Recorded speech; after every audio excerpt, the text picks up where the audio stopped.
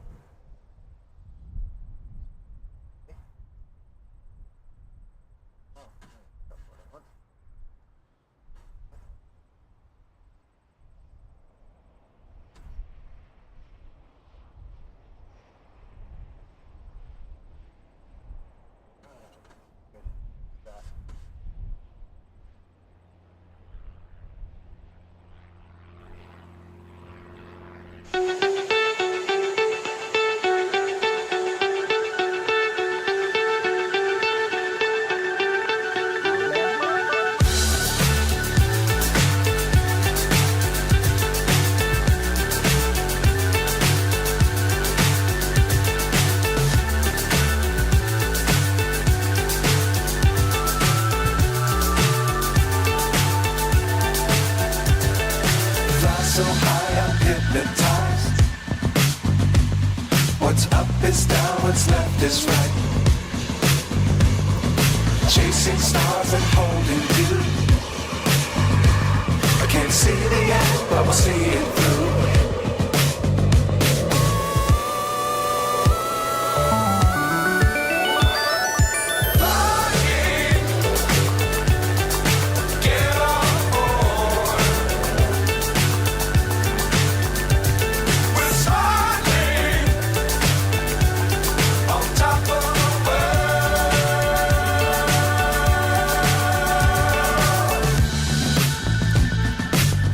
Times don't fly too high.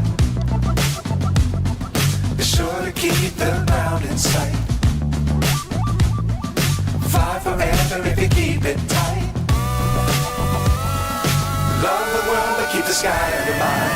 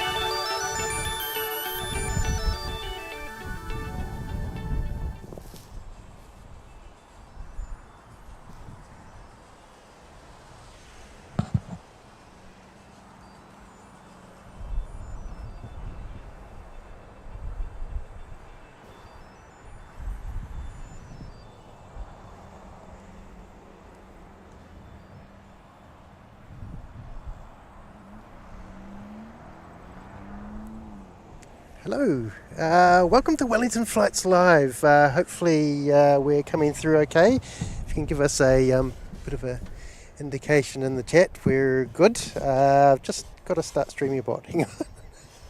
There's a couple of little things I still haven't quite done, which makes the whole process go a lot easier. Big shout out to Big Daz for the pineapple there. Thanks so much, mate. It's really appreciated. More than you know. Yeah, it's just awesome. Palmy Plane Spotter, hey, good to see you. Yeah, actually, as I say, hopefully sound is going okay. We've also got a behind the scenes on as well. If one of the mods want to put that in the chat, I can pin that. And we're here. This is Rob, come from Wellington. Hey everyone. Yeah, good to see you, Rob.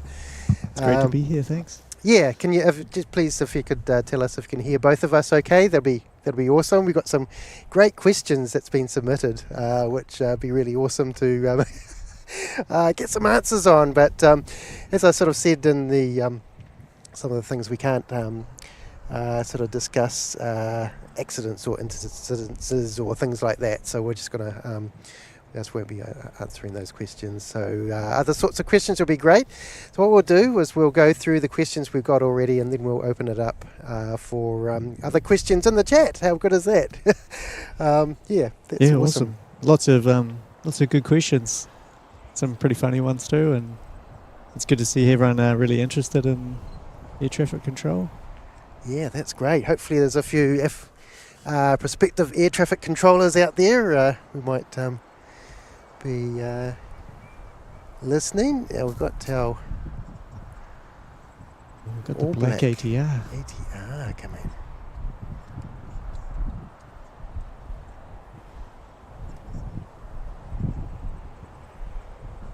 I just love this one. This looks absolutely wicked, because they got the black wings as well, don't they, on this one, which not the black wings, sorry, the black engines.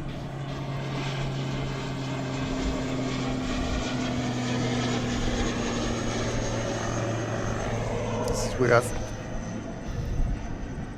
find I need to adjust my tripod. Awesome. I still haven't quite set up fully, but right. I guess first question, Rob. Yeah, thanks for coming along. How long have you been an air traffic controller for? About 14 years now. 14 years. Wow, that's awesome.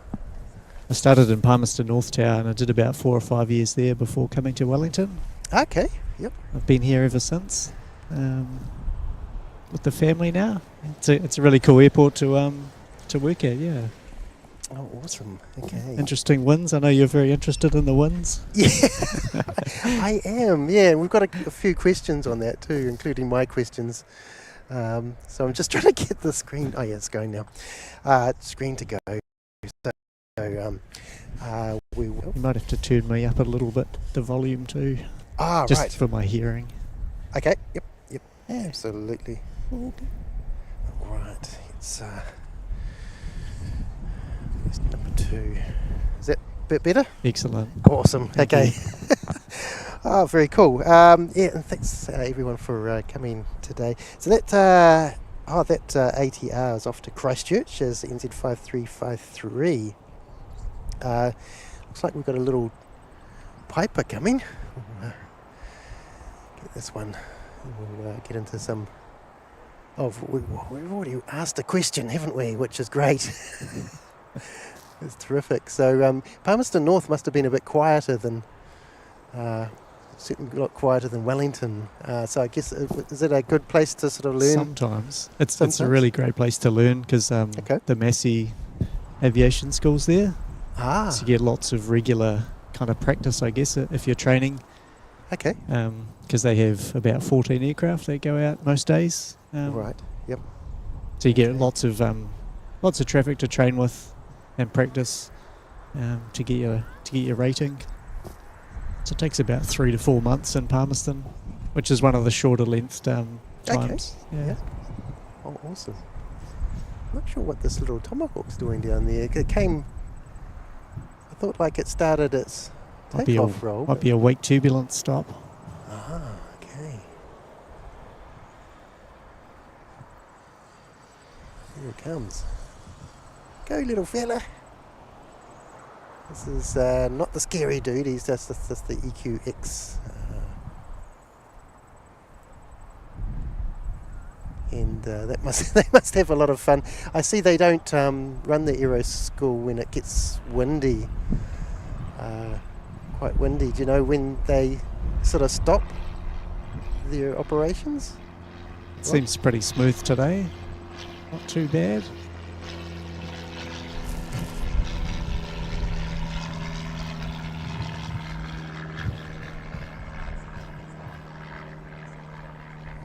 Awesome.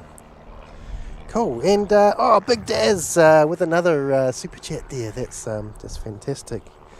Mate, let's review those ones Oh, wow, it's incredible. And Michelle, celebrating 13 months in the rotary-thermal hot pools. Thanks so much, Michelle. That's just awesome. And Daryl, member for 20 months in the Ruapehu ski fields. Thanks so much, Daryl. Absolutely awesome support, mate. That's just wicked. And Big Daz saying, g'day Kev, g'day mods, g'day all. Good on you, Big Daz. And it was so fantastic seeing Big Daz on the In Plain Sight stream last month. It was wicked.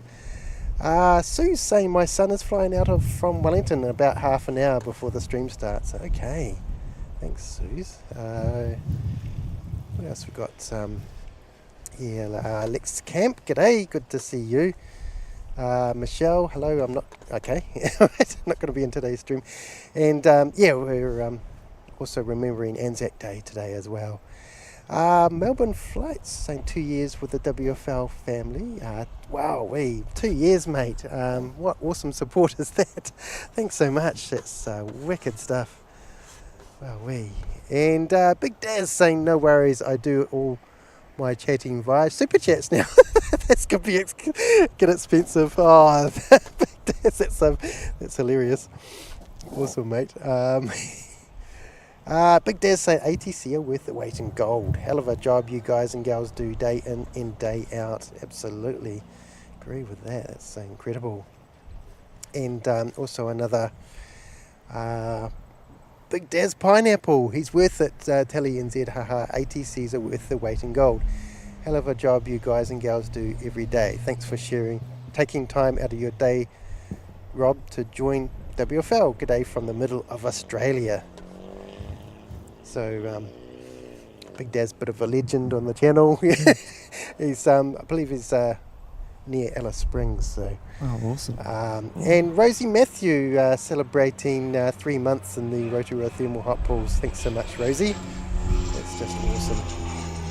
We just need to heart those super chats. Here we go.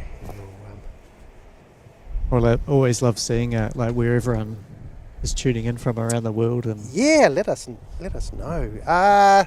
James, is this the fancy new tech in action, Kev? It is. I thought I'd give it a go in Wellington, where in theory things should be working properly, but we'll see as the time goes on. Maybe a few more wrinkles or something in there. Right, let's get on to some questions, shall we? This is probably more of a chat show than today, which is not normal for Wellington Flights Live. But today is, special, if you like. I'm just going to get to the... I kind of wanted to just let you do your thing too, but we'll definitely get into the questions. I'll try and bring up a few as well. Yeah, absolutely. That'll be great if you could. Channel. Just trying to get to the posts there. Wow, we had 104 likes. Okay. Let's go down to the first ones. I think we've answered that, Suze. Has he always worked at Wellington ATC? No, he hasn't. You started at Palmerston North, right? Yeah, that's right. Yeah, so that's cool. Yeah.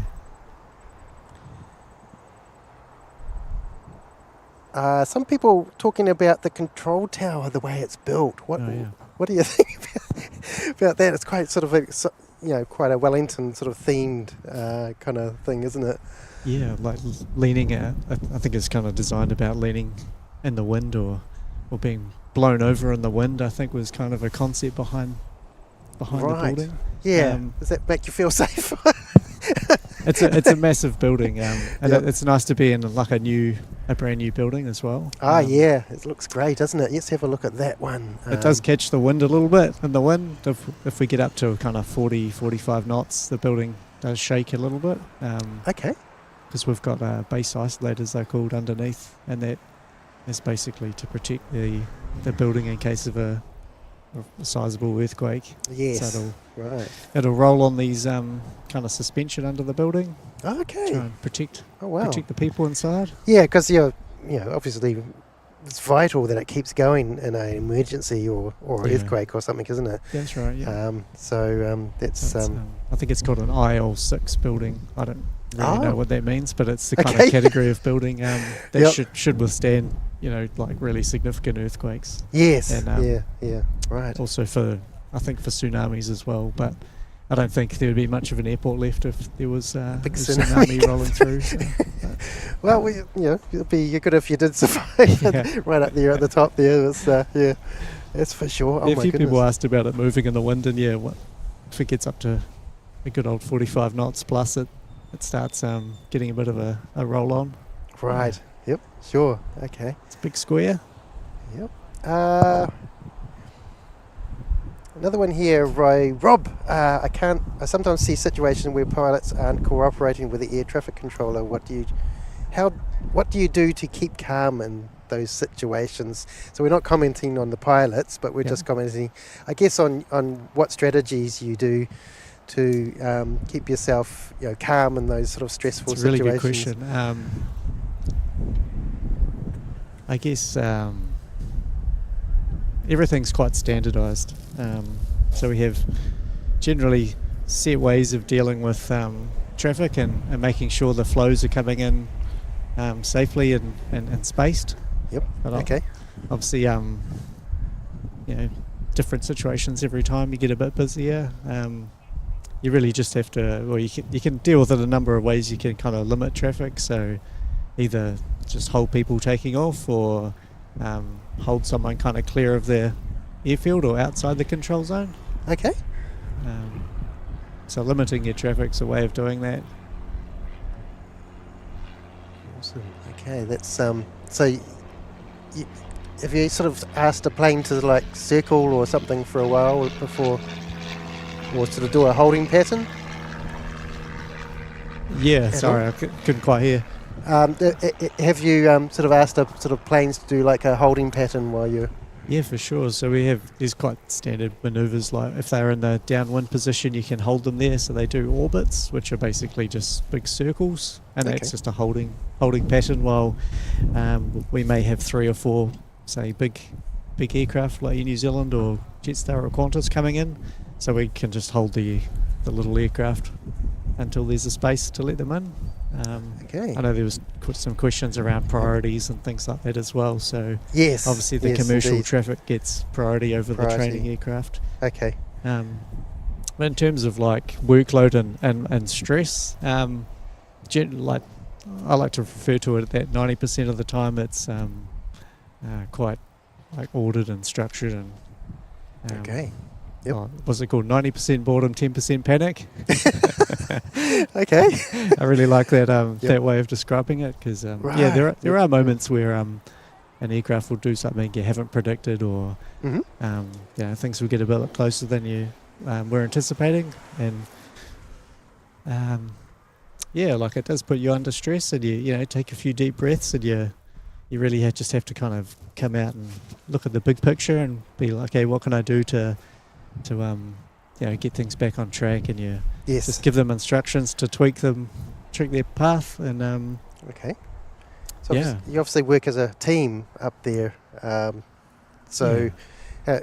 We've got another question from sneaky one in the chat there about how many people are in your team and how long is your work shift allowed to be. So at the moment we have two controllers working basically from 6:30 in the morning through to about it's through to 1 o'clock in the morning now. oh wow. But so there'll be 2 people upstairs working from say 6:30 to about 9:30 at night, Mhm. and that covers the periods where we have our most traffic. And it's split between one person controlling the runway and all the traffic in the air, and then Okay. the other person is controlling, say, this Dash 8 that's taxiing out.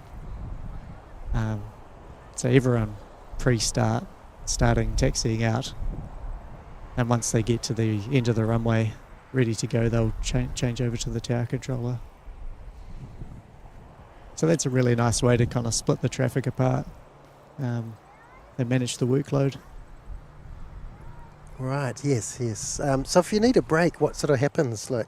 Do you have somebody to can I just fill in for you? So the shifts are staggered. So for the tower controller, you could work a maximum of 2 hours and 15 minutes on position before you need a break.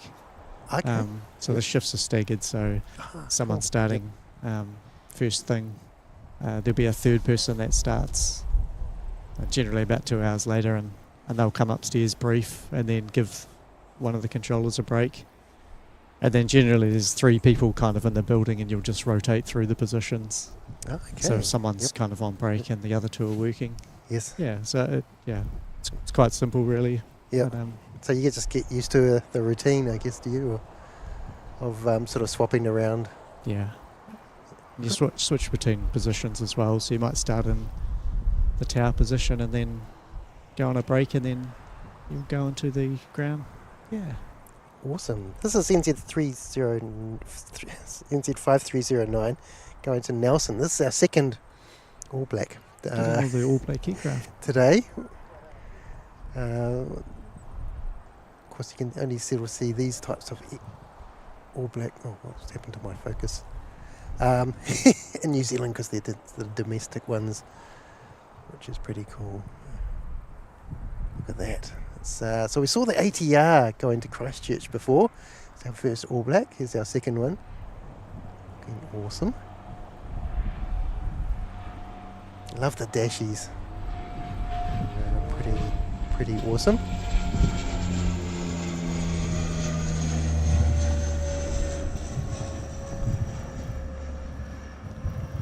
Yay. The black paint's quite reflective, I hadn't kind of noticed that so much. It looks amazing when at night when all the runway lights are sort of shining off the fuselage as well. Just wicked stuff. So that's great. Right. Okay. So our shift lengths are about 7.5 hours. That's the okay. length of the 7.5 shift. hours. Oh, that's pretty good. Yep. Nice. NZ255 was wondering, I believe helicopters are in contact with you at the hospital in Queen's Wharf. What is Tower's involvement when you can't see traffic from your window? Okay, yeah, that's a good question. So yeah, we control the airspace above those heliports basically. So any of the operations on the heliport we don't, but they need a clearance to get airborne. So they'll call us up on the ground,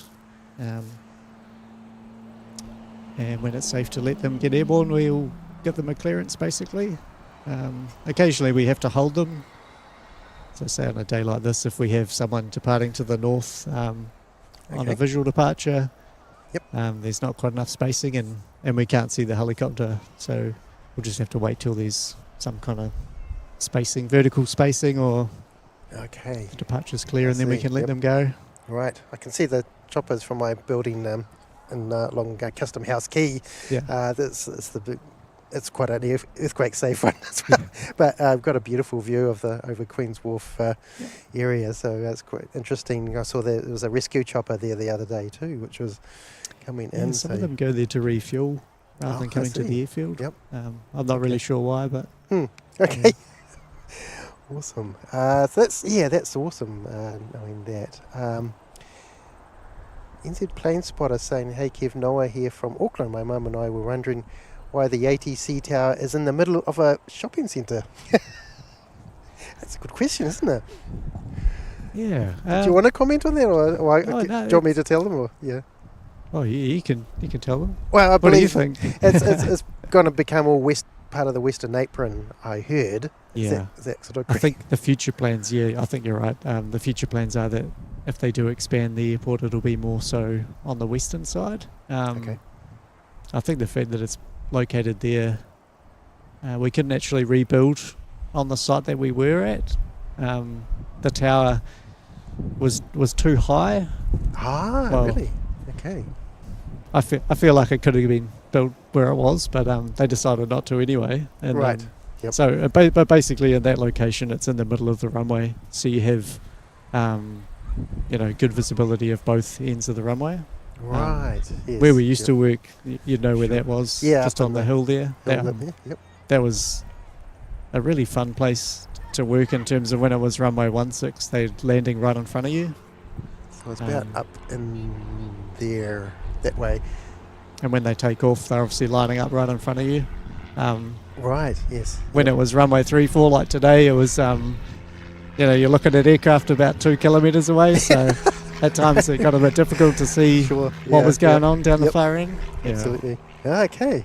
Wow. Oh, that's very cool. There's actually a lot more questions than I thought there were, which is great, isn't it? Yeah, keep we'll firing have them. to have you here for the whole day. Awesome. Okay.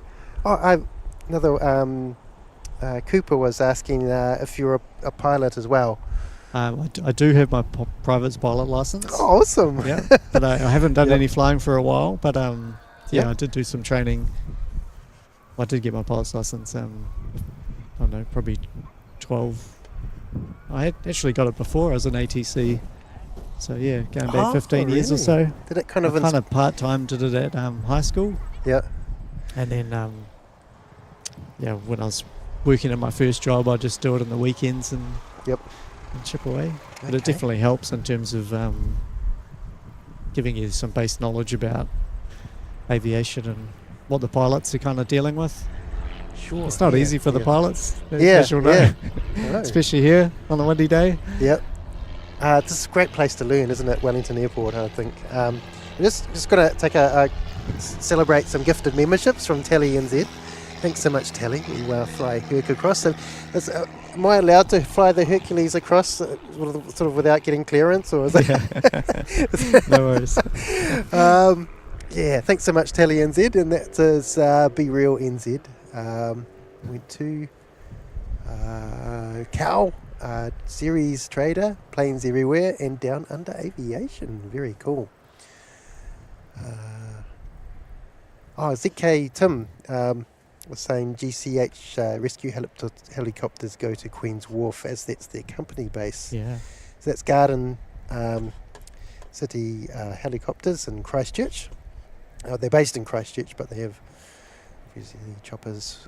They do. They do operate the base down there. Yep. And Dan NZ with a $20 super chat. This is awesome. Thanks, Kev and Rob. I'm glued to my screen. Lol. Awesome. That's awesome. And I was absolutely thrilled when Rob said that he could come and talk to us. So Rob is if you've just joined, is a Wellington Air Traffic Controller. Goes up in that tower up there and bosses around the pilots. No, he doesn't.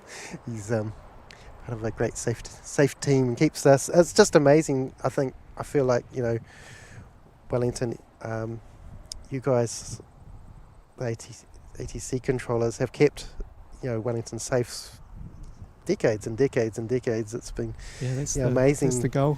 So I know, it's just incredible though. Just having all these planes coordinated. I mean, it must be a thrill when like a C-17 or that Vietnam 787 comes in. We had a C-17 in a few weeks back, and it's always great to see those big aircraft coming in, especially when we had the 777 and the 787 for a while. Yes. It's always really cool to see those big aircraft coming in. A lot louder and more impressive when they take off.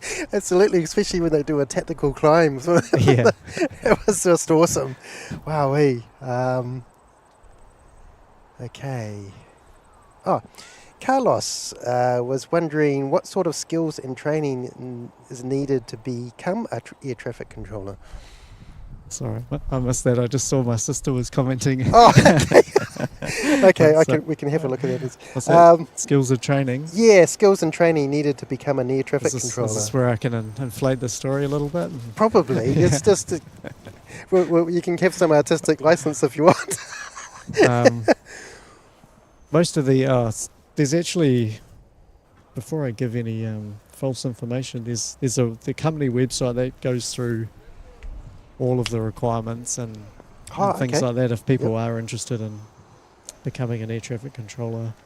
Just going to put some sunscreen on so I don't get burned, but go for it. I know there's been lots of questions around that. So we might be able to put it in the chat as well. It's airwaysinternational.com / training. And that goes through all the requirements for, the kind of people we're looking for. Being a good communicator, team players, mentally picturing objects moving in 3 dimensions. It kind of sounds a bit scary and intimidating, but Yep. I'd recommend anyone that wants to do the job or is interested just to give it a go. There's quite a very structured pipeline in terms of like an application process. Mm-hmm. Yep. Okay. It's done on the internet, and generally the first step is just making sure you meet the basic requirements, and then there's quite a lot of kind of aptitude-based testing, like computer-based. Okay. It'll give you a bunch of numbers, what's the next number on the sequence, and shapes and colours and all those kind of things. No, I think I heard there's an online one you can do. Is that right? There's some you can practice. It's neat, isn't it? Yeah. But I guess that's the first part of the testing anyway. So Yeah, just initial kind of like. But I'd recommend anyone just to give it a go, and it's apparently there's only a small percentage of the population that is suited to air traffic control. I'm not sure how accurate it is. You're the best of the best of the best, right? Yeah, I'm not sure. Yeah, but no, I'm not too sure about that. Okay. I think it's just the way you think and kind of prioritise Sure. the information. Oh, we've got a plane coming in. We get a jet coming. Oh, it's QF 171. And the ferry. It's a ferry shot. We can't. You have to give a ferry shot as well. Oh, there's still a plane on the runway too, so he's going to have to move. Here we are live, folks. He's getting off pretty quick, isn't he? It's one of the Aero Club planes, I think.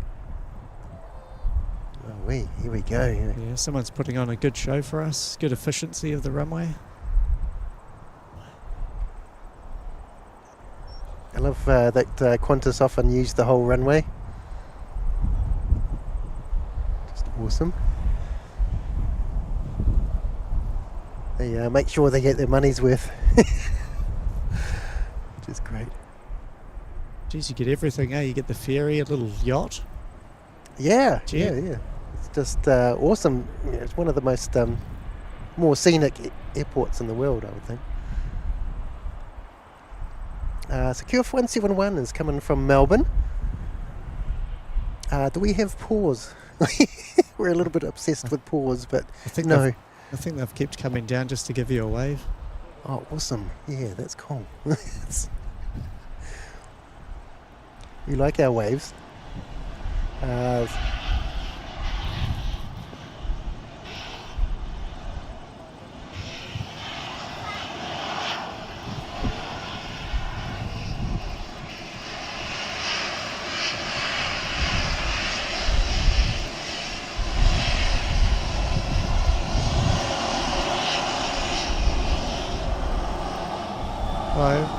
I think we got a wave.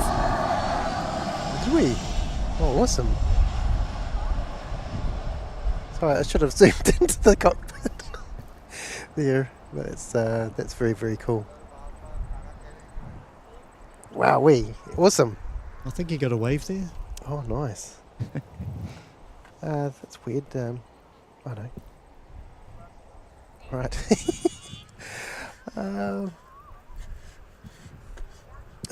Andy Roses George says, are ATC looking for staff? Last time I tried Airways were closing centres and it has discouraged me from going forward just yet. I got a job in the prison in the meantime, but always look back at ATC.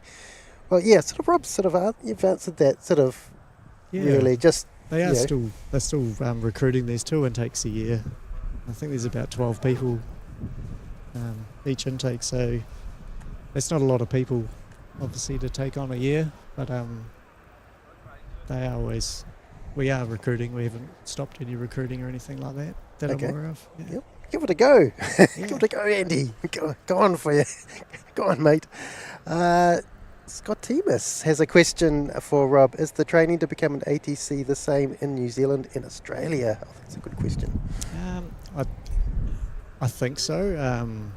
Obviously, I haven't done any training in Aussie, but it's all largely the same. Like the rules are, it's not international standard. It's ICAO, International Civil Aviation Organization. They set a lot of the rules that we use. So they do vary a little bit country to country. But yeah, Australia's largely the same training. Okay, right. Awesome. All right. It's very cool. I think you can go there and you can go and work in Australia as well. Okay. I think you only need to be like a New Zealand, like a citizen or citizen, right? Citizen or maybe a permanent resident, and I think New Zealanders get that straight away. So I'm not too sure about the citizenship residency, but I think you can just go and live in Australia permanently as a New Zealander. You can. Yeah, so absolutely. There's no issues. Potentially going in certain situations, you need those security checks and things like that. But I know it's pretty free to be able to do that. Yeah. That's awesome. I've worked in Australia myself, so it's a good one. Right, Tim asking, question for Rob. With the EMAS being installed and the ILS going to be offline for 5 months, how will flights get in with minimum low cloud fog? Thanks, Tim. Oh, yeah. Is that a good one? That's a good. It's again a very technical question, and someone knows their stuff. Well, essentially, if there's really low cloud, it will prove to be troublesome for the aircraft to land. I don't know the minima off the top of my head and what approach they'll fly, but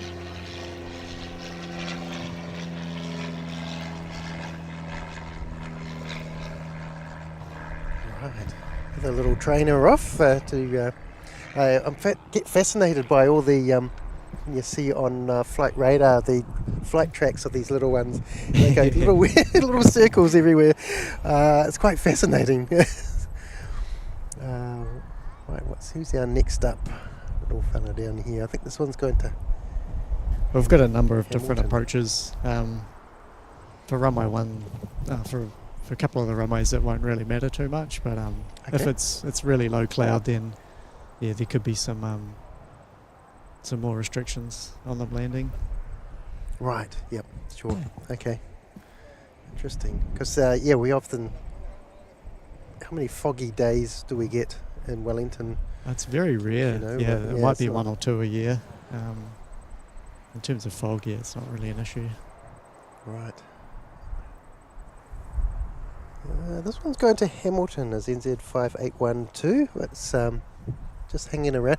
What happens when they're hanging around down the end there? What's going on, do you know? ATR. Yeah. So he'll just be waiting for this light aircraft to get out of the way pretty much. I guess that separation kind of thing. Oh, he's still in the upwind up there, so we've got to separate the VFR and the IFR aircraft. So right. It's just been let go now. Right. So the little guys just turned to go out of the way. So awesome.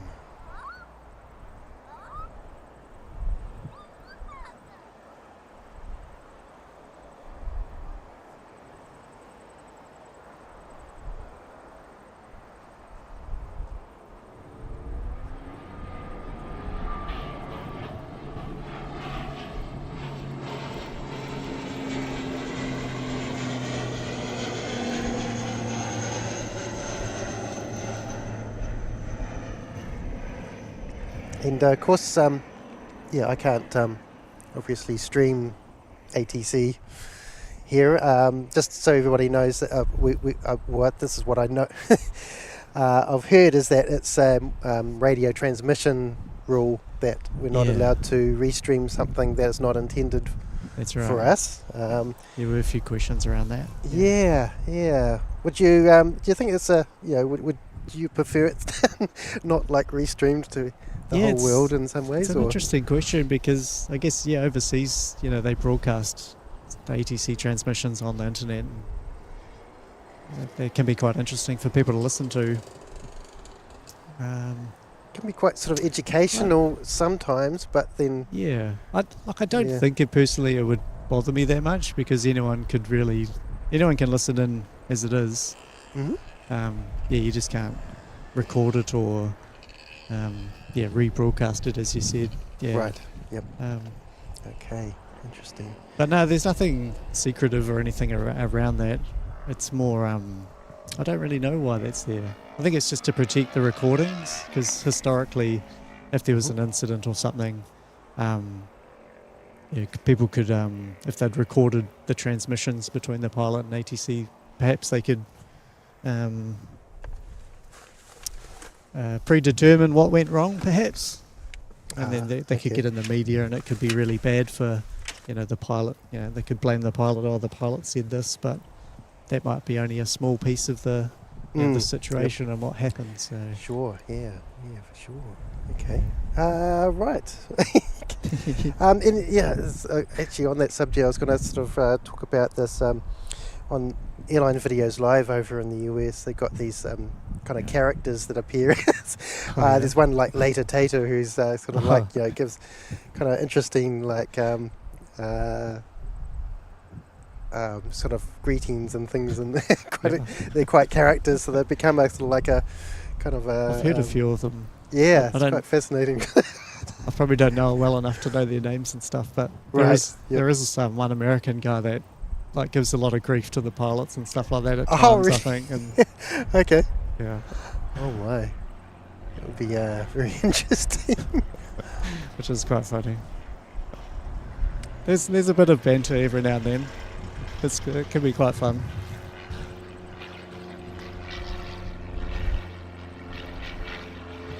I guess, as a channel would,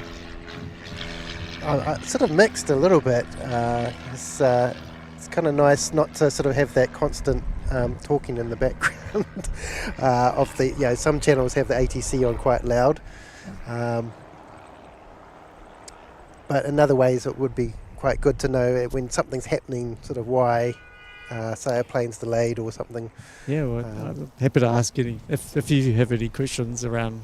Just like you did before. Why is that plane waiting? Yes, happy as to answer that. And awesome. Whatever communication might be happening. So Ian has asked, what do you have to do to visit the tower? That's a sort of a funny question, but I think there are some tour groups that we do have visitors fairly regularly. We have a lot of scout groups and school groups and things like that. All the new pilots at the Aero Club, they'll come up and visit, and a lot of the airport company staff. It has got a lot more difficult to visit the tower these days. Okay. Yep.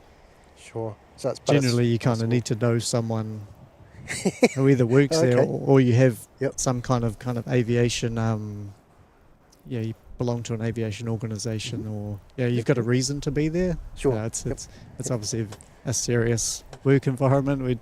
It can be quite distracting. To have with big groups and you're trying to work and listen to the. Especially people standing behind you, kind of like watching you. Job, I guess. So it's something that's closely managed. So there's no no distractions. Okay. Let's Camp NZ. So has given a $5 super chat. Thanks, Let's Camp. That's great. So he's saying, so Rob, is it fair to say if you have an indifference with a pilot, you can't just hang up the mic? No, certainly not. No, you just take the situation as it comes, I guess. Everyone's really professional, to be fair. It's very rare that there's kind of any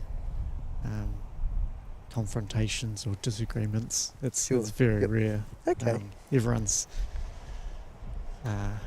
everyone knows the game, I guess, or knows the air traffic controllers in charge of the frequency. Yep. Okay. And that's an important part about the job. Kind of learning to control the radio and control the frequency. Yes, sure. Yep. You need to talk to the right plane when you need to, and sometimes pilots are a bit chitty or they might be telling you about what's Right. going on in their plane, and that's not the most important thing happening. So Yeah, you sure. can do it politely, just telling to stand by, or For I'll sure. get back to you shortly. I need to deal with this. So, Something more urgent, yeah. but Sure. you can't hang out with them. Yep. I guess you could just tell them to leave the control zone and wait, but Yep. that's kind of Mm. borderline not professional. Right. True. And Barbara Sterling is celebrating 20 months in the Milford Sound cruising, saying, Kevin, WFL is a delight, love your streams, hoping get you to 10 years. Much love to all. Keep well. Love to WFL family. Thanks so much, Barb. Absolute legend, and really appreciate your support there. And Crack here is saying celebrating 5 months in the Ruapehu ski fields. Thanks so much for that support. That's really awesome. In Andy Roters George celebrating 5 months in the Ruapehu ski fields as well, saying Invercargo from the Tower stream. Okay. So you're in Is that an Invercargill? invitation or something? Oh, sure. Okay. Jenny saying I'd personally not want ATC in the background of a stream, but it would be great if there was a speech to text I option agree. that you could read separately from it in case something unusual happened. Yeah, wouldn't I that think be your interesting? commentary's far better than boring ATC commentary. Oh, thanks, mate. No, it's awesome. That's great. I feel like I owe it to everyone to say, like, thanks for your good work, because it's such an awesome experience watching through your cameras and your commentary. Yep. Occasionally. Yep. Yeah, It's quite a my bit my girls watch it at home and they love it, and Oh, nice. That's so cool. even for me, and for that. some of the other controllers, will watch it from time to time, and gives you a different perspective on kind of what's happening, like different angles from around the airfield, and it's Right. Sure. it's Yeah. interesting. No, cool. Because you're sort of side on there, aren't you? So you don't sort of get that front on Get the same shot, view every day, so which is interesting. Oh, no, cool. Thanks for that. It's lovely. I think you do a great job. So yes, Jenny, that's awesome. We've had one here. Oh, Rosie Matthews saying, "Who decides when a plane does a go around?" That's a great question, Rosie. Well, ultimately, it's the pilot, but there are situations where we need to take control, and to ensure there's no collisions, we might have to send someone around, or there's quite a lot of different reasons that could happen. Sometimes there might be what's called FOD, foreign object debris. So we've got a ferry shot. Yep. the bird can hit aircraft can hit birds while it's taking off and landing, and then birds could become scattered on the runway. Okay. And it's generally not good to land. So there could be all kinds of things that. So you integrate in with the airport ops guys who they do a fabulous job, and so they'll tell you, hey, there's something on the runway if they see it, or For sure, yes. The pilots will generally tell us as well. We can see things through the binoculars. the old binoculars, eh? Cool. Yeah. Yep. You don't have one of those great big huge vision things that you can Just normal size. just normal size binoculars. Oh, okay. I wish. Like a fixed one. Yeah, hopefully you don't have to put coins in it to make it go too.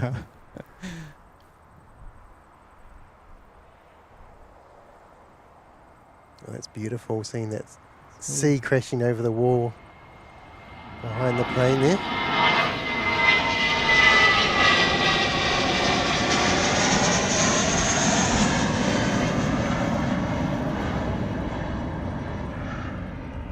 Awesome. Love that. Love that. Okay. And that was going to Christchurch. Just ended 359. Awesome. Should be a few visual departures today, I think. Okay. So that'll they turn a lot sooner than when they normally would. That. 'Cause there's Okay. Because I often wonder. essentially, it's if there's the cloud's high enough, or there's no cloud, that they can see all the terrain around. Yep. Then the pilot can take their own terrain separation Okay. and do an early turn to go Awesome. to go out. To So I makes the flight a bit quicker, but I live over in Wilton, so often, we do get quite a few planes taking a shortcut over the CBD and through Wilton, which is quite cool because I get to watch them from home, as opposed to coming to the airport, which is half an hour away and some setting up to do and all sorts of things. What's this one? Is this the light flight?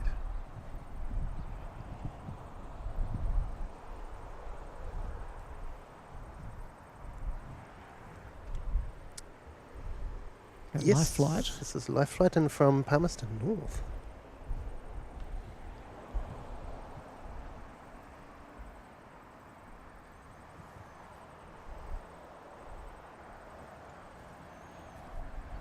So, do live flight operate during curfew?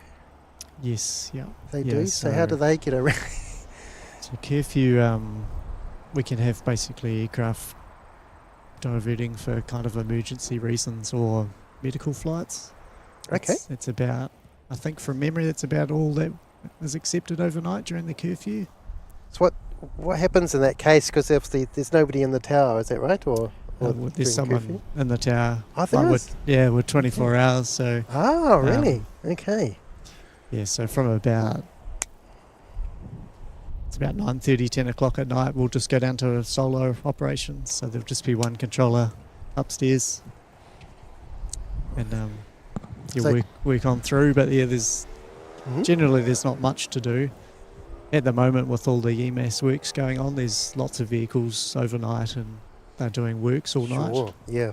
So it can be a little bit busy at times, just with lots of vehicles and lots of radio calls. And Shirley Burton is celebrating 20 months in the Ruapehu ski fields. Thanks so much, Shirley. That's absolutely awesome. Happy Friday there from Montgomery, Thursday night. Thanks so much, Shirley. That's awesome support. Cheers for that. And we're also sort of remembering Anzac Day today, which is when the day is when the troops landed in Gallipoli over in Greece, and there's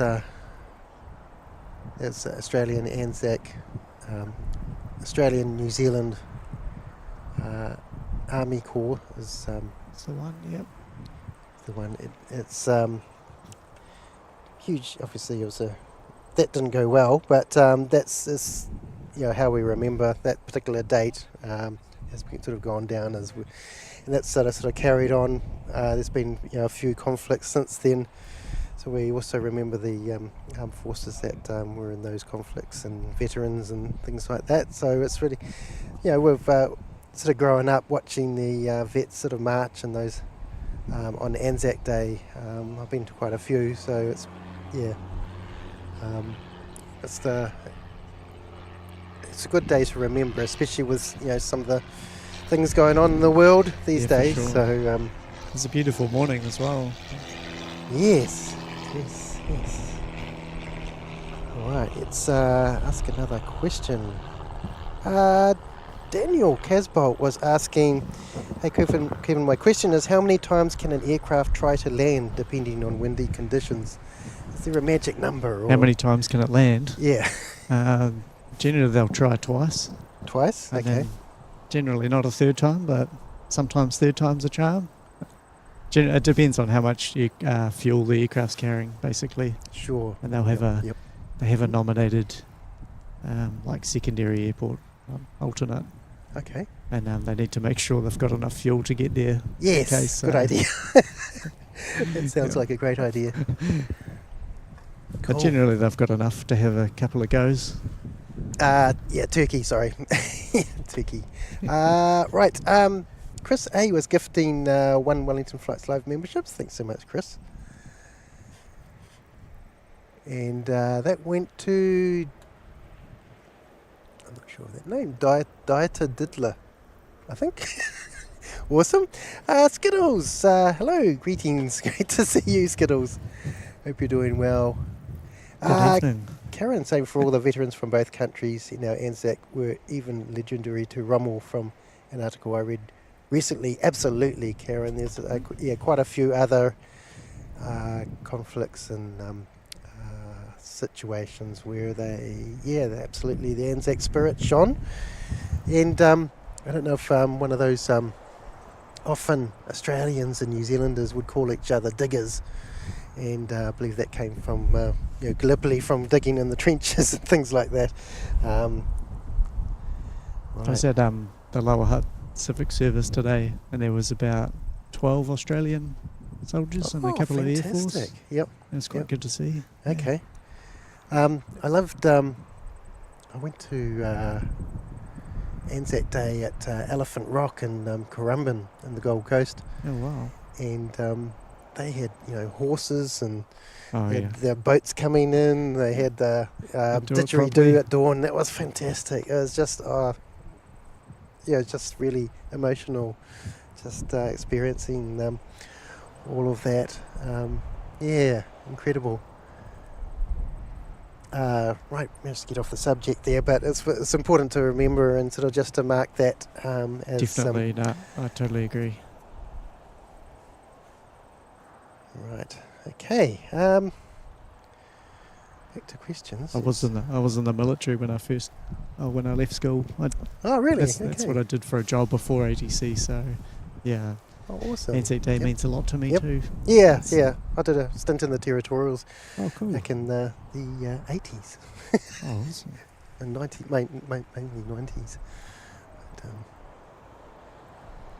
which was great. You go, good sound foundation.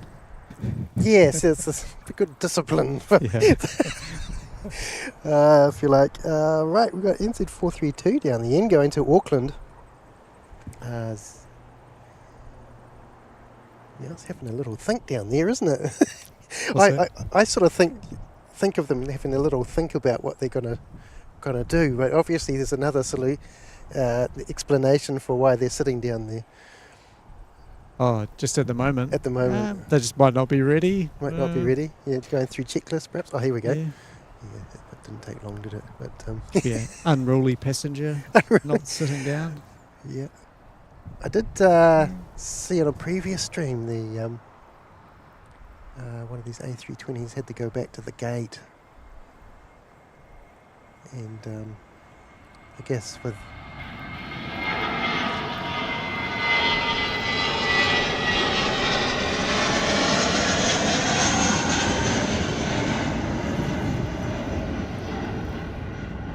you don't sort of because we don't have ATC, we just don't know. But it's kind of almost fun to sort of make up something. I don't know. At times. It can be more exciting than the real thing, maybe. Yeah. I don't know. Generally, they're lined up waiting for someone to get out of the way with the previous departure. Right. What's another question here? Jenny asked, do you like working in such a weird-looking building? What's it like on a very windy day? I think you sort of answered that. It can roll and rock a little bit. Yeah. It's a big building.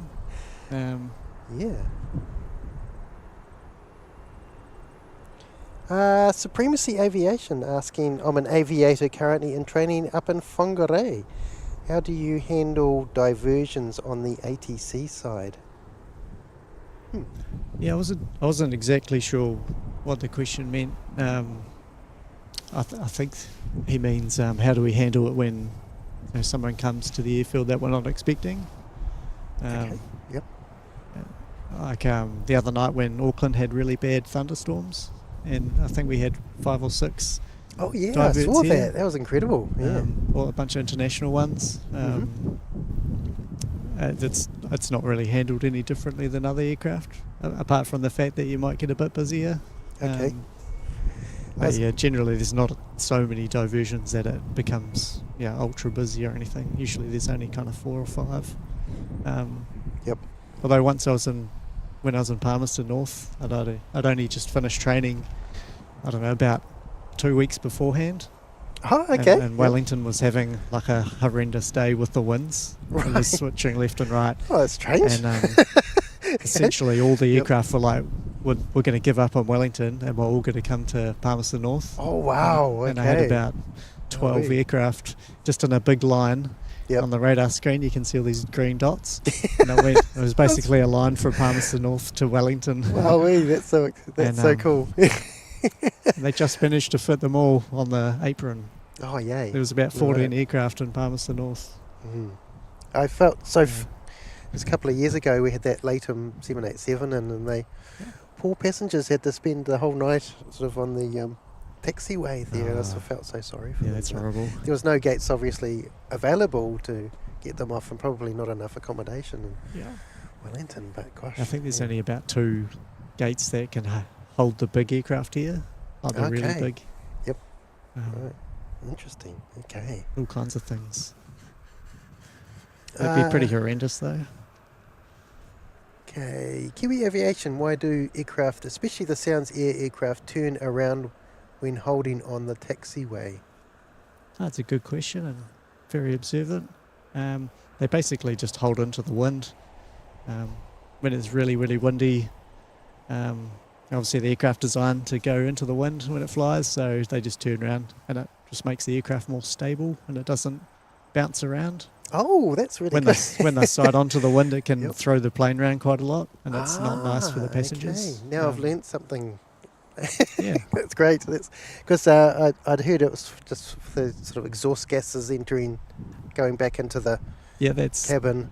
That's that's also a reason why they do it. Another really good question. Mm-hmm. Especially the turboprop aircraft. Yeah, I don't think the exhaust going back into the engine's very good for them as well. So they'll turn into the wind. Yep. Okay. Yeah. Oh, fascinating. That's great. Mr. Mike Power, he's NZ1 Aviation in Christchurch. He's asked a question here. He's currently in Queenstown, which I'd love to go into a Queenstown stream too. But he was on the golf course down there. So, asking, when departing Wellington on runway 34, why do A320s fly such a long way north before turning if heading to Christchurch? Why can't they turn much sooner? Right-hand turn and out the harbour entrance. So, that's a good question.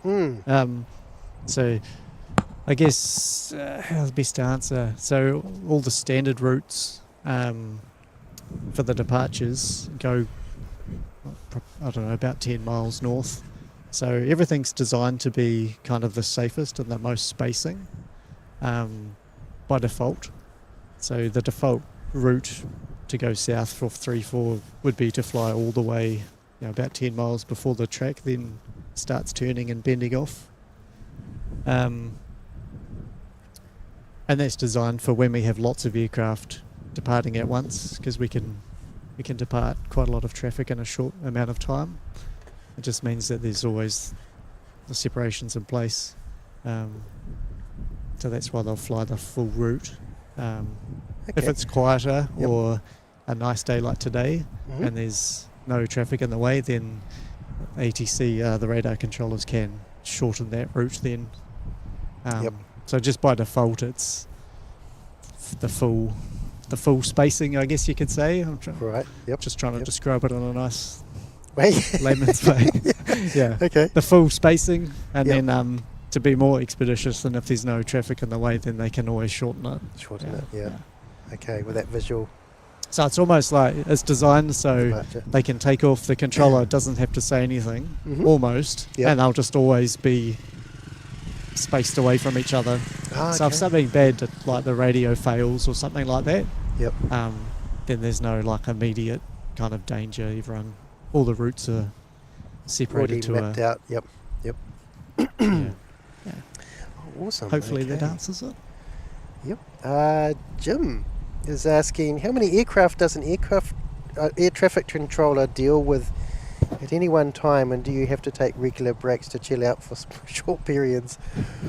Definitely need breaks. I would think so. It's very mentally demanding. I think I was thinking about Wellington and specifically the amount of traffic you'd probably deal with maximum would probably be about 8 or 9 if you're the tower controller. So that's about 8 or 9 aircraft in the air in the control zone. Okay. It's not actually like a big area, and it doesn't go that high above the ground, so it's quite hard to actually fit a large number of aircraft in. But if you had 8 or 9 on the frequency, you'd be very busy. Yeah.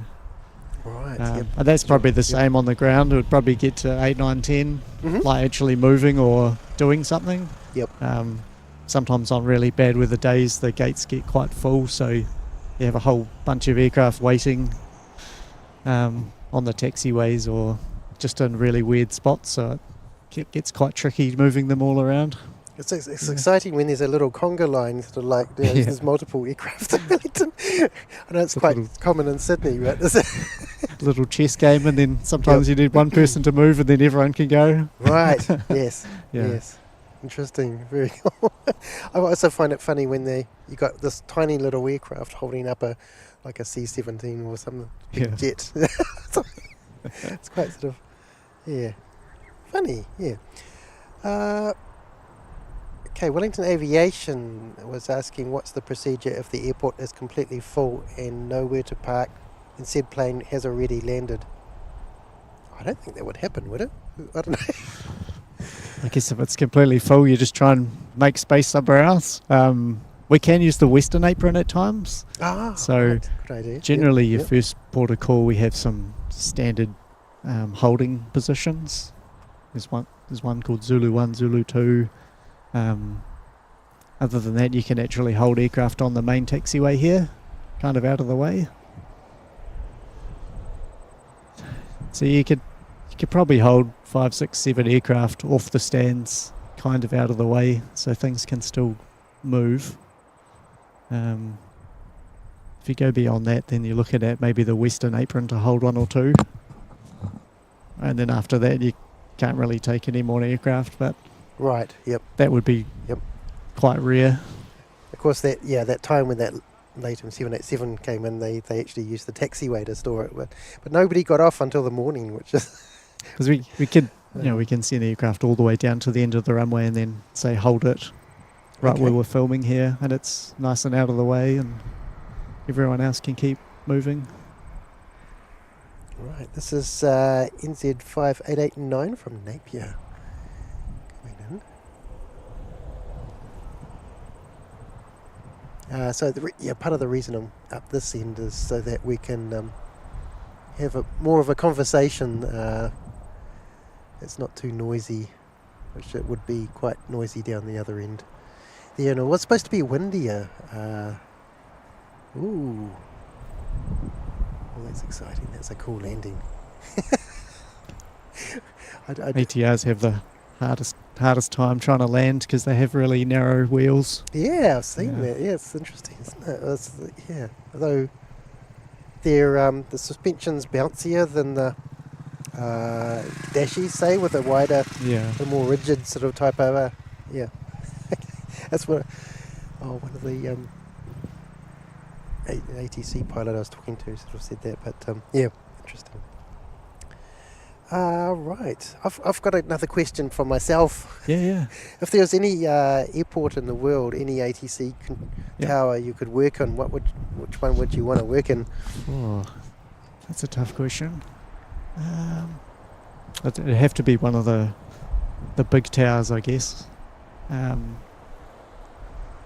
Maybe like a Dubai or a London Heathrow or something like that. Oh yeah. Yeah. So there's just big aircraft all day long. Yep. Yeah. So you just like to be, just busy and just into it and just sort of like, be quite a thrill, wouldn't it? Sort of trying to.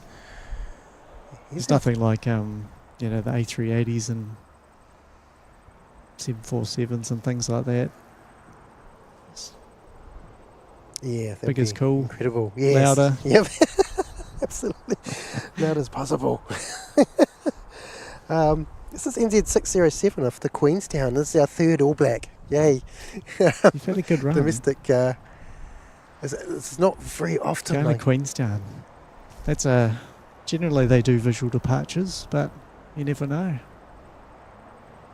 They have quite a are you able to sort of comment on Queenstown Airport? Because they often get a lot of diversions. Because of the wind, is that...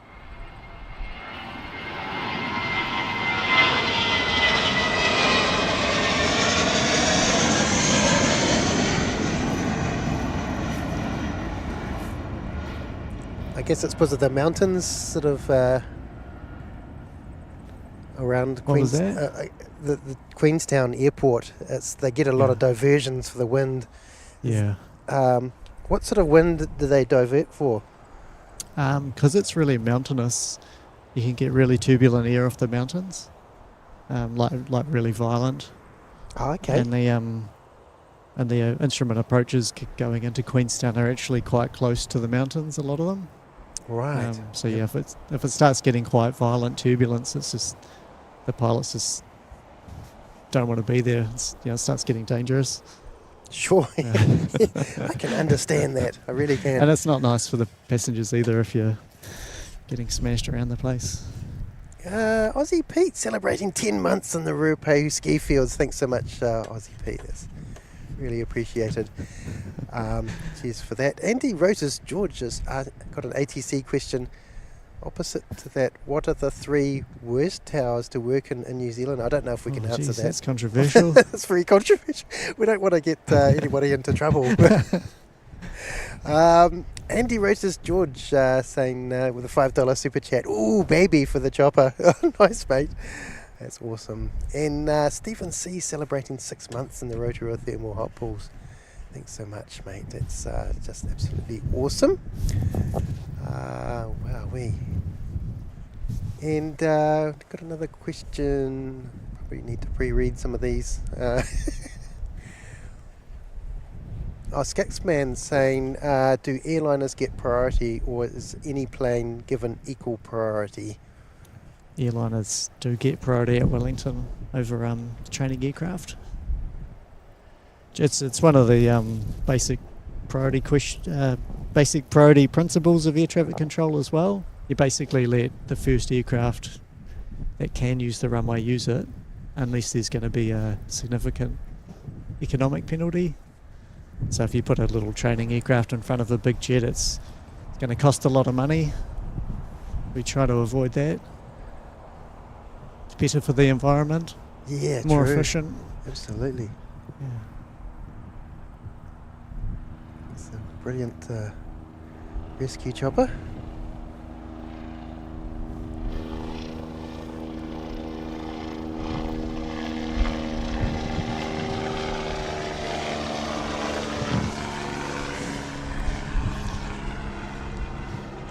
This is dedicated to Andy, who loves them. Oh, can't quite get the angle on that anymore, but awesome. Very, very cool. We've also got the other rescue plane, RSQ. It's a very cool livery from Hawke's Bay. Yeah, love that one. Awesome. Okay. Thanks for answering all these questions. These are really... this is fascinating. This is great. No, it's good. Right. Glenn Evans just saying, is there any chance New Zealand CAA will allow us to monitor ATC conversations? Yeah, it's not the CAA that stopped them. It's a... hopefully one day they'll change that. It's a sort of a radio transmission type thing. You can listen to it just privately, I believe, can't you? You can, So, yeah. Yep. Yep. Which is awesome. You could send an email to... it's Ministry of it's one of the Ministry of Transport rules, I think. Yep. I don't actually know, yeah. Okay. Scotty Frockensock always comes on Send and him an asks, email. he always says New Zealand has the best pies, but do you have a favourite pie yourself? Are you allowed to eat pies? I'm a sucker for a pie. Yeah. The Puku place just opened up by the tower. Ah, okay. I've definitely been down there a few times. Yep. Oh, nice. Favourite pie? I don't know. There's too many good pies. There is. I presume you're not allowed to eat a pie at your ATC controller desk. Nah, right? save it for the break time. Yeah. Might get crumbs all through the keyboard and I know, that'd just get terrible. everything would stop working. I know, I'm liking the mince and cheese at the moment. Ah, mince and cheese. But I do like butter chicken pies. Yep. Awesome. How about you? Have you got a favourite? Always go to the steak and cheese usually. I am partial to a bit of mushroom.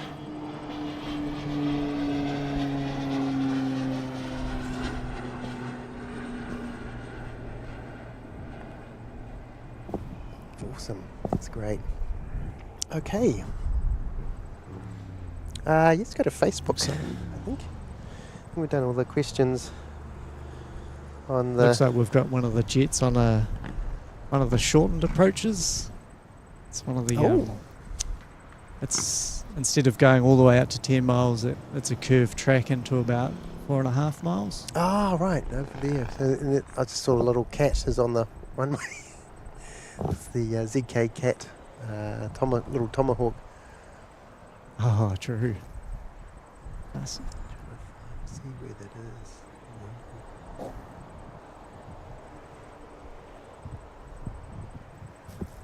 Oh yeah, there it is, I think. Nope, that's the spot on my screen.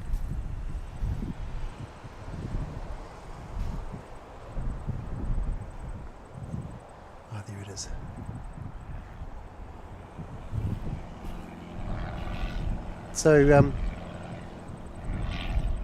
So they're allowed to sort of take the shorter... When are they allowed to take this sort of shorter track in? Sorry, I can't hear you because of the plane. Okay. I'll wait till the plane goes.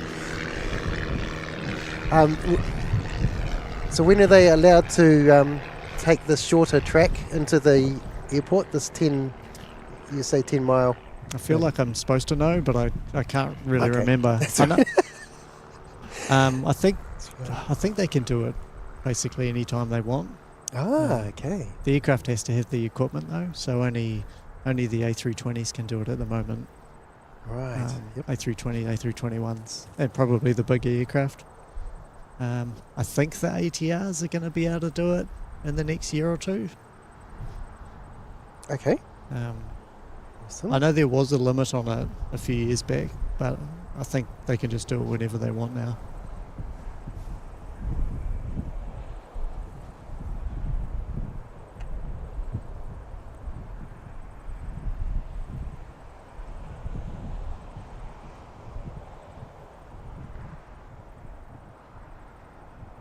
So it's an R&P approach. It's called. It's basically like a satellite-based approach rather than the instrument landing system. Yep. Okay. Yeah. All right.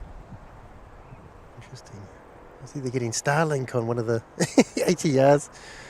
You can have for your internet. Just one of the what? It was one of the ATRs. Starlink on one of the new ATRs coming. Okay. Is that for internet? Yeah. So Oh, cool. people can stream Wellington flights live on their plane, which would be great. That'd be great. And watch themselves land. I know, exactly right. This is the NZ49 in from Auckland.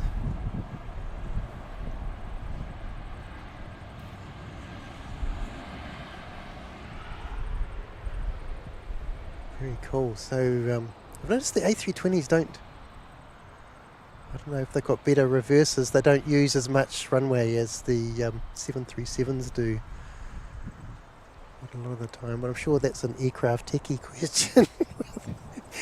The pilots would have a way better idea, but my understanding is that with some of the airlines, some of them own engines and some of them don't.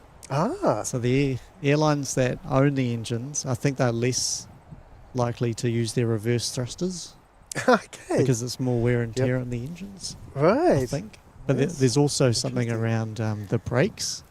Yep. Because the brakes get very hot. I think some of the aircraft have brake fans that cool them down, and some of them don't as well. So it kind of affects what they do when they land.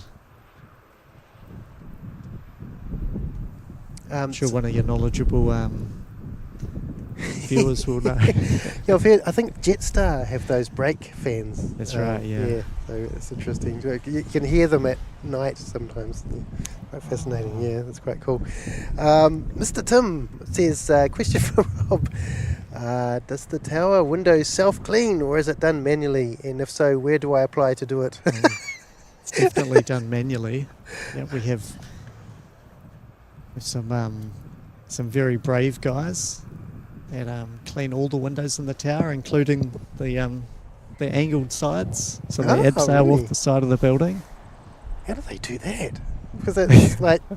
Yeah, there's some do they sort of lean connecting in? points and cables. And okay. yeah, I know, because it's like Yeah. you're fighting against Oh, gravity. I know.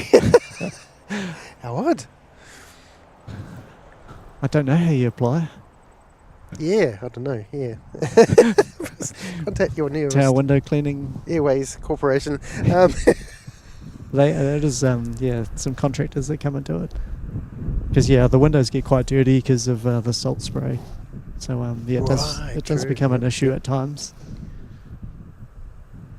It's kind of important we can see out the window. Yeah, absolutely. Yeah. It's quite important. Yes. I've got another question about that I'll ask later. Caleb is asking, it would be cool to know about their experience having the Globemasters flying. And so one of those questions I guess I got is we had a tactical departure at some probably about a good year ago. Yeah. Which is just incredible watching now. I've got a video on my YouTube site, by the way. But anyway, do they have to ask like special permission for that sort of carry on, or? I'd like to feel like yes, they should, but I'm pretty sure they don't. Right. Just because they don't necessarily have to. Yep. Well, the pilots fly in the aircraft, so they can do whatever they think's safe and get going. There's only some planes that can do that sort of thing, isn't there? It's pretty impressive if they do a max performance takeoff. I did hear that, I think it was on 1.6, there might have been a gentleman biking along on his bike, and they did that and he got blown off his bike. Oh my goodness, wowee. But I'm not sure if that's true or not, but I think I heard that happened. Wow. Because behind the C-17s, there'd be a lot of thrust. Yep. Yeah. Okay. That would be hopefully he's okay if that did happen. Yeah, absolutely. We certainly enjoy it though, but you wouldn't expect that. No, you wouldn't. It's a little Cessna, I think, I'm taking off.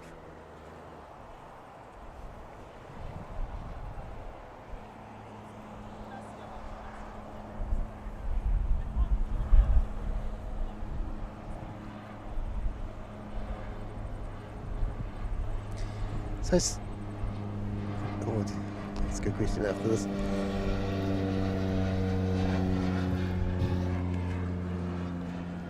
I had the pleasure of flying in the Sounds Air aircraft, and they have... That's right, you set up the front, didn't you? Yeah, it was pretty neat. Yeah. Pretty awesome. They have their own company frequency as well. They often sort of like mix it up, sort of ask for fuel, say, on your one instead of their own one, or do they... What was that, sorry? Did they mix up their frequencies a little bit, because they have to change over, don't they? Occasionally. Occasionally? Okay. Yeah.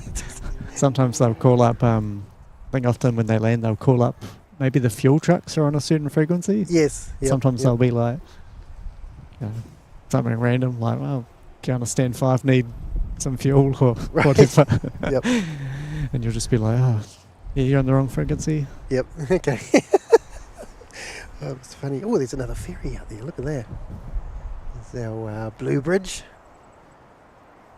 Be a beautiful day to go on the ferry today. Just awesome.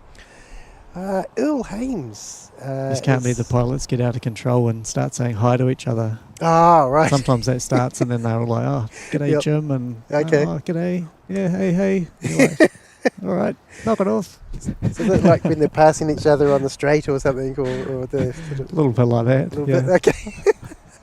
Oh, it's funny. Give them an inch, they'll take a mile. Skux is celebrating 13 months in the Rotorua Thermal Hot Balls. Thanks so much, Skux. It's awesome. And Skittles is asking Wellington Flights Live, is there a mandatory retirement age for ATC in New Zealand like there is in the United States? And if so, who mandates that regulation? Thank you. There is the Civil Aviation Authority. Like that. It's 21 years old to hold a license. I think you have to be 20 to have a trainee license. But they're looking at changing that to 18, I think. But I don't know if that's going to happen or not. But they're looking at reducing the age. I see. Okay. Right.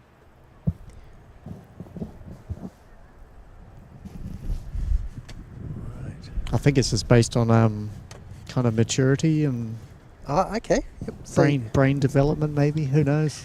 but you just have to, I guess, have people assess that kind of thing, I guess. It's a hard, kind of maybe a difficult thing to assess, but... I don't think your brain stops growing until you're about 25 or something. Oh, this is Wellington Flights Live is in the chat. Afternoon, everyone. Glorious day for watching planes and ferries. That's Harry. Thanks so much for popping in the chat, as always.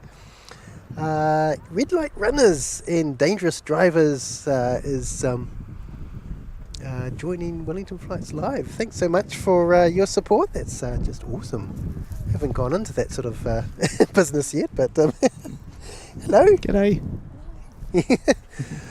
ZK Aviation is saying, I used to love listening to the Air New Zealand ops frequency for Wellington Air would turn blue often. Oh my goodness, we can't comment on that. Right. Interesting. Okay, right. We have another question. Earl says, thanks for the opportunity to ask, at peak aircraft movement times, how many controllers would be on duty at Wellington Airport?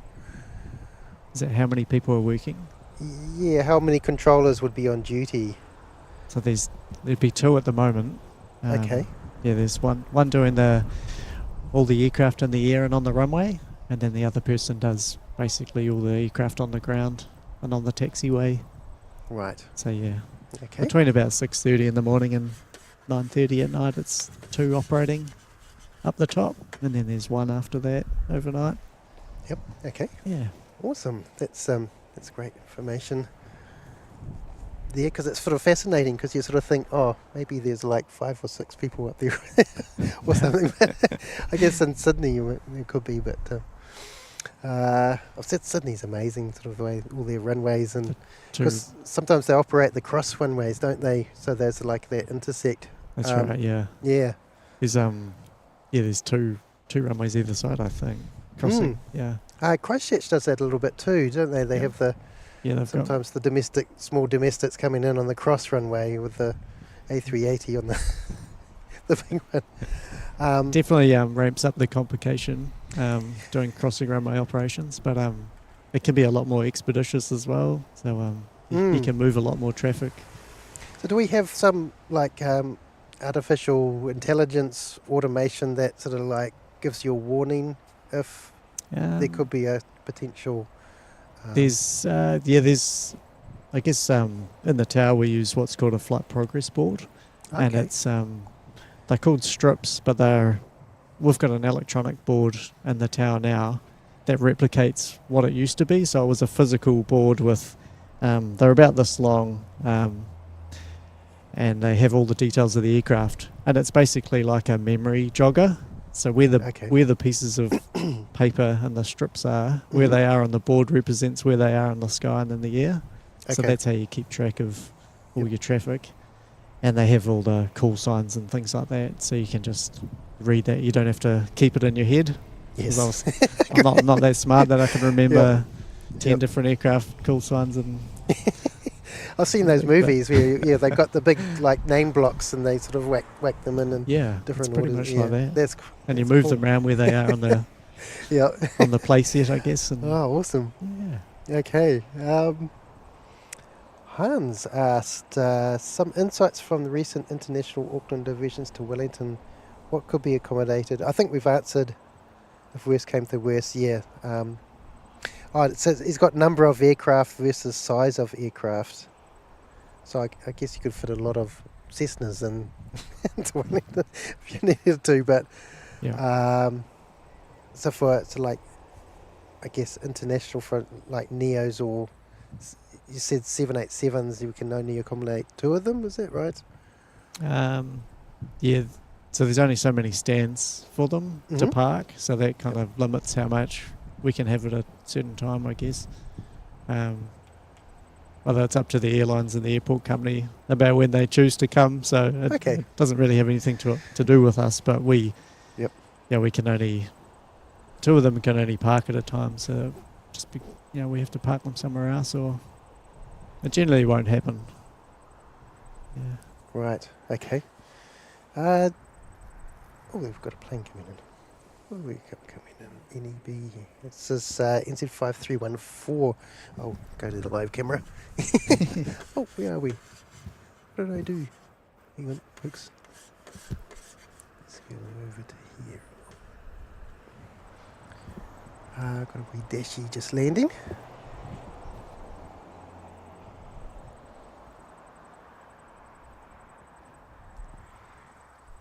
It's NZ5314 coming in from Nelson.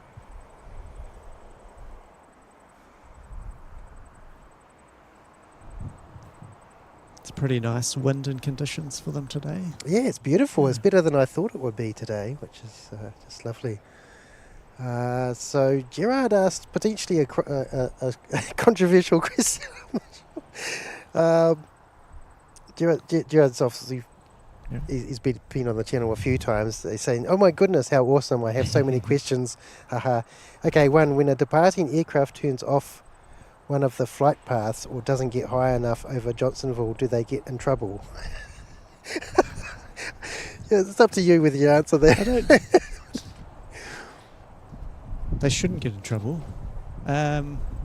Generally, if they turn off the flight path, they'll be doing one of those visual departures. Okay. There's actually a bunch of rules, noise abatement rules. I think originate from the city council. So as long as they don't break the noise rules, then they won't get in trouble. Right. Yeah. Interesting. But I think people can complain, but that doesn't come to us. Yeah. Okay. Awesome. You don't have a... That's up to the pilot to comply with those rules, basically. So you don't have to deal with noise complaints stopping your guiding aircraft. Okay. Well, the dash is up to...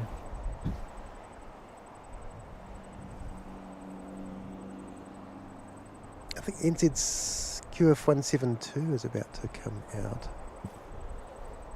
Do you ever get people on the chat scoring the landings? That's a little bit controversial. I'm not sure if I like that because it's really it depends on a lot of factors. It does, yeah. Especially in Wellington, what the pilot has to sort of deal with as far as crosswind or... and that's the question about where the Dashi landed there. We often see a plane will just drop down kind of thing. There's just an absolute... there's a bit of a pocket there. A bit of a hole on the end of the runway there. Okay. And so I guess it's just something for the pilot to cope with rather than anything you need to warn them about, is it? Or occasionally when the hole is active on final, I'll tell them about it, and all the pilots kind of know what you mean when you say that. But I guess the official term would be saying, wind shear or turbulence, like negative wind shear. That will make the plane drop. Okay. It's a bit of a unique phenomenon around Wellington. If it's a strong northwesterly wind, sometimes there'll be a big hole of air off the end of the runway. Okay. And as you said, they'll fly through that and they'll do a big drop. Right. You gotta I've seen that. That's put a whole bunch of power on, and quite exciting. Yeah, it's a bit scary for some of the pilots, but but didn't a lot of the pilots sort of say looks worse from the outside, I'd say, rather than they've got this, they're in control. It's They're not generally expecting it. And then once okay. they get quite close to the ground, it becomes quite stable again. Some of the worst winds we can get here are largely easterly winds, which we had Okay. a few when that tropical cyclone was up north. We were getting quite a lot of easterly wind here, Okay. Yep. and it causes a lot of turbulence on runway 16. Right. Pretty much over this hill that we're standing on. It Okay. causes the air to tumble over and become quite unstable where they're trying to land.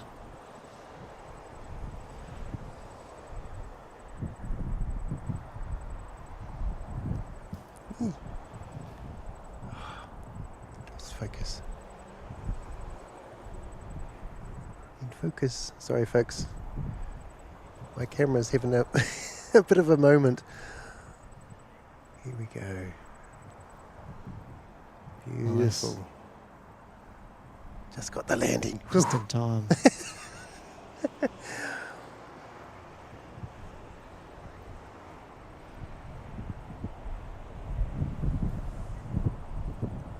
Another beautiful Qantas. Is this a win for Team Paws? Let's have a look.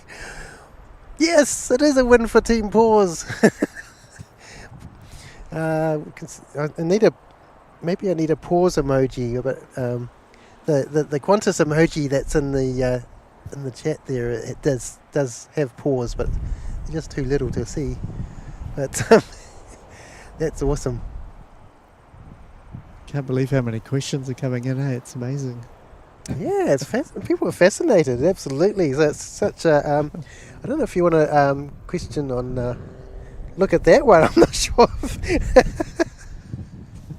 Tash, yes. That very familiar to my wife's name, actually. Oh, really? Okay. I heard the controllers are hard to live with. All their shift work and constant plane spotting outside of work hours. You must have an amazing wife. Definitely. You must have. Do You have must an amazing That's, wife. That's awesome having a wife like Couldn't that. do it without my amazing wife. Well, I have to shout out my wife as well. She puts up with me going streaming and going to other foreign countries as well, like Australia, for instance, which I love. I absolutely love Sydney. It's just And all the joy you bring people, it's well worth it. Amazing. yeah, that's But very, it very is. cool. It can be quite tricky, the shift work, though. It is a part of it that isn't easy, I guess. Working overnight and doing weird shifts like that. Yeah, so one of the shifts is Okay. 10:30 p.m. to about 6 a.m. Okay. Get a few days off after that, but Yeah, it can knock you around a little bit. Yeah, would too. Yeah. Yeah, I know. I get knocked around if I have a really late stream. Take a few days to recover. So it's what happens when you get a bit older, don't it? Anyway. But you need obviously the family to support that and Yeah, absolutely. look after the kids. Eileen has got a good question. Do ATC controllers get transferred around to other airports around the country? Generally not. No, you'll generally be in the same tower that you've trained for. Just because there's a lot of procedures unique to each airport. Okay. Yep. If you moved around a lot, could get confused, I guess, or Yep. but also just the realities of life. Like it would be quite an inconvenience to obviously have to move around all the time. Or Family, here we go. this week I'm working here. Yeah. I think there are some towers up north, like Rotorua, Tauranga, and they have cross ratings, so they can work in either tower. And Okay, that's cool. that's more of a covering for people going on leave or Sure. if they have Yep. any sickness and things like that. So Okay. it does happen. That's awesome. Blair is a well-known what do you call it, viewer?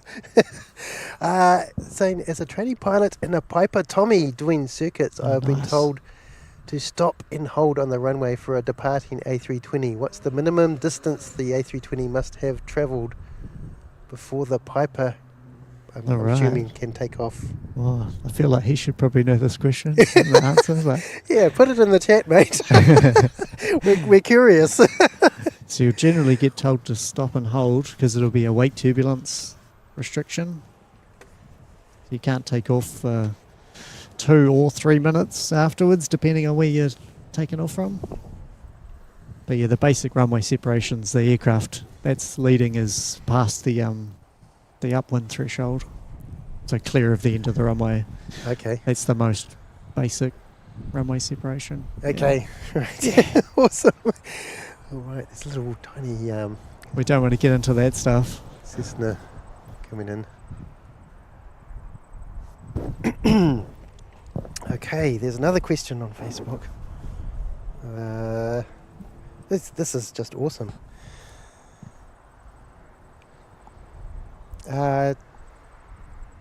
Jenny was saying just how they navigate all the planes coming and going is beyond me. That's more of a sort of a comment, I think. Oh, yeah. But you have that sort of system of. I guess there's quite a few different ways.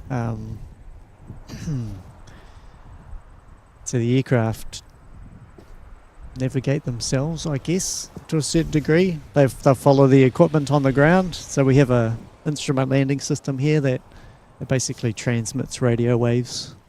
Okay. And the equipment in the plane will then receive that and it knows where it is in relation to the ground. Yep. No, good. And the pilots kind of follow that. We do like when planes know where they are. That's great. So there's ground-based navigation aids, they're called, and then there's also the satellite-based stuff that's becoming more widespread now. Yes. So there's a number of different ways. Okay. Yeah. Awesome. Phil Fahey is questioning, is there a number to call if you've ever had to give a if a pilot doesn't do something correct? There's the tower okay. phone number, yeah. Oh, okay. Oh, there is. Okay. Sometimes you have to give that out. Yeah. Yep. Okay. Just to have a little chat. Little chat? No, nice. Make sure you grab the learning opportunities. Learnings, yep. Do you ever sort of, give them a number if they do a butter sort of landing and it's just awesome? And Nah. Okay. Oh, you can sometimes say on the radio, be like, oh, that's a nice landing. Oh, and okay. they'll be pretty chuffed. Oh, awesome. What have we got down the end there? What's this little fella? You have to save it up for the really good landings, though. Yeah, you would. Because you're not supposed to have any fun these days on the radio. I've noticed quite often, like we've got right now, we've got a plane going down the runway. Yep. It's called a backtrack. Backtrack? Okay. Yeah. That's really good for me to know. Nice. I can use an actual term for it now, guys. Say backtrack line up. That's awesome. Okay.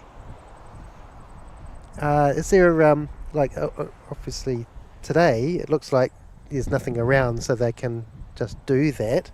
Yeah. But is there times when there's a priority, like life flight or something, you've got a priority call, or generally it's just because it's a quicker way of getting them departed. If no one's going to use the runway before they go, then it's the quickest way is to backtrack and depart them. There's someone on final, but it might be a jet.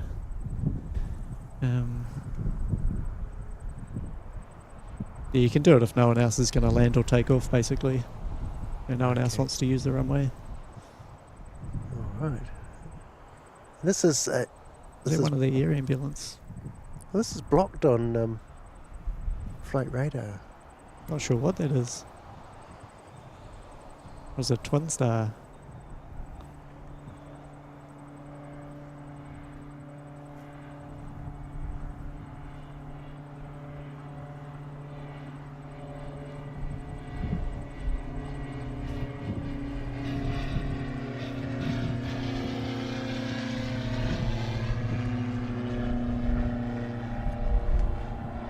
I think it's a twin star. It's a little bit different now. I'm not actually sure what that is. Okay. It's a bit rare. It is. It sits as a Diamond DA62. Oh, okay. I've never seen one of those before. This regio's blocked. Yeah. Oh, very cool. Right, we've got NZ254 coming in from Melbourne. Very soon, so we'll It's quite quick. It's getting up and going. Indeed. Now, Carol, one of our great viewers as well, says, well, we've just been talking about ATC questions in our house this morning. Like, to what extent is a flight route already fixed even before a plane takes off? If a flight to Auckland takes off at Wellington, talking to ATC at Wellington, does it eventually pass over to ATC at Auckland? When does that happen? If so, does it even talk to other ATCs? It passes over on the way. So many other questions, but that will do for now. So is it more of a handover? Do they hand over to different ATCs on the way up the... Yeah, there's a number of ATCs you'll talk to along the way. Haven't talked about our closest teammates that we work with here in Wellington Tower. So there's a radar unit called Wellington Terminal or Wellington Approach, and other radar controllers that control the aircraft coming in and out of here. Okay. So with the typical departure, one of the commercial ones, basically as soon as they take off, they'll switch over to the radar controller, who will control them until about 40 or 50 miles away, and then they'll change over to another radar controller, an area radar controller, and they control the aircraft when they're at high altitudes. Okay, so where are they physically located? Those radar centres in Christchurch. So all the radar controllers are in Christchurch, except for a few that are based in Auckland. There's kind of like a smaller radar control centre in Auckland. So you'd probably, if you flew from Wellington to Auckland, you'd probably talk to about 6 or 7 controllers along the way. Oh, really? I had no idea about that. That's quite fascinating. Okay. Wow, wait. You talk to the ground person, then you change to tower, change to the approach controller area, and there's about 2 or 3 area sectors you'd pass through.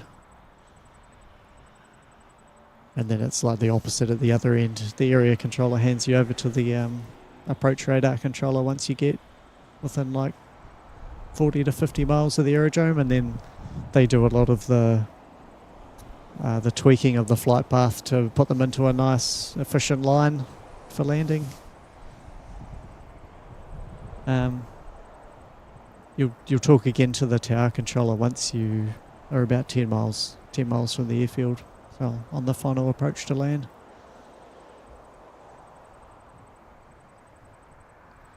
A little bit of traffic at the moment. Yes, seems to be. Yeah, which is great. We had QF 195 from Brisbane land just before. We've got a little Cessna. It's the Aero Club Cessna taking off. There he is. Little fella, look at that.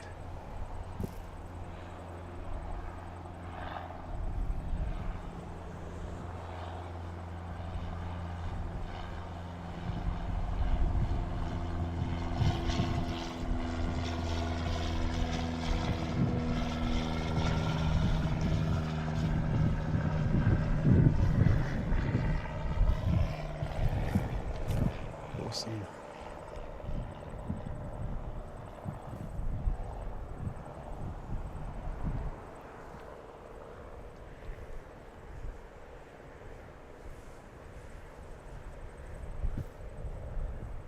Just wondering if I don't usually stream on a Friday, but that's right.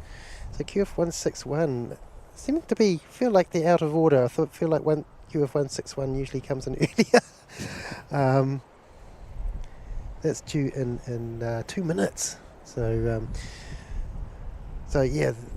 Actually, just remember that there is that usual thing where we get one Qantas going out to the QF 172 going out to Melbourne, don't we? And then the QF 161 comes in from Sydney. But was one late or something? NZ 272 is late. Coming in at 3:30. It's quite fun when we send a plane over to sort of like Sydney or Brisbane, and it appears on a different stream. When it lands, it's quite fun. Oh, true. Yeah. Awesome. Let's check the chat here, see if there's any more questions. So, if you want to ask a question, if you can put question in the chat and then your question of what it is. And we'll try and answer it. It's probably pretty hectic for you today, trying to manage a whole bunch of different things. Sorry about that. That's all right. Trying to run a TV channel and a chat host in all sorts of things at the same time is it's quite fun. Yeah, it's got a lot to do. If you just want to have a bit of you time and do some of your awesome commentary, it's no worries by me. I'm in no rush. Okay, no, awesome. That's great. Look at this.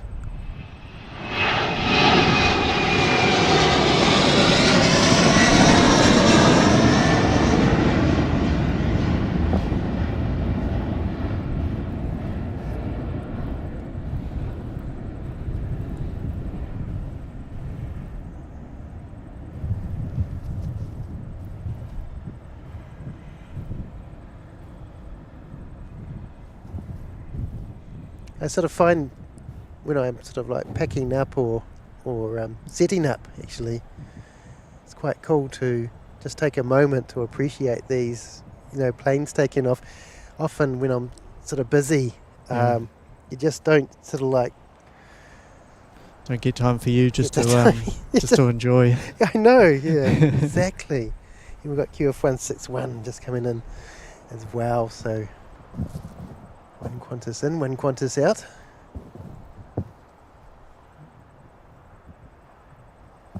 Do you sort of find that sometimes where you're doing your job and you just maybe at the end of it, or you kind of like come down with the kids plane spotting or something, that it's a different sort of like kind of experience? Yeah, every now and then I'll take the kids and have a look, but I feel like I get enough of it at work. Right. Yes. I can see the airport from home actually. Oh, can you? Which is kind of good and bad, but Yep. I've grown up around aviation. My father was an air traffic controller as well, so I've kind of grown up around aircraft all the time, and I've always loved aircraft, and it is pretty magic watching them take off and fly. I guess at times, because I'm always working, I probably don't appreciate it or take the time just to enjoy it.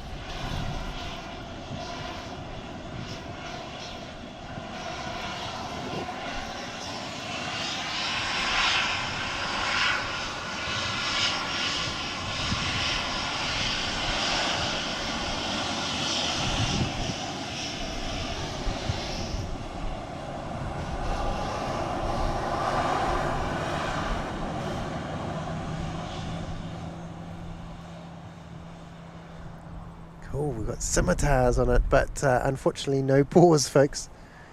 So, that's why I think your stream's so awesome, because it's, in a way, watching it myself and with the kids, it's because you can get up so up close with the aircraft and see all the little details that you normally don't see. It's quite cool and makes you appreciate how cool aircraft are. Yeah. Zoom is wonderful. Oh, is this? It's the shark dude. Awesome. This is the scary fella off to... It's getting a bit windy here for them. Scare Wellington. Yeah, does look a little bit windy there.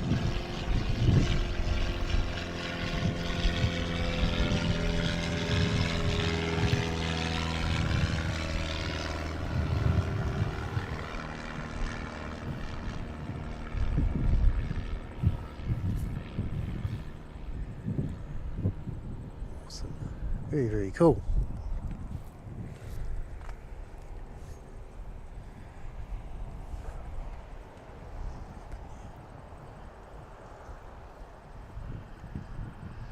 Sorry.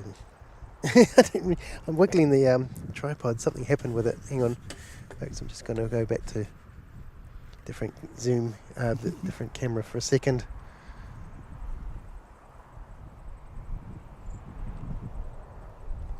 It's really weird. Okay. What's...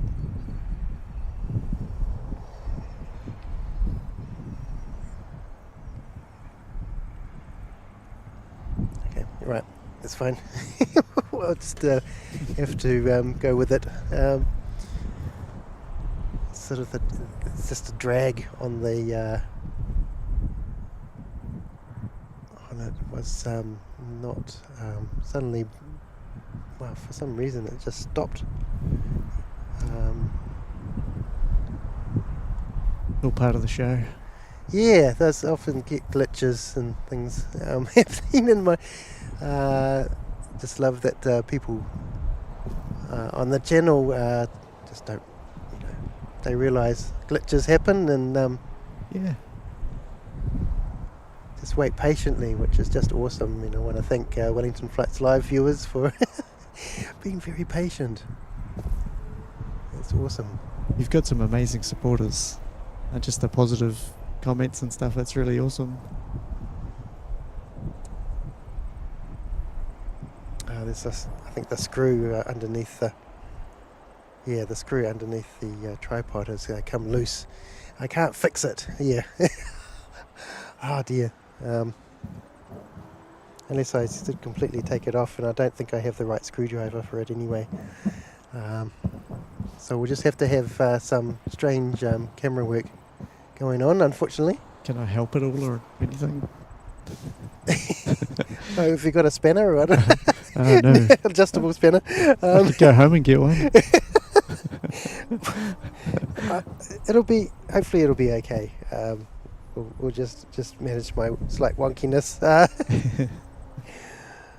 Oh dear. Okay, that's all the questions on Facebook. Someone's asked a question about drones and if we ever get disrupted, but it's very, very rare. Ah, okay, yes.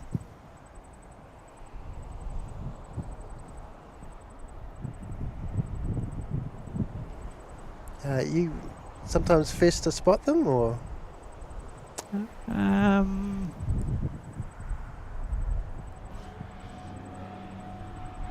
Generally it'll be a pilot.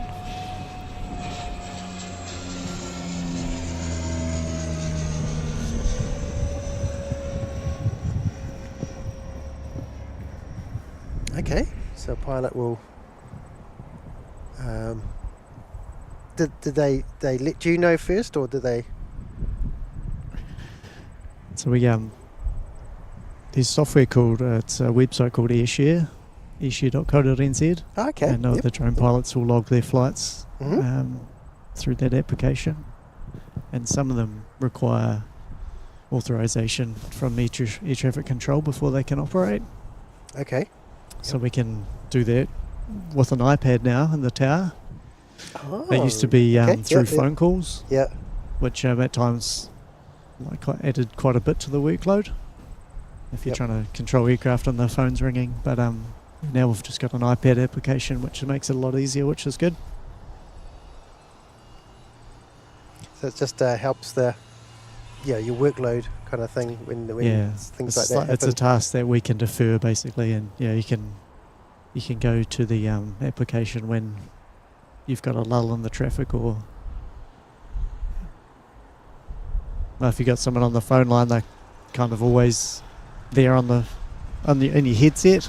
Okay. The phone line kind of always is How's that? on. Okay. Yeah. Is that Which can be quite distracting, and then you're obviously talking to aircraft, and I think it blocks out the transmission so they can't hear that. Well, they can't hear the pilot talking, but they can hear you talking. okay? And sometimes the person on the phone thinks you're talking to them, but you're not. And It must get It can get quite quite confusing. hard. Yeah. Yep. Does your wife have a priority line into your headset, or is it, no? Nah, she wouldn't want to talk to me at work. Oh, yeah. Okay. Right. It's over an international over there. You can see the Qantas over there and the Neo. Where's the Neo? Here he is. Waiting to go back to. This one will go off to Sydney, won't it? If anybody has an adjustable spanner, you can come round to the corner of Wexford and Calibre Street. Yeah. Unfortunately, I don't know if my toolkit in my My car wife might be able to help out. Ooh, She'll be dying to come down and have a look. okay. Cool. Right, we've got a PC-12 coming in. So I'll do the best I can with my slightly wonky. It's the head on the tripod. I actually changed it around because it wasn't. Looks like he's doing a nice short landing, so he might want to come off the runway early. Yeah. They have to ask to do that. Oh, they did are. they? There Okay. he is. Yep. Oh, Alpha 8, that's pretty good. Those PC-12s are amazing, aren't they? They hardly take any runway to take off. Yeah, they perform As really well. well. Is it the same with sometimes they take quite a high approach, they can land further up the runway? Do they need to ask? Oh, yeah, no, generally they don't. Like we know that they're going to do that. Oh, okay. And that, Yep. Sometimes they will. It's probably better if they do tell us, but it's not like they have to. Okay. We try not to talk to or interfere with kind of the pilot's landing or Right. adjusting their profile to land or anything. Sometimes they'll stay high on final to stay out of a lot of the turbulent bumps that come off the hills. So the air over the hills gets really turbulent. Sometimes the aircraft will stay high on final. Just Okay. makes it a smoother flight for them. Yes. Just one of the sounds air pilots would probably give you a better Answer on. appreciation of what they're trying to do there. But Yes. Yep. yeah. Sure. Okay. Here's a little touch and go there on the little scary fella, wreaking his havoc around Wellington beaches.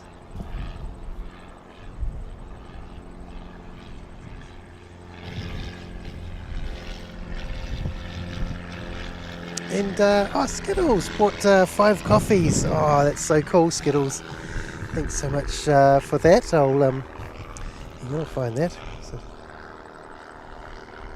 Sorry, I didn't see it because haven't got my screen set up. It was a long story, but anyway, sometimes I just have to rig up different configurations depending on what I've forgotten at home.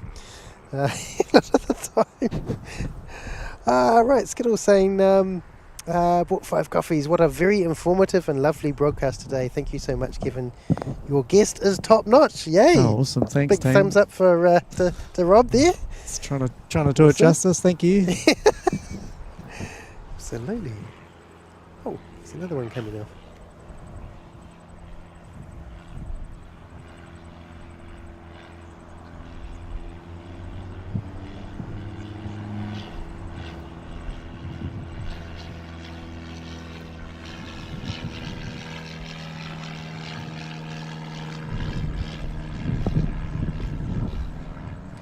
So I wondered, this is another question of mine, I wondered for quite a long time whether there was like a balcony up there around that little central There is a balcony central up there. dome, in that when I'm not sure who waved at us one time.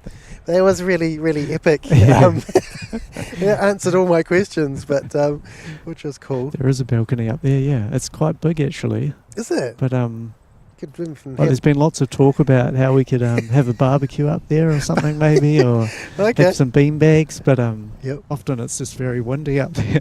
Yes. So it probably doesn't get used as much as it could. Probably not so great for streaming unless it was a really sort of a calm day. You could, you wouldn't notice a streamer out there on the balcony or something, would you? Or Probably not. No. Probably not. Yeah. We could ask some questions. Yes. Can ask. That'd be pretty epic. Got to ask the question, don't you? Yeah. Andy. I don't know how well it would go, because you, in terms of, maybe we could talk about this afterwards, but with like all your broadcast stuff, I don't know exactly what equipment you use, but we have some microwave transmitters up there. Ooh, so it might not I don't know. Might not be very compatible. Oh, we noticed on the Western Apron actually we had a bit of Kurt was trying to use that HDMI transmitter. Okay. Yeah. Got a bit of interference, I think, with. Could be from the tower. We've got some aerials up there that say don't walk in front of them and stuff. Right. Yep. They're pretty powerful transmitters, I think. But we've got all our radio transmitters on the roof as well. Okay. So there's all kinds of stuff. Yeah. Yep. No, cool one.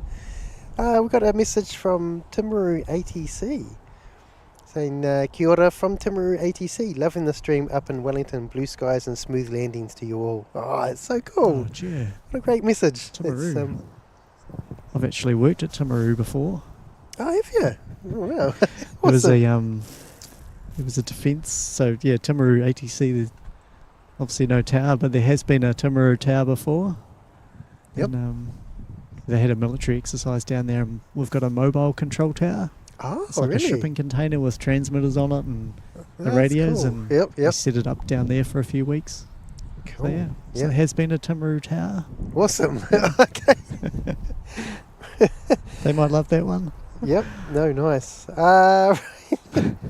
Okay, Andy George saying, question repeat, sorry, how much of your day / normal flow of traffic is disrupted by unannounced drone operations? Okay, that's the one you were talking about. So do you it's very, very rare.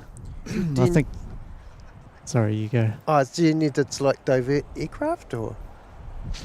At the moment, if there is a drone spotted close to the airfield acting suspiciously or dangerously, then we will. The operations will get suspended. Wow. Just because it's a flight safety risk, yeah. Because I don't think everybody knows you're not supposed to fly a drone near an airport. I mean, it sounds obvious, but I think there's a certain exclusion zone, isn't there? Within 4 kilometres of a aerodrome, not allowed to operate without permission. Okay, interesting. Very, very cool. Awesome. Yeah. There's some rules. It's Part 101, it's called Civil Aviation Rules, so people can look on that airshare.co.nz website. Otherwise, the Civil Aviation website has pretty good resources around the rules and what you can and can't do. Okay. Michael the Kiwi has got a question. What's the favourite dad joke of ATC and pilots? Is there a favourite dad joke? Is there a dad joke for ATC? No, I have to have a think. Because you're a dad yourself. That's a real good question, eh? I'm trying to think.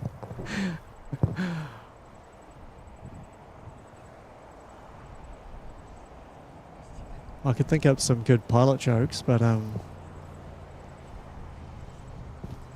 that might do. If you one that's coming to mind is how do you know there's a pilot at the party? How? Because they'll tell you. Oh, okay. Interesting. We won't go any further with that one.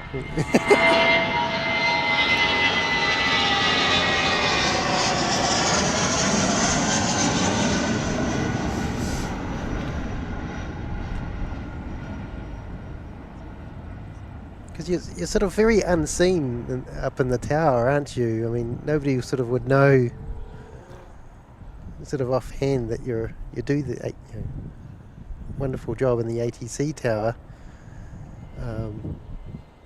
It's quite a sort of a hidden thing where I guess pilots are more visible, especially when they walk through the lounge in their uniform and stuff. That's right. Yeah.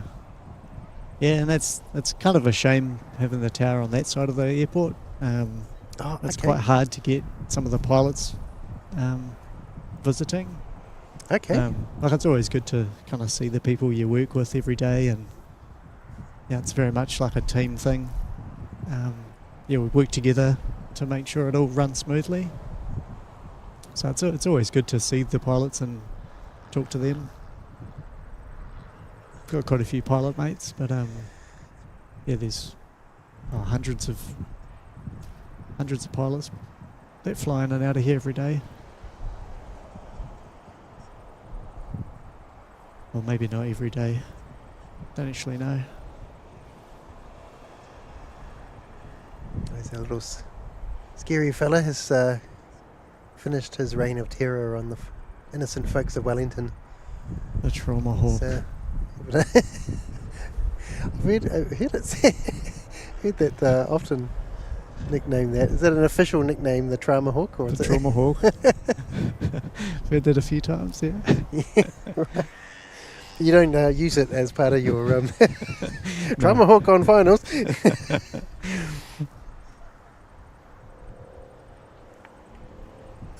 Jenny is asking, what's the weirdest or funniest thing Rob has encountered as an ATC that he can share? Example, weird conversations with pilots or things seen by ATC. I don't know. It's the weirdest, the funniest thing. This reminds me. We have I think I'm allowed to talk about this. We've got a line book in the tower. Okay. It's called a line book, and it's like a record of all the funniest interactions between pilots and ATC. Oh, cool.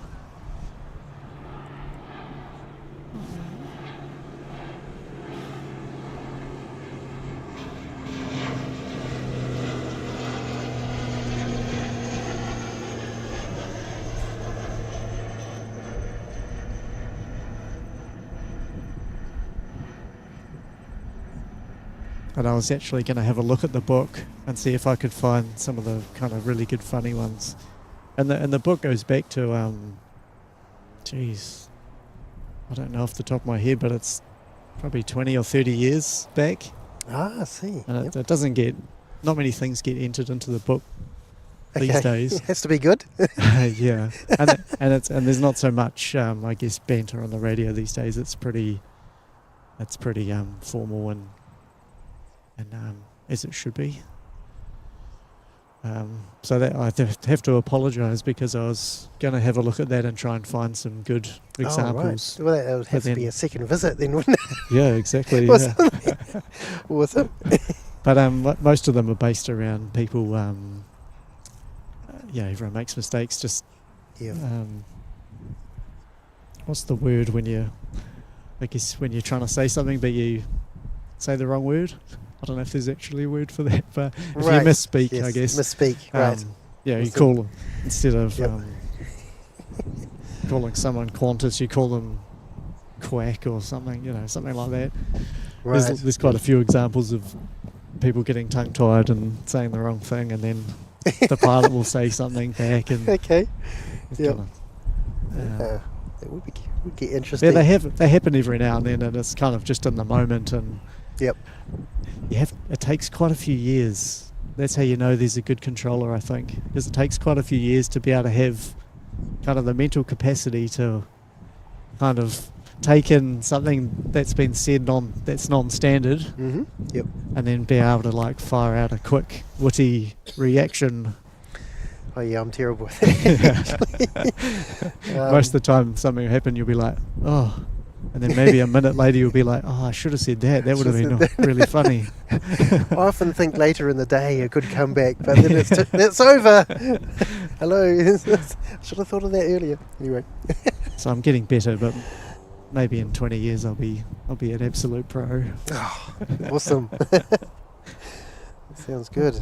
But there's the moments that are quite fun, and that shouldn't happen because it's all strict and It's all meant to be serious, right? black and white. Yeah, has its time and place. And place. Okay. Another little tomahawk coming in, EQX. Gosh, these tomahawks get a lot of use, don't they, these little fellas? Yeah, with all the bad weather recently, they haven't been out too much, so it's good to see them getting a good run. Yeah, awesome. Quinton was asking, will the safety extensions at the ends of the runway allow for bigger planes? I think Yeah, he's talking apparently about they will. Okay, yep. I don't. I think the airport company's got some good information on their website about it, but my understanding is that the safety areas at the end of the runways, it actually means the runway usable area increases a bit. Yep. So I think then they can have large aircraft. I think that's my understanding, is that it will help, Okay. but also make things safer. Yes. Yeah. Got that. It's supposed to be spongy concrete, isn't it, at the end of the runway? Yeah.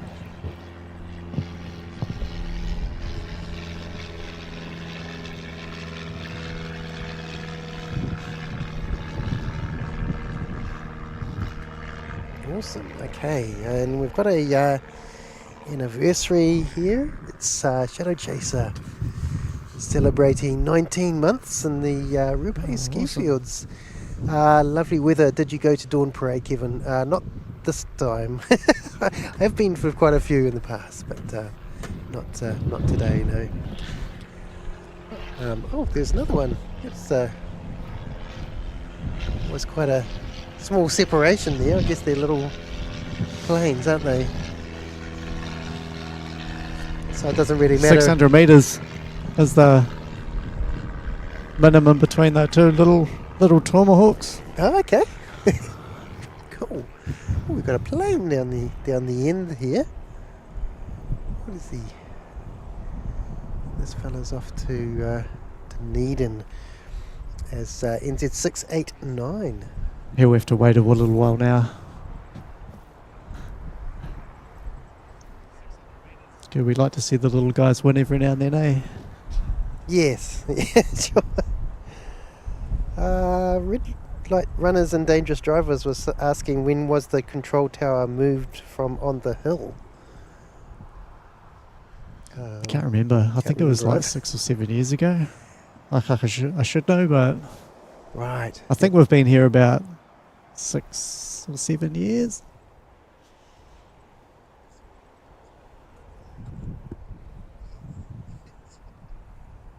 The old tower was cool, the location though. It was really cool seeing them land like just right in front of you. And it was actually quite a bit closer to the runway. Right. Then over there. Yeah, true. Yeah, it was.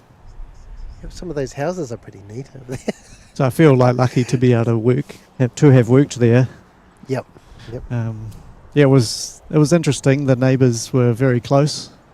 Okay. Yep.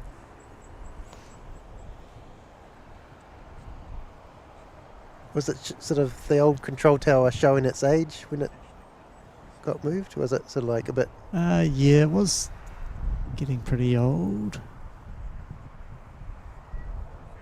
I think it had some asbestos in it and stuff like that as well. And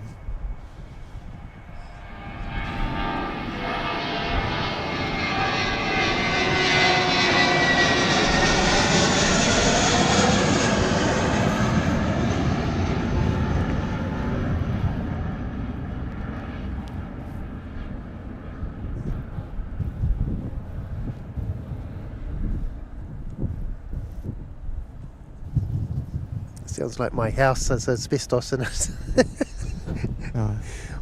We're about to renovate and we have to get it all there weren't any removed. issues with regard to that, but it was just getting old. And yeah, for sure. Yeah. Okay, interesting. I've got life flight over there. Potentially going to come out again. Bringing away. It's starting to cool down a little bit, I'm noticing. There you go. Someone said it was open in August 2018. Ah, cool. Thank you. That's great. Tally. Andy wrote us George has gone to try for ATC again, which is great. He's in other rumours that NZNV been downgraded in automated. True, I'm not sure where that is. This one, I don't know if you can comment on that or not. You can just say no comment if you I like. don't think so. Okay. Not anytime soon anyway. Okay. Awesome. My understanding is there'll still be people doing an air traffic service. Yeah. Okay. Yep. Won't be like automated or anything.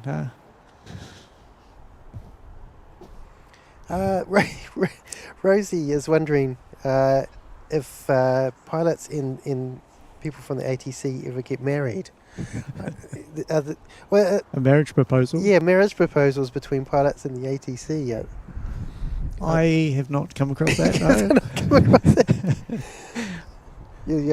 I think there might be something online, like it has happened. Is there a pickup line like, you land really well? Something. The landing was spacey. I like the way how you... I think people are way too scared to do that kind of stuff. I like the way you bump down the runway. It's fun. Awesome. There is, there's an ATC pilot couple. There's a couple really? I'm aware of. Okay. But I don't think they proposed on the radio or anything like that. Over the radio. You probably get a no because you haven't done it in person, right? Yep. Haven't shown the big rock. Right. Eileen asking if I'm live streaming on Sunday. Yes, I'm going to try and live stream Sunday afternoon. There's 3 of the little Tomahawks all flying around in quite a local area. They're all, I take it, VFR, so they just keep an eye on each other visually, do they? That's right, yeah. So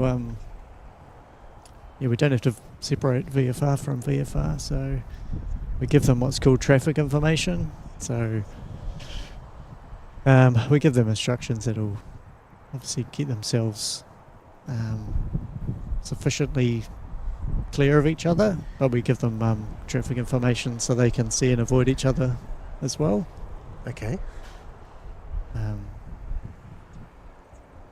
That's the easiest way to make a traffic sequence work, is if you can get the pilot to see the plane that he's following, then they can just follow in safely behind, and then we just monitor to make sure that they're doing what they're supposed to be doing.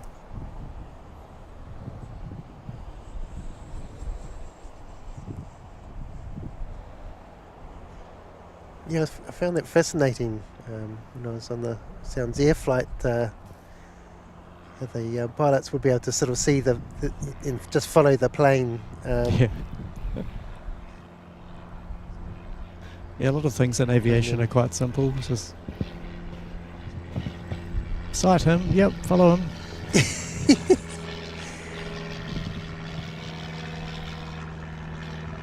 Awesome. All right, that's another touch and go. They're doing a lot of touch and goes, these little fellas today. There is looks like a dashy coming in. Got a dash there too. NZ5312 from Nelson. Tower's putting on a good show for you. Yeah, looks like it. Oh my goodness. It's fabulous. So that little ZKTAW just landed. A little Tomahawk, and we've got the Dashi coming in, so they need to expedite whatever they're doing. Oh, they're going. The Dash 8s are quite incredible actually. They can slow up a lot. Oh, They can really come in really slow if you need them to.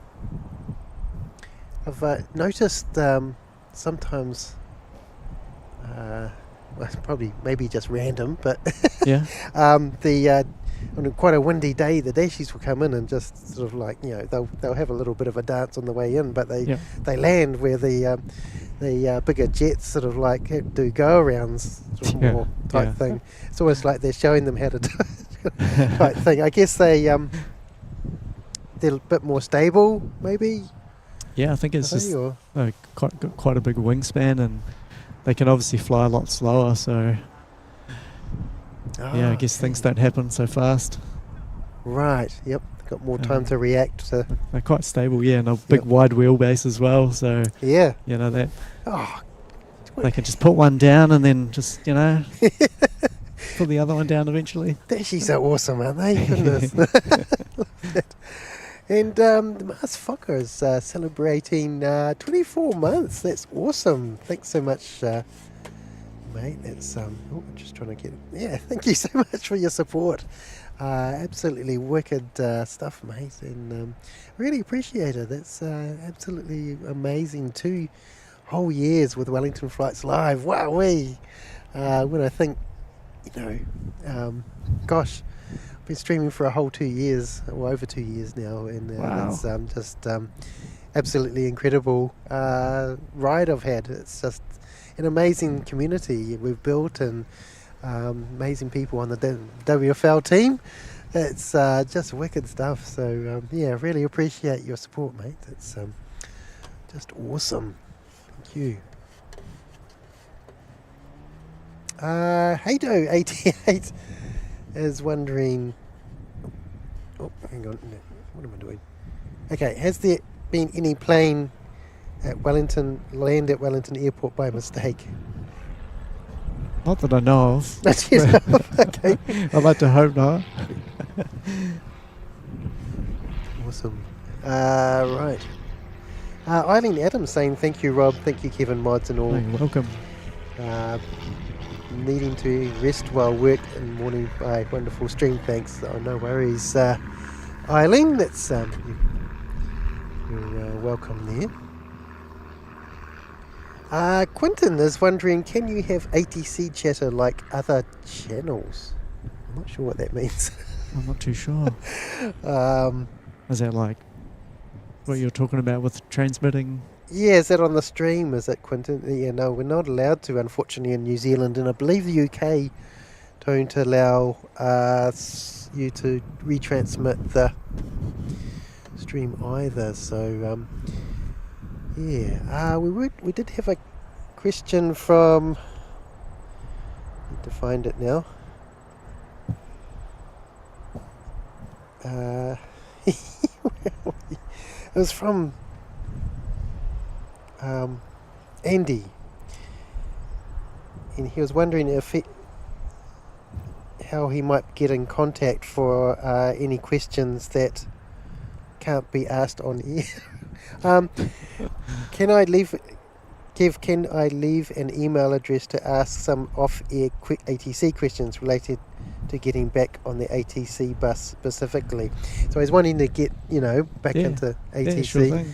So if you send me a email,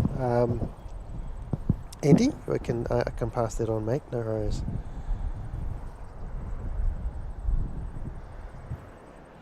Awesome. Okay. Thanks. No worries, Telly. Good to. Thanks for your help. Yeah. Oh.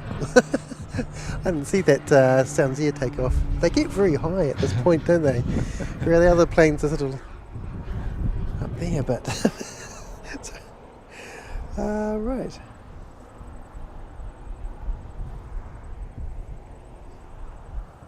Let's have a wee look. We get a 152.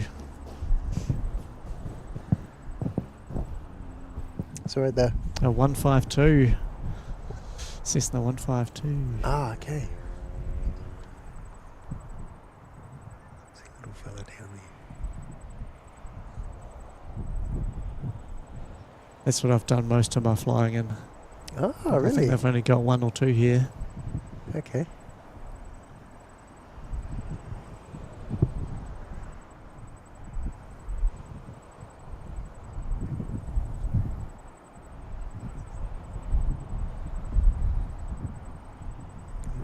a fair amount of lift today.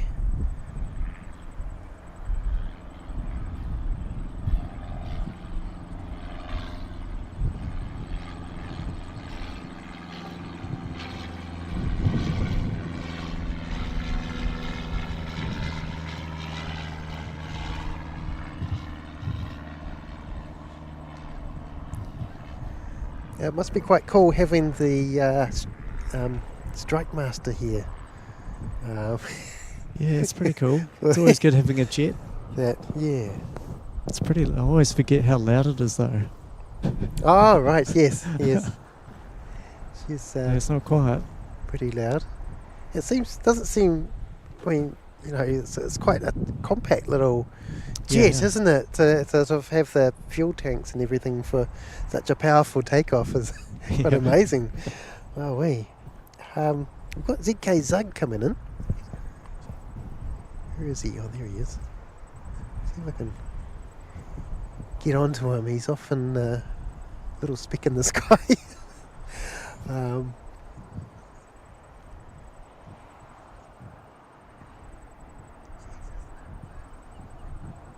I've lost him. I have to wait till he's a little bit... I don't have my screen sort of mounted today because I swapped tripod heads and... Oh, it's a long story anyway. So it's just one of those things.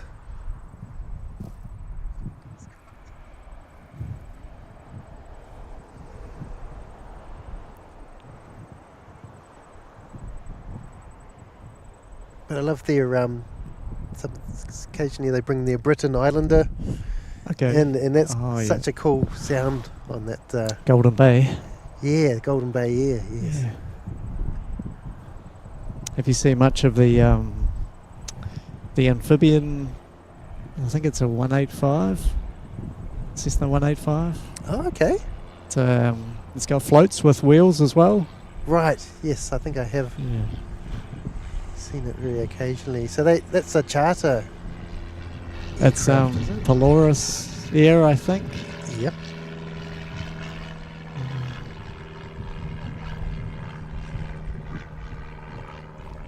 Yeah, I like amphibian aircraft for some reason. I think they're quite cool. They are very neat. I also sort of feel, I don't know, it's silly, but you sort of think, well, if the worst that happened, at least they got their floats so you can land on the water Yeah. thing, which is quite cool, isn't it? Having that flexibility, especially some of the beautiful places in the Marlborough Sounds. Because some of the first Trans-Tasman aircraft were obviously amphibian aircraft that operated out of the harbour here. Yeah, the So flying it's always boats. something that Yeah. I've always wondered why there isn't more of them around the place. But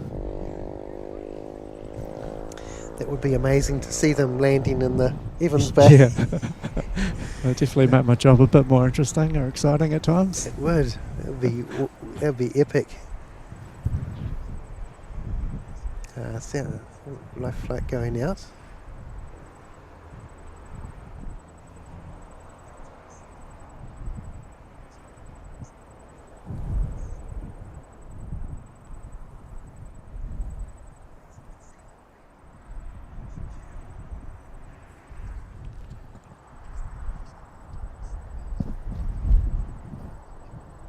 The controller that waved at you from the deck says to say hi. Oh, cool.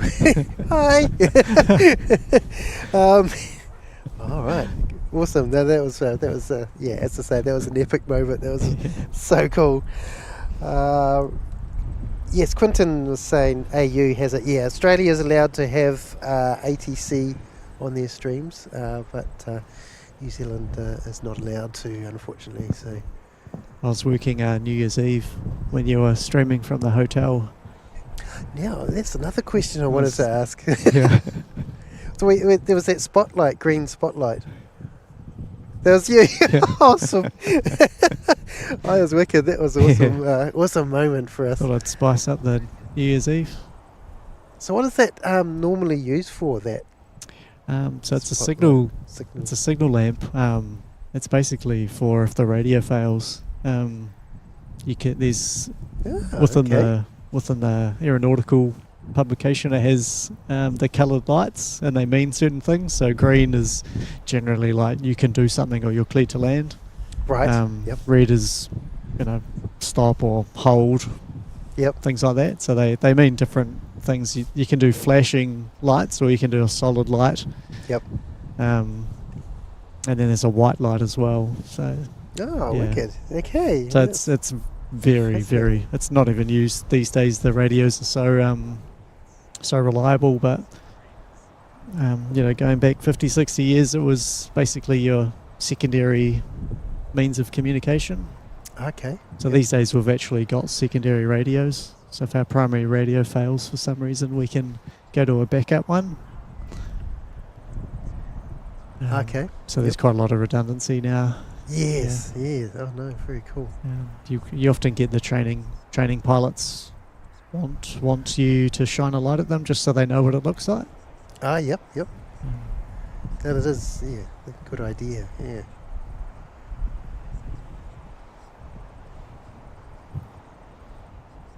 They used to have, I think they were called Very guns, or that's basically like a flare gun. Oh, okay. You could fire that.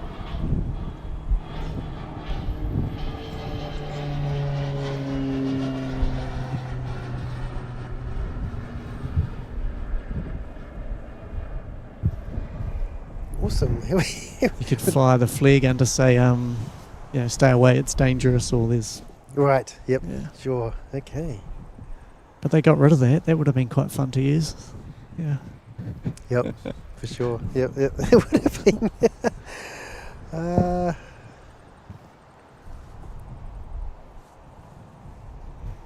We've got Spotter Kiwi saying, how does Wellington's single runway and displaced threshold affect your spacing decisions during high traffic periods in your sector?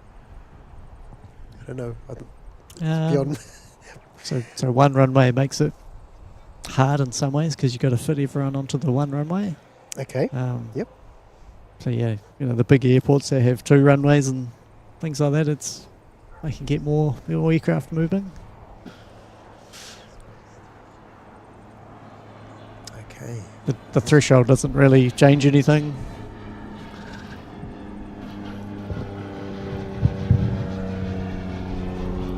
And we've got Quentin asking, what are the most flights you handled in your career and also in Welly? The most flights. Most flights, I guess, in the year. That's a good question.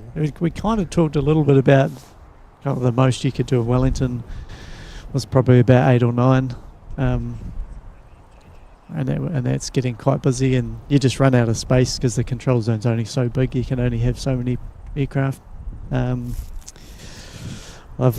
did some work at what's called the Welsh Memorial Scout Flying School, and it's a it's a flying school camp in Matamata each year that the Scouts run. Yep, I've heard of that. Yep. And they have 2 runways, 2 grass runways, and parallel. And you can get about 14 to 15 aircraft on the circuit going around following each other. Okay. It's all awesome. On one controller's on the radio, but you've got a team of 2 or 3 other controllers spotting aircraft and keeping an eye out on all these planes to make sure they're following each other. So that's probably the most I would have controlled, if you can kind of say that I was controlling them all, but it's a team effort. Yep. Right, yes. Okay, no, nice. Awesome. David Wilson was wondering what happens when there is a wind direction change. I guess ATC are well practiced at the procedures involved in comms to aircraft to change approach. Yeah, so that's a good question, and it's probably one of the more complex kind of periods of work that we do is when the runway changes. So generally it'll be forecast, so you have some idea that it's happening, but sometimes it's not, and it's a big surprise to everyone. But generally we'll try to use the runway as it currently is as long as we can. The pilots can take up to maybe 10 knots tailwind sometimes. It's really up to the pilot that's interesting. if they're happy to continue or not. Yes, yep. Okay. If they can't land, they'll go around and they'll go back to radar and get resequenced or held off for 5 to 10 minutes while we obviously land any traffic that's yet to land, and then we kind of have to turn all the landing equipment around to the other runway, all the lights around to the other runway, put out a new weather information. Any aircraft that have already taxied out to depart, we have to kind of taxi them onto the runway and get them down the other end, so it can be quite a lot of work. But generally everything kind of stops for a few minutes while we reorganise everything, and then radar can get all the planes out of the way, and then we can start launching them off the other runway. Yeah. So is that visual when there's going to be a runway change? Do we visually, like, I notice sometimes the lights flash on the runway, but I don't know if that's anything to do with it. Generally, because we're quite lucky in Wellington that we've got water off both ends of the runway, so you can often see the wind coming. There'll be a line in the water. Ah, right, yes, yep. And that'll slowly move towards the runway, and you can see, that's what we look for, and we'll say it out loud. We'll be like, look, there's a line on the water. And the pilots also help us as well. They've got equipment on board that tells them what the upper wind strength is. So relative to the airspeed, they'll be able to tell us, there's a 10 knot tailwind out here on final. So that gives us more hints that there might be a wind change coming. I see. So generally it's not a surprise, but sometimes it can be, especially in the summer where some days it's real tricky and we have got a tailwinds at both ends of the runway. Yes, I've heard of that. That's fascinating. Can get a lot of go-rounds, and yep, no one can land for however long it takes to the wind to settle down. Beautiful. NZ272 coming in from Brisbane.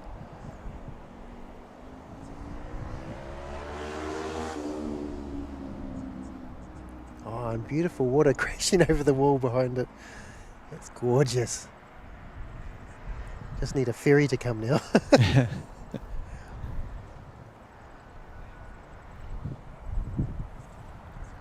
Yes, having a bigger plane coming in would be quite good. I mean, this is our largest. I think they all just want to come past you and have a wave. Oh, that'd be... He could have got off earlier, I would have thought. He could have. But, Or is that an A321? Yes. Yeah. Oh, no, they have to get off at the end.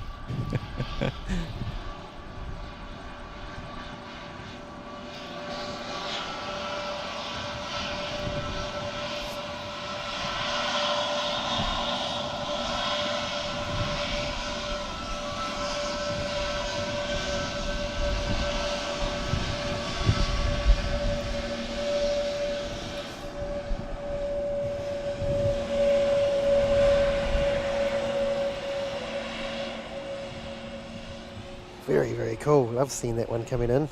So they'll probably try and turn it around pretty quickly, I guess. They can. Send it back out to Brisbane. Right, we've got a Dashi just taking off. Where's he going? He's going to Rotorua. Nice.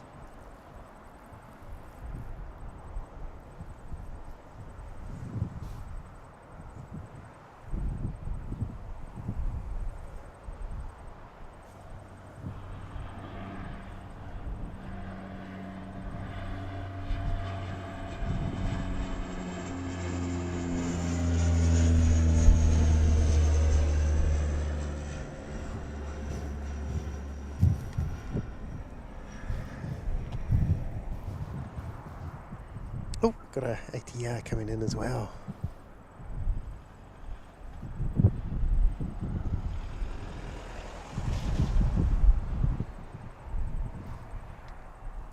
Coming in from Christchurch is NZ5328.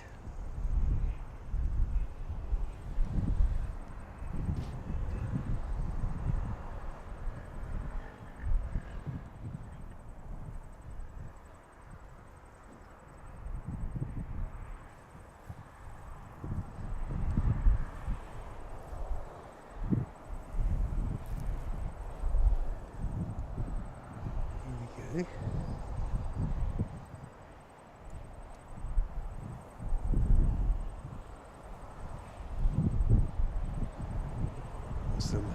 All pretty good, eh? I think the ATRs tend to do more.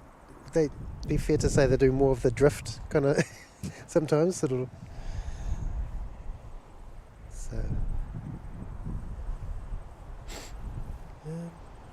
Okay, answer those questions.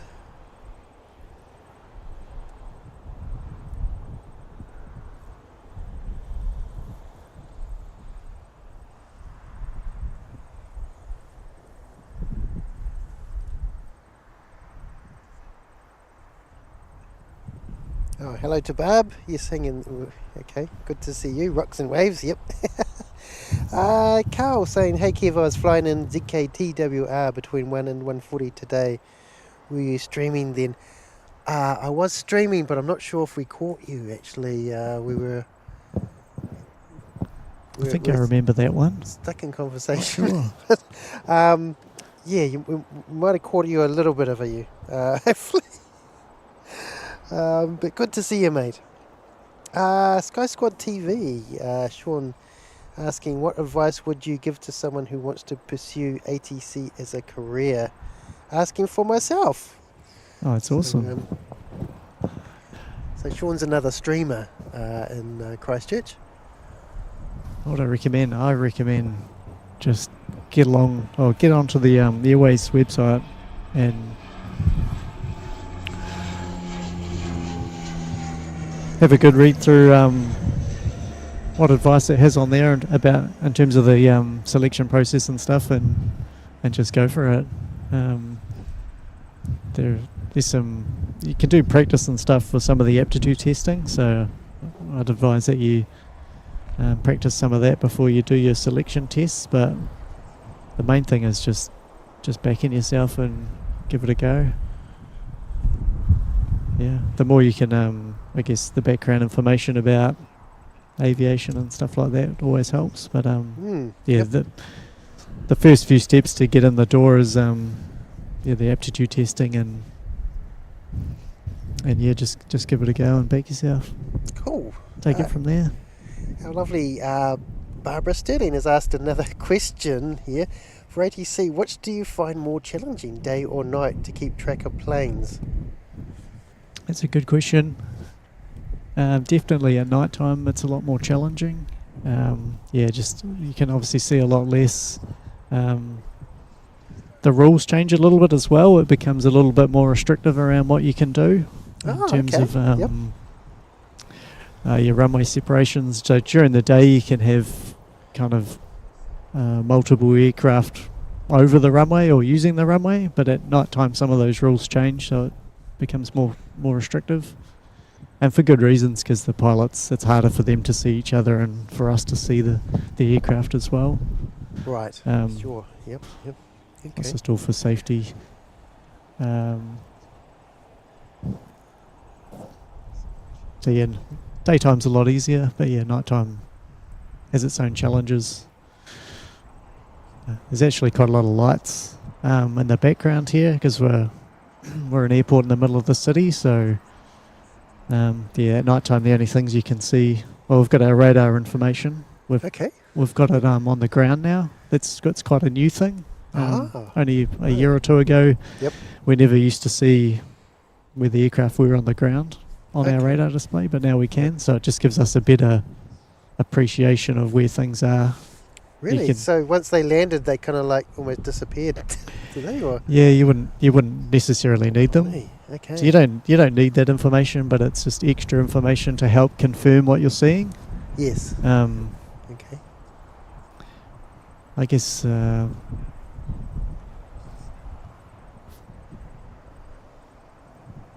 can only see their lights at night time, so it can be easy, I guess, to mistake aircraft for something else, but through your training and experience, you learn to make sure what you're seeing is what you think it is.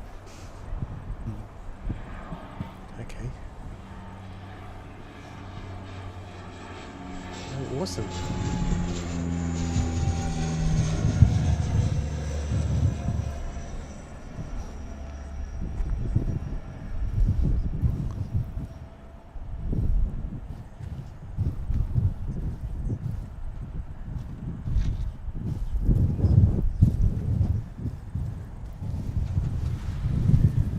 And that Dashi was off to, where is it off to? Napier. Awesome. Okay. Sky Squad TV is asking, where are we?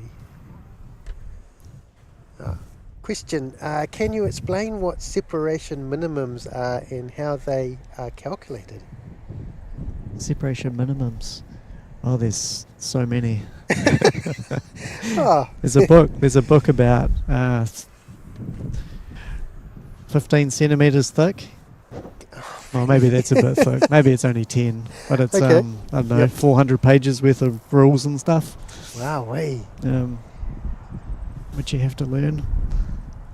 There's basic radar separations, which are 1,000 feet vertical between aircraft, and generally 5 miles lateral separation.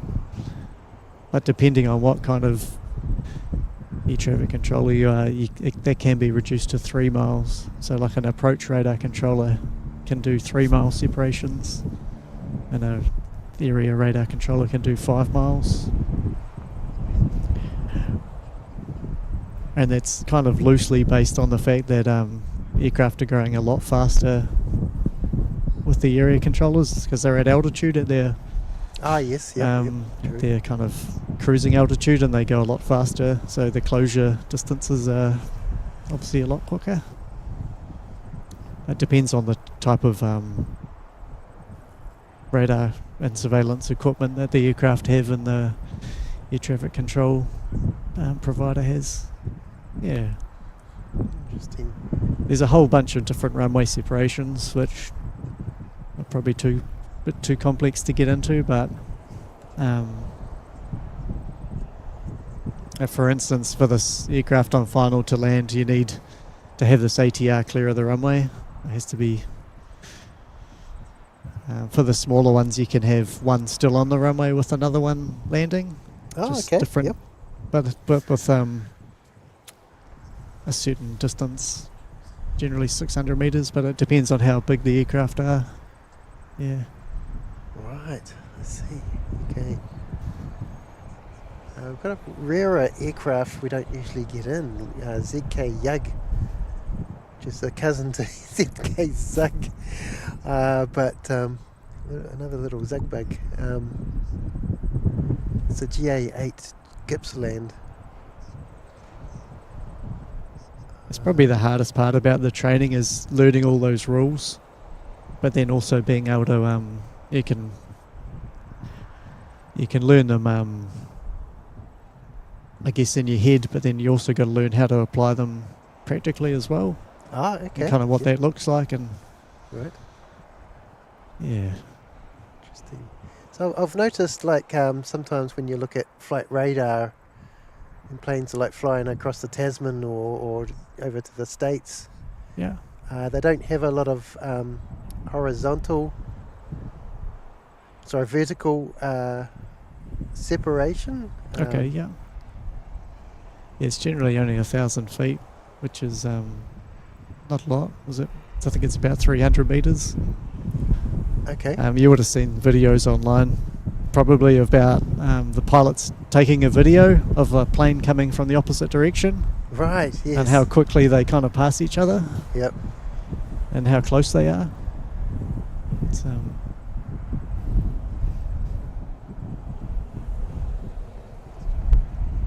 but yeah, they're going, I don't know, what, 800 kilometers an hour or something opposite direction. So that's pretty.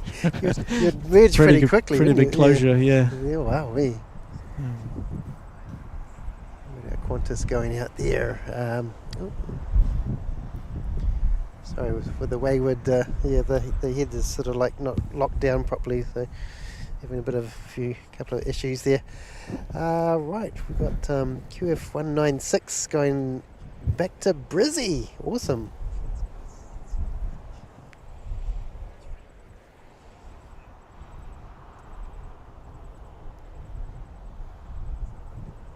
Right.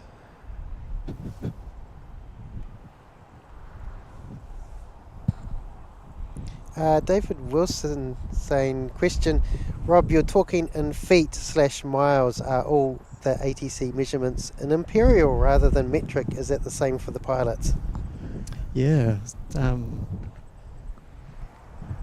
feel like this could be wrong, but I'm pretty sure internationally everything's done in feet for altitude, and nautical miles generally for miles. We'll say miles, but it's nautical miles. But there could be some countries that do it in meters, but I don't actually know.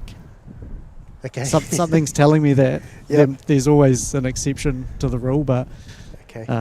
all the separations are based on feet. Yeah. I don't know why. Well, I probably do. I've forgotten. Awesome. Okay.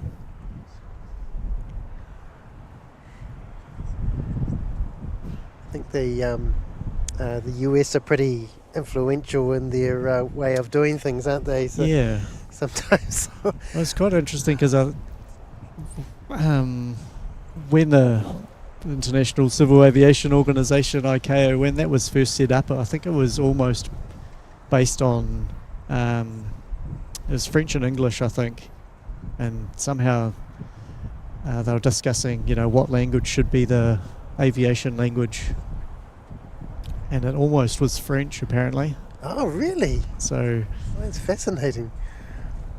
because all around the world the controllers have to have some level of English, because English is the international language of aviation.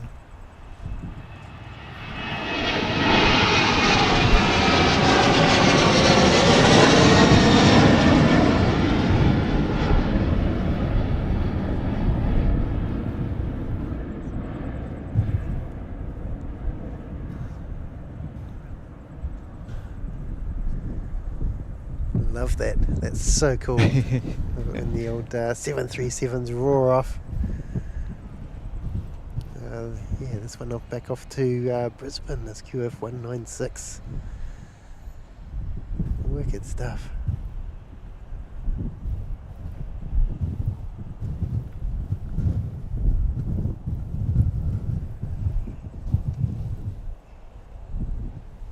So it's lucky for me that the language is English, otherwise I would have had to learn another language. Yes, that's schoolboy French would be brought out or something. I guess it could be interesting. Which would have been all good too, but would have made it harder. Would the wife like a bit of French? Yeah, probably. It's very impressive. Oui, oui, bonjour. Ooh.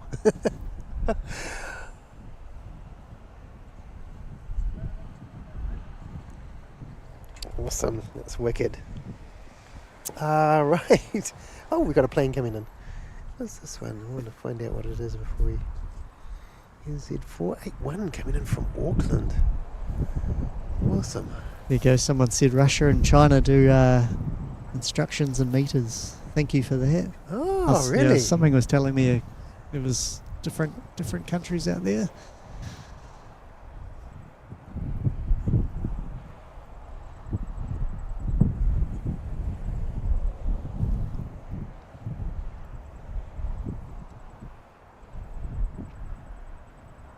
Awesome. Okay.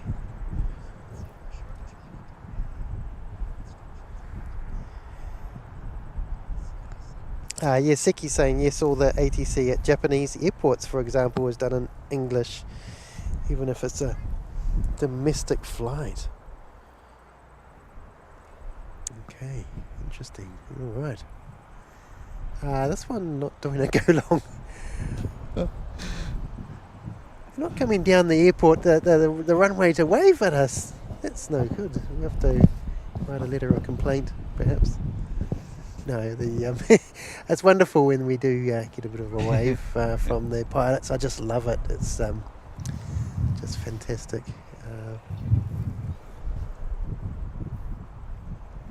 Nice friendly pilots. It's just nice. It's just nice. Oh, we've got looks Looks like we've got a Cessna A52 Aerobat coming in from the Kapiti District's Aero Club. I wonder if they're going to do a touch and go or something. Nice. Oh, is it? Where is it? Yes, it is. It's coming in. Sometimes you can see these aircraft, but you don't know what We got two small ones on final, altitude they've I got. think.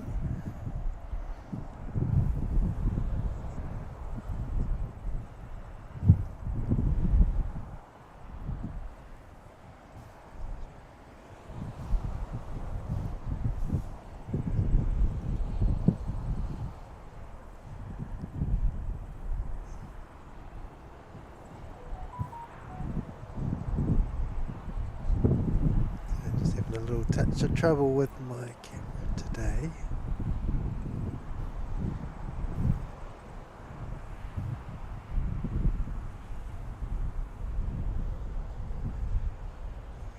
Oh, lost him again.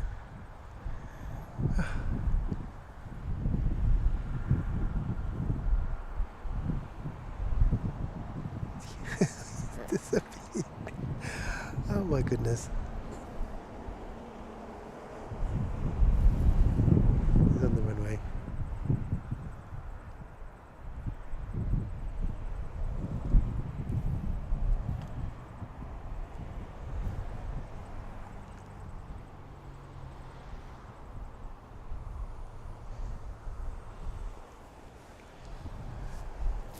Loving the comments. There's some great comments and questions. Keeping everyone entertained. It's great, isn't it? Yay. You're right.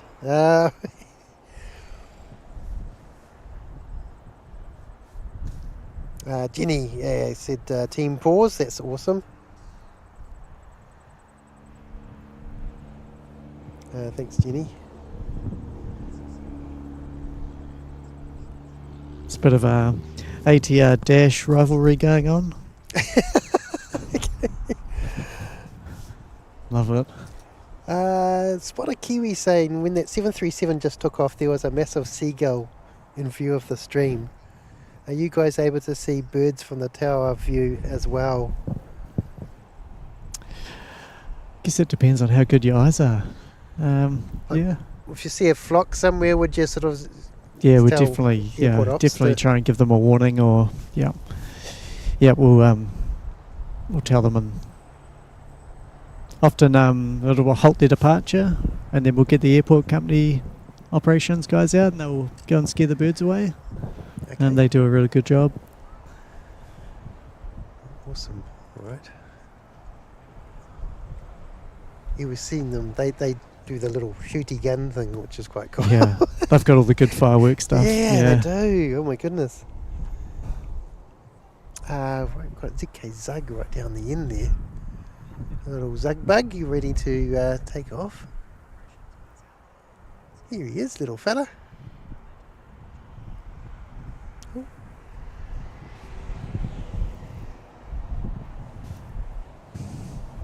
Oh, you didn't need much runway there. Oh my goodness, wowee. Incredible, he's going to be quite high when he goes past us. A little bit of turbulence too. Yeah, it's getting a bit windier. Oh, he's maybe staying nice and low for you. Awesome. Yay. So you can see if you can see anybody waving as he goes past, guys. Might be doing it so he can wave to us.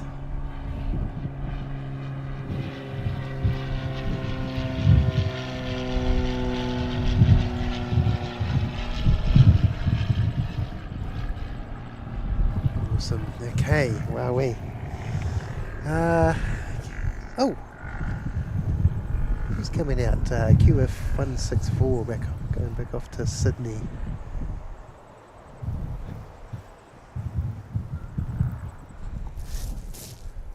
Awesome. Just get an update on when NZ272 is due out. 4:50, so in 50 minutes it's due to depart. we'll see whether we can stay streaming till then. Who's that? NZ 271 going to Brisbane. Okay, oh cool. Yeah, it's due out at 4:50. So it arrived late, so right. Oh, Barbara Sterling asking for ATC. Have you got a favourite, ATR or Dashi? For me, is Dashi. Yeah, Barb's a Dashi girl. This could get me in trouble. Oh, I think it's definitely the Dash 8 though. oh, awesome. Yeah. Siki asking, will there ever be a change in the law that prevents us from rebroadcasting ATC in New Zealand? Seems a bit pointless asking for all the asking all the streaming mates. Yeah, I mean, write to your MP, mate. That'll probably be the best thing to try and I get think it so. passed in law. Yeah, that'll be the story. The Dash 8s are good, but ATRs are much harder to land, so... Ah, right. Yes. Yeah.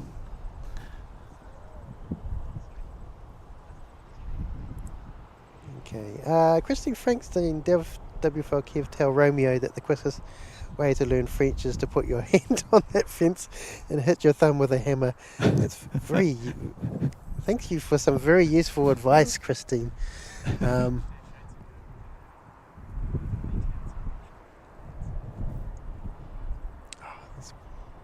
Sorry folks, this camera's been a bit of a pain today. Right, awesome.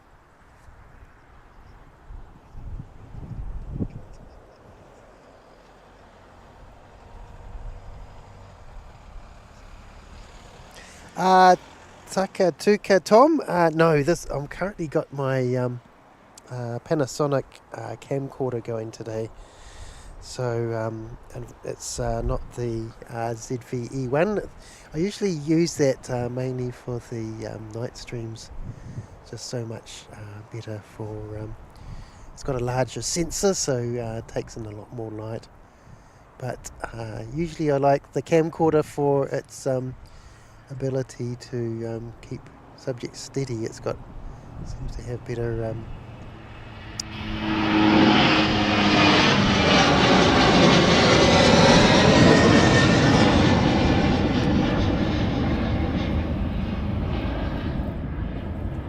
Sorry, it seems to have better sort of stability for some reason. They're quite cool, the winglets on those ones. Yes, absolutely. Is that the one with the... Hey? Is that the scimitars? Was it? I know I can watch it on my stream. Oh yeah, those ones. The little winglets with the up and down. Yeah, there's the scimitars one. That's brilliant, isn't it? Yeah. They look a bit brutal at times. I've also heard them called the can openers as well. The can openers? Yeah. Oh, yeah.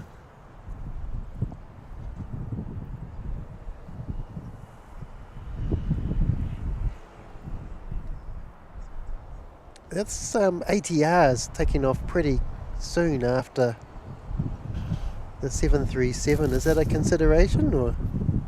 No, they're the same weight turbulence category. So there's no restrictions for that.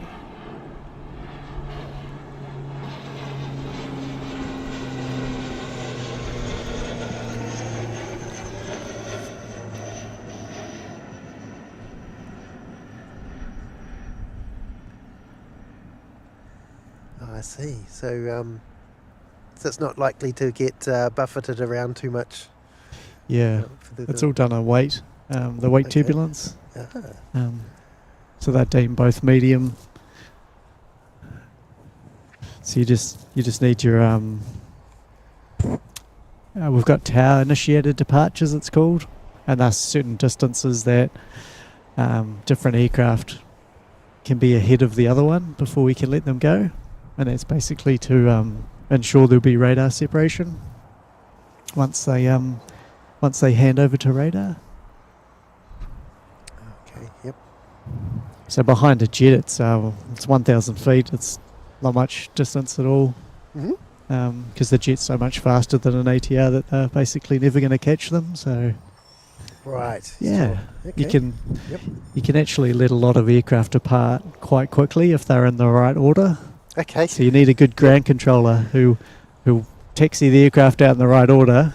Yep. And then if it's say ATR jet, you can actually fire them off quite quickly. And if they're on departures that go in different directions as well, it can be quite fast.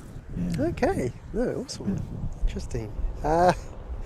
Rosie Matthew asking about Romeo. Did he get doggy treats for Easter? Certainly not Easter eggs. He actually went to my parents' place in Hawke's Bay for over the Easter weekend, and he went to somebody's house, and they have this little 6-month-old girl cavalier there. So he got to have a bit of fun with another dog over the long weekend, which was great fun for him. So we're a little bit worried that he might not want to come home, but he did. He was quite happy. In fact, the other dog hopped in our car as well. But it's a gorgeous little dog. Goodness. So he's had a lot of fun over that long weekend, Rosie.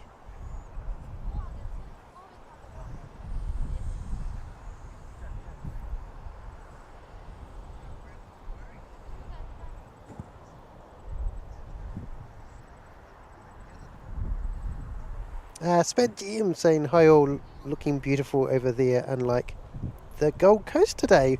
Usually it's the other way around, isn't it? The Gold Coast is absolutely beautiful and we have interesting weather here. But, yes, indeed. I might just grab my hoodie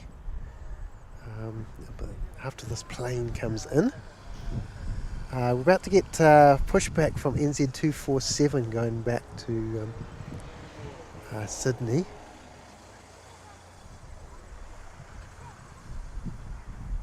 Sorry, I called the number wrong before.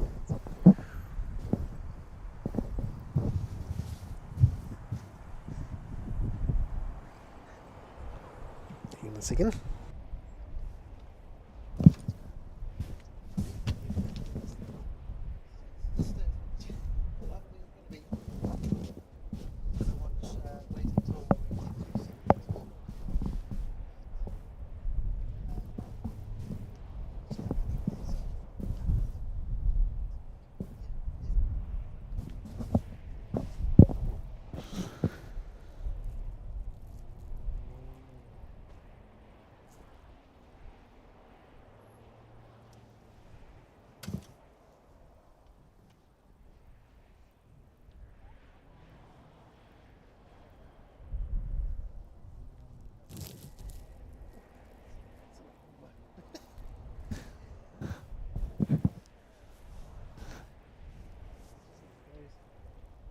You're in good hands, everyone.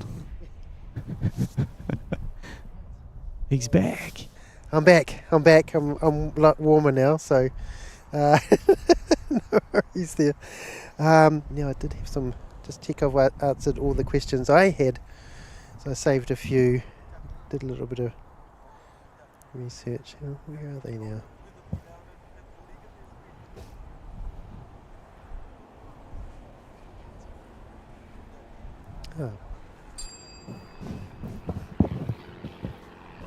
Oh, The old tiger teeth.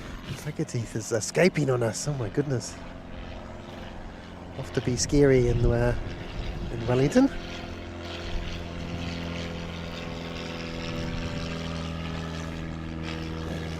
This has to be the most popular Aero Club plane to fly. Well, notwithstanding the Nanchung and the Strike Master, but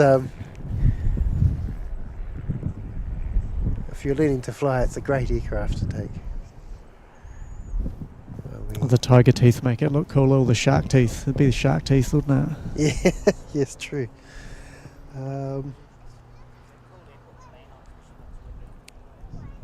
I thought it might be getting a bit windy for the Aero Club, but no, they're still going. Yeah, it's great, isn't it?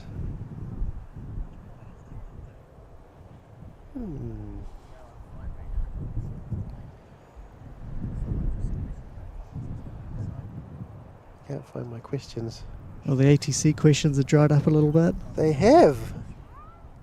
That's all good. Must have done a good job then, eh? I think you must have, absolutely. Kimberley, here we go. Here's a couple of things here. Spad GM celebrating 10 months in the Ruapehu ski fields. Gone quick with some great streams. Many thanks. Oh, cheers, mate. That's great support. Thanks so much for that. Rosie saying, did Romeo have a girlfriend? I think he does now, but oh, he's a funny wee chap. Kimberly Marshall saying, howdy from my husband Matthew and me in Hampton, Virginia. Were you always interested in becoming an ATC, or did that develop over time? That's a great question.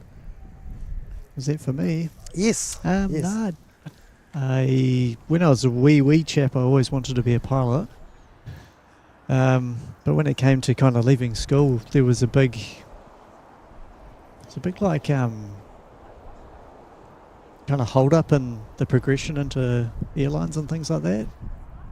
It was taking a very long time for people to build up hours, and the minimum hours you needed to get into the airlines was really big. So I went and joined the military and did my initial career there. But as I said, my father was an air traffic controller, so initially I was kind of didn't want to do what he did. But as I got a bit older, I kind of got a better appreciation that it was actually quite a good job, and I thought, yeah, I'll give it a go, and Yeah, it's pretty cool.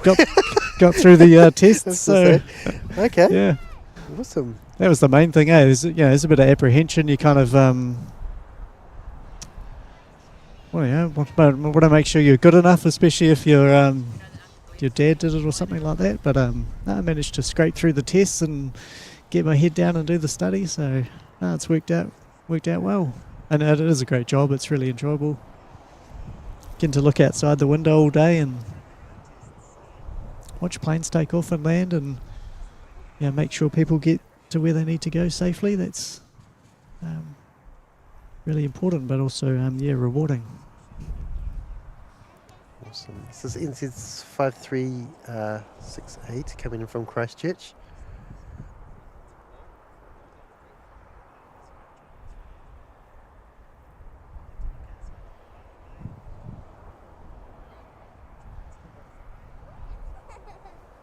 Nice. So there's some days when the rain's just hammering the windows and you just can't see a thing anyway, or is it? We're generally not too bad, because generally it's a northwester or a southerly, so just the way the tower faces, it's often not directly on the glass in front of us. Okay. I think they treat the glass with special treatment as well, so it kind of the rain beads down and doesn't kind of stick on the window. Ah, okay. No, very cool. The old tower had a windscreen wiper for this on the southerly side, so when it was like one of those really amazingly terrible storms, that they could turn on the windscreen wiper, which is quite funny. But Okay. Awesome. Often somebody will ask, what's the maximum wind speed to close the airport? But it's not that simple, I guess. nah, it's it's an interesting question, and I'd love to know myself. It's basically down to the pilots and what they deem as safe to operate in, and it can depend on what direction the wind's coming from and everything like that. If it's going straight down the runway, it's pretty safe.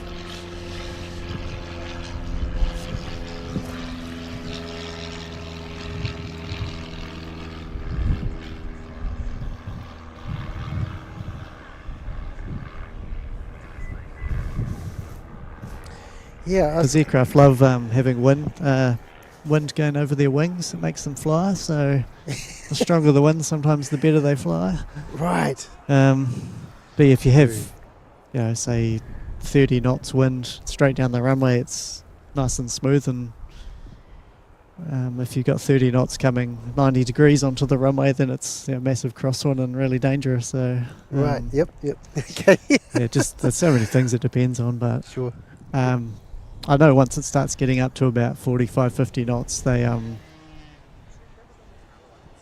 start restricting some of the aircraft. It gets quite unsafe for the passengers on the apron as well, just trying to board and unload the aircraft. True. With the it's getting up there 40 knots. with the dashies and the ATRs, you have to walk out onto the aircraft, don't you? So it's They start using the high wind configuration stands for the aircraft. I don't know if you've noticed they have different ways they can park them. They can park them nose in. Yep. Mm-hmm. They get pushed back with a little, like a little, what are they called, tugs? Right. But then once it gets too windy, for some reason they can't use the tugs anymore, and they just have to park side on into the wind. Ah, right. Okay.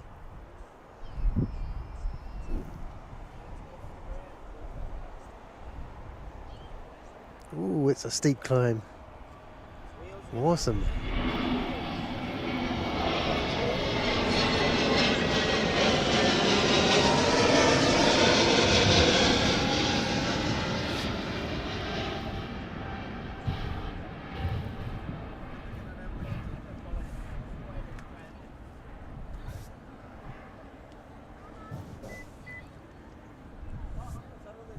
That was one of the another question I had. One of the skills for ATC is that multitasking, and does that come naturally for you, or is that like men sort of men are not supposed to be able to? Well, apparently no one can multitask. I've heard that too. Yeah, because it's more switching than multitasking, right?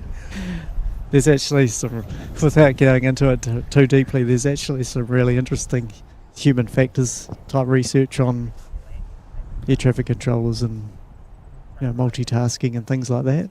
Right.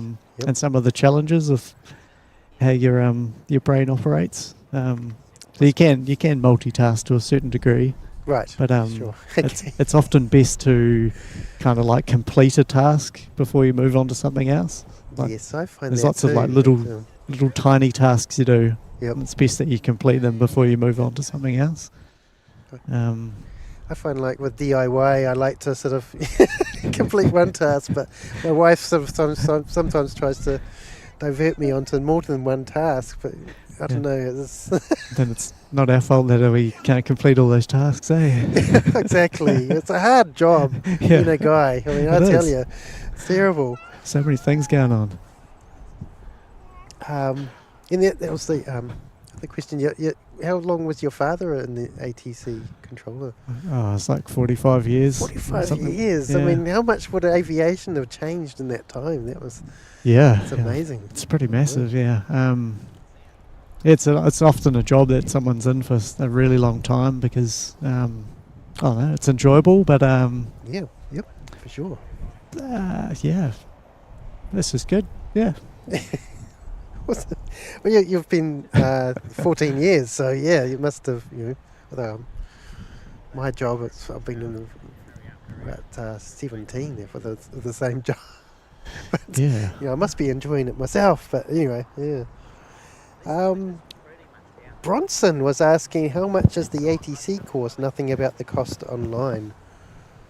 What was that, sorry? Bronson asking how much is the ATC course? Nothing about the cost online. I know it's changed recently, so I don't know exactly. I'm sorry. Because it recently changed. Previously, for portions of your training, or actually the entirety of your training, you were a student essentially, and you didn't get paid anything. Okay. But it's recently changed, so the last phase of your training, you're actually an employee, so you get paid from the time once you leave the centre in Christchurch.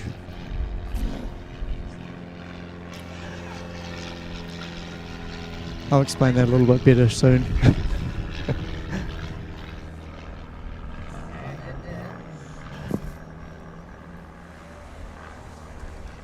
A little scary fella off to terrorise Wellington yet again. All right. So in terms of your phases of training, you'll go down to Christchurch and do about 5 or 6 months where you do a lot of bookwork study, but also train in the simulator, which simulates a tower. Yep. Ah, interesting. And during that phase, you're a student, and then once you complete that section, you go onto the field. So into the field, you go to a real tower and you train with an instructor. So you're actually on the job training, and from that point, you're now an employee, so you get paid money, which is great. Yeah, it previously wasn't until you actually finished all that training and got your license. You weren't an employee, which is a little bit unusual. There's not many jobs like that these days where you, and it can be a substantial time period, like from commencing training to finishing. It can be 9 months, or it can be about 18 months. So it can be a long period of time. I mean, with the armed forces, you're sort of paid from day one, aren't you? Yeah. Really? I think it's about $25,000, just from kind of memory. I think that's about how much the course costs now. Which in the scheme of things isn't, like, sure, it's a sizable amount of money, but it's, you got to compare it to things like a university degree or something like that. Yeah.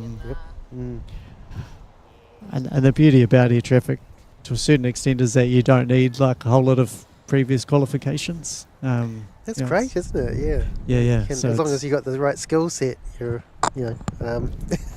great. Right, we just had NZ 5819 land from Hamilton. We got not one ferry, but 2 ferries. Here we go. Look at this. And I saw somebody saying they were on the ferry or something. Ross was saying, we'll be waving to you from the Blue Bridge out in the Crook Strait shortly, about to come into view. Very cool, and we've got just seen a crossover there. Look at this. That's just gorgeous Wellington site. Seeing them cross like that. Yay.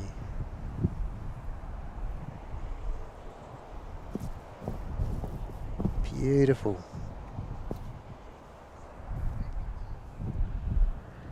Sped GM was saying my uncle was ATC at Wellington and then Christchurch for 31 years. Oh, wow. He loved the career but had to leave due to hearing loss. Okay. Oh, that's not good for him. That's a decent stretch. Yes, that's pretty awesome to be in that job that long. I think someone had asked a question around medical type stuff. You do need to have it's the same as like a pilot medical. Okay. So you need a certain standard of medical fitness. Yeah. Right.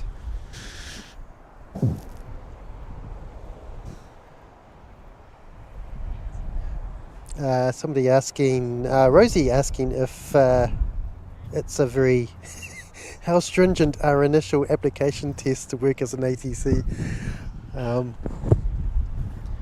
It's a hard question, I guess, isn't it?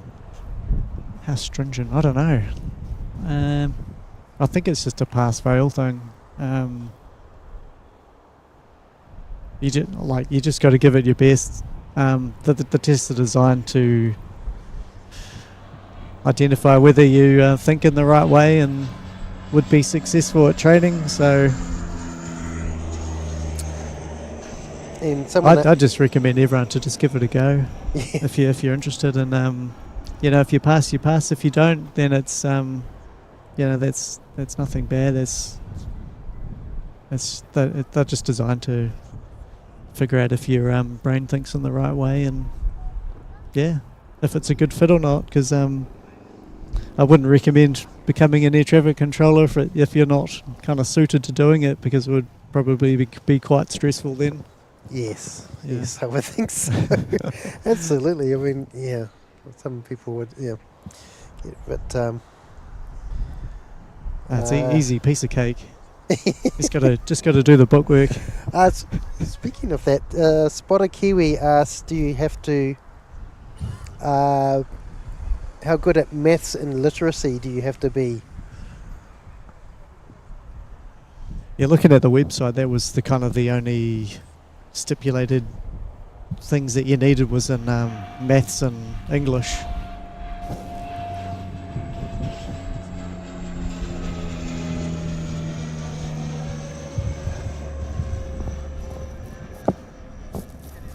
So in terms of high school NCEA levels, you needed certain credits in English and maths.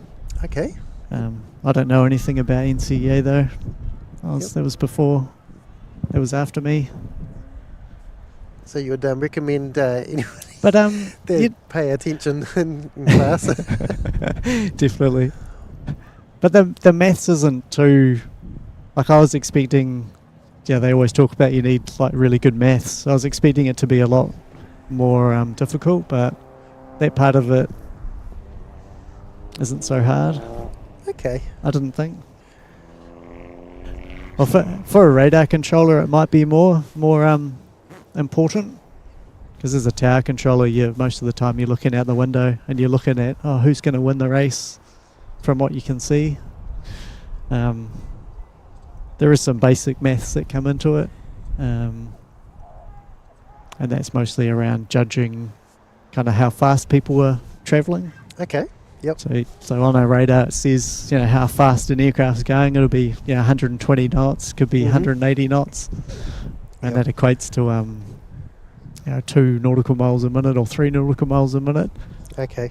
So you can kind of just do little maths like, where will they be in 2 minutes? And you can be like, well, that guy's going that fast, so he's going to beat him. So that's who you choose to be number one in the arrival sequence.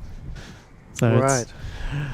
So it's more of a feeling after a while, sort of like, you're used to how quickly some plane. Okay. With the experience, like you can just look at the radar screen and be like, that guy's going to be number one, because you've just seen it so many times, and you know what type of aircraft it is. They generally, fly at this speed, so it becomes second nature.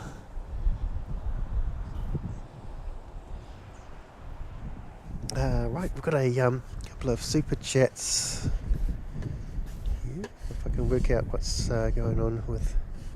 Oh, here we go. Great support for Aussie aviators. That's awesome.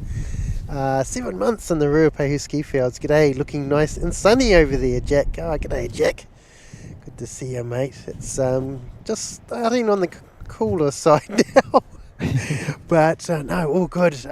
In Kimberley March Shaw saying thank you for serving in your sacrifices. Matthew is one of your brothers in arms. He is retired electronics technician chief, US Navy. Wow, Kimberley, that's amazing, mate. Kia kaha. Yeah, so cool. Thanks so much for that. And yes, we're absolutely a bit of a day to remember. Spud GM, I'm late to the party, but a lovely day to watch planes with you all, isn't it? Absolutely, yeah. Thanks, mate.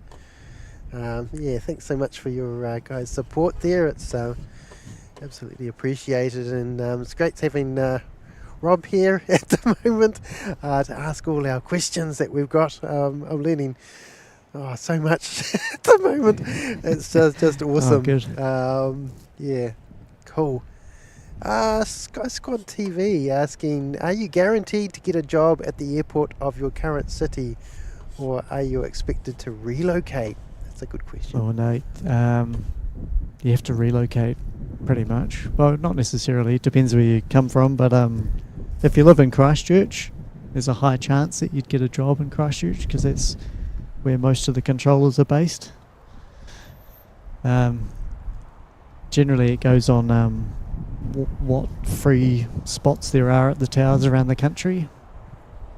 But you do get, I guess you get to put in your preferences of where you'd like to go, and then they try to accommodate that. But Okay.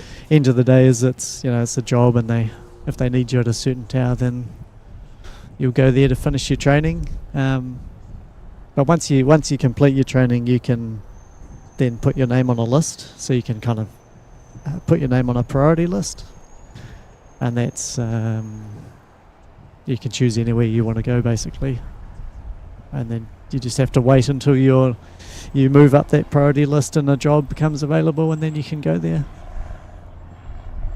I see. Cool. And that seems to work quite well.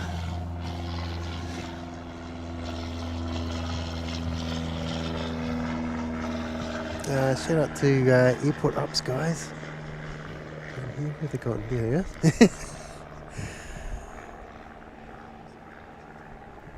The Airport Ops guys, are they any trouble to talk to? They do. They gave you a little wave. They do awesome. a great job, eh?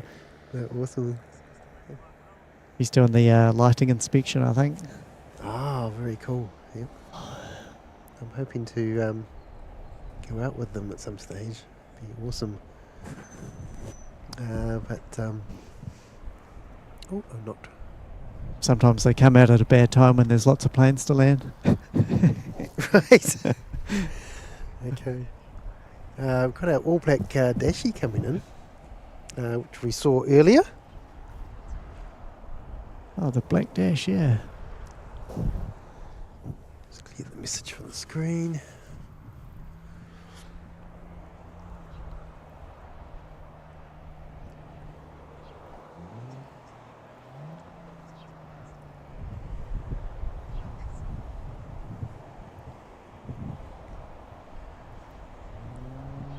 Oh, he's doing a big wheelie. Nice.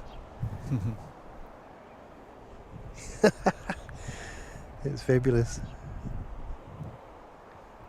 We had a A320 a couple of streams ago coming in, and I think they put their air brakes on, and the front wheel came back up again. Oh, righto. It's interesting, but It's a bit unusual. that was just my uneducated guess at what happened, of course.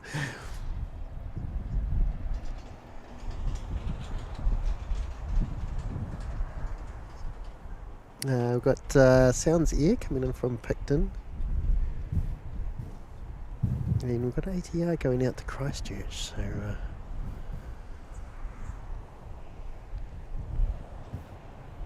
So somebody, Pure Glide, asking what's the oldest age for intake into air traffic control? The oldest age. What is the maximum retirement I age? don't think there is one. I haven't heard of anyone being turned away because they were too old. Recently there's been people in their 40s that have done the training and passed through. I don't know of anyone that's been kind of 50 or older, but I don't think there'd be any reasons why not. No one being surly on the airwaves. No grumpy old men then. No.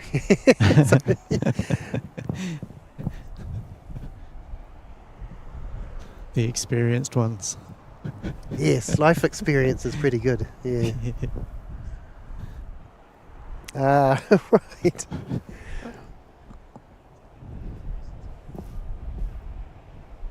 Rosie asks, Rob, do you think you'll be an ATC till you retire? Oh, Do you plan on any I hope career so. shifts? Yep. I did take a year out. Oh, I went to work at CAA for a year just to do something different,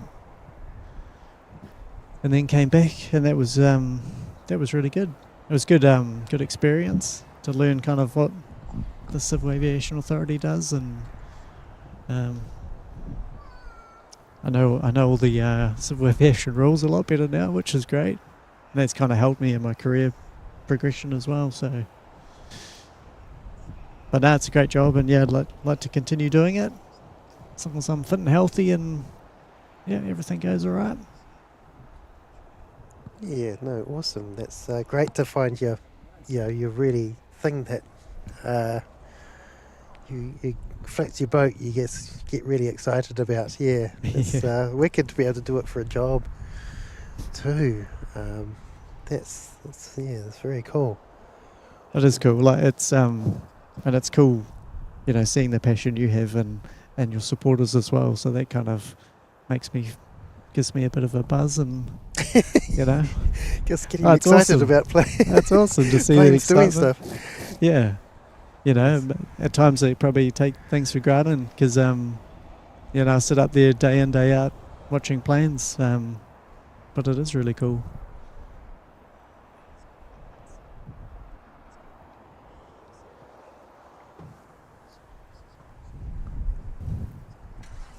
Although some of the ferries are pretty exciting at times when it's a really stormy day. It keeps us entertained. It would be very interesting, especially the wee Cessnas and the wee planes coming in. The ferries, the inter-islanders and all that, sometimes they're bouncing up and down pretty spectacularly. Timbru ATC, yeah, it's going to be live for probably another 15 minutes. Oh.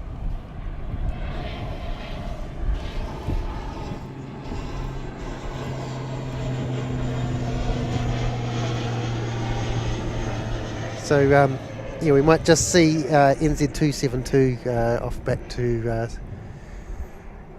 Brisbane. Look at that. Just have some rocks and waves over there, Barb. Look at that. Isn't that beautiful? Seeing them coming in. It's a bit of a swell out there. Can't see there's any surfing folk out, but and we're about to get a ferry coming past very soon, which is very exciting to Kevin.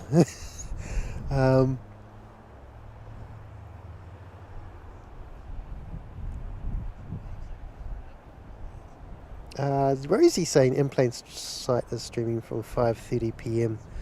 Very cool. Yes, we won't be there till then, so unfortunately we can't raid, but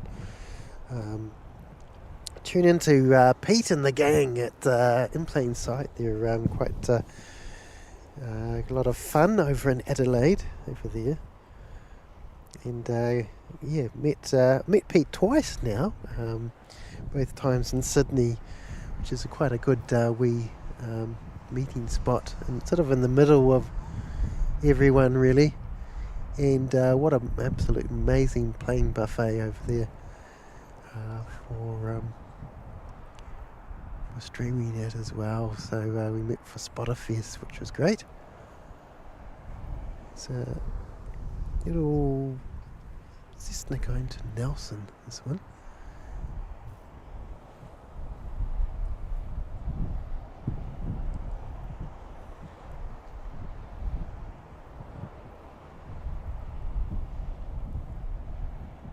Oh, it's yep, very short.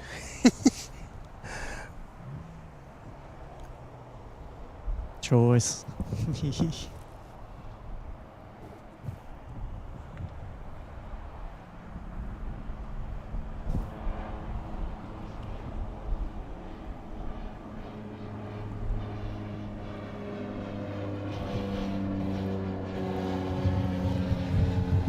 So I'm quite excited about the new plane spotter mounds they're supposed to be putting over there by the new rescue fire centre. Yeah.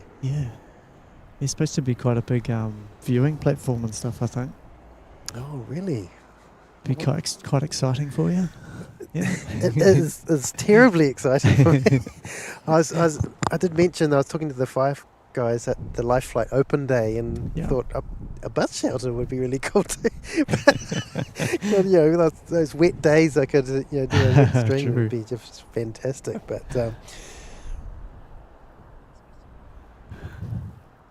that'll be it's going to be pretty neat because we can also get a good really close-up view of that western apron as well. Yeah. Especially like when the strike master's coming out or something. Could get some great sounds of it,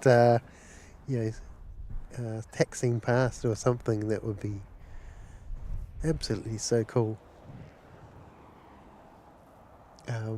Yeah. Wonder if they've forgotten about our friend down here. Oh, Sometimes that happens. we've still got our airport ops I shouldn't call it out like that. hanging out. Car number 1 is the best one, that car number 1. I was watching Airport some one. old videos, actually. They had the utes, which are, when I started streaming, Yeah. they had the, they're off. They had the airport ops utes there, but they've changed to these electric, they're electric cars? As part of the Wellington Airport eco credentials. So we've got a contingency tower in case something happens to the main tower. It's located at the current fire rescue building. Oh, So that's going to get demolished, and they're going to have to come up with another contingency thing for us. But I'm not sure where that's going yet.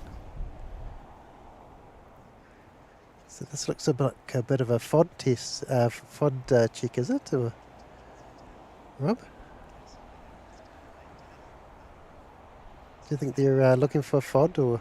Yeah, they'll have a look down the runway for anything, but I think they're just checking the lights. Oh, the lights, right. Yeah, Lights but it check. gives them a good opportunity to see if there's any FOD.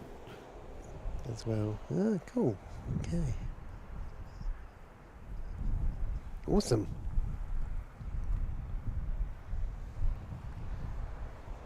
Of course, nothing coming in at the moment, so it's a convenient break as well.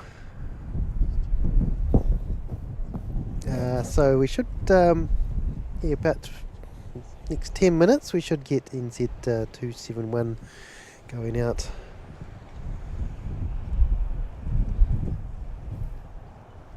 All right. Siki's saying they use the same type of ground patrol vehicles in Christchurch.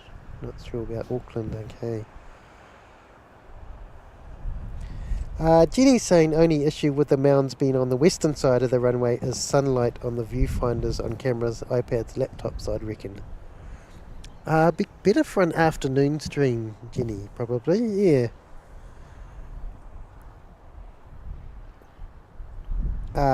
So morning you might want to be on the eastern side, and yeah, I guess afternoon would be better being on the western side, but you're always stuck on the western side. What's your favourite position for doing the stream around the airfield? I Do you have a must- favourite spot, or? Yeah, probably high tide down the end Down the there. far end? Yeah, Yeah. when they sort of coming straight at you. That's pretty wicked. But there's so many great spotting locations in Wellington, so Yeah. we're really spoilt, I think, with Yeah. that. It's very cool. Where some airports are really restricted. I mean, Yeah. Auckland, you just got to get there's two locations which really, happy to use them. Yeah. But they are quite restricted in Yeah. that you need to get permission to actually be there for both of them, actually. Have you thought about on top of Mount Victoria?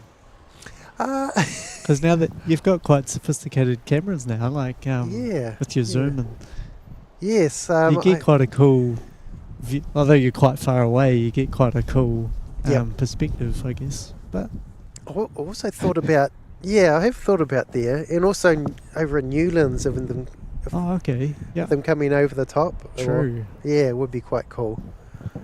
But you wouldn't be able to see the airport from Newlands, of course. Or maybe. You probably could, but yeah. It'd be so far away, wouldn't it? Is that an airport or a road? I'm not sure. Yeah. Yeah, not sure. Yeah, Just ideas, put ideas out there. yeah, absolutely. I like Yeah. ideas. Yeah, absolutely. You'd almost have the planes flying below you. It'd be interesting. That's what I thought about Queenstown too. If you sort of went up the Crown, I think it's called the Crown Range Road. Oh, You'd yeah, be up the top of those sort of like hills. You could get the planes. There's some wicked videos of somebody being up high, seeing the planes go underneath, Oh, cool. which would be really neat. You know, I've thought about seeing Mike was down the NZ1 Aviation today.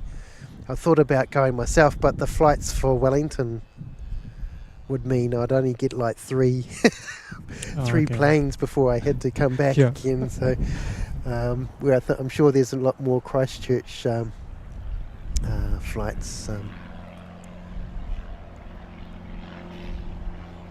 to sort of make it worth it going for the day.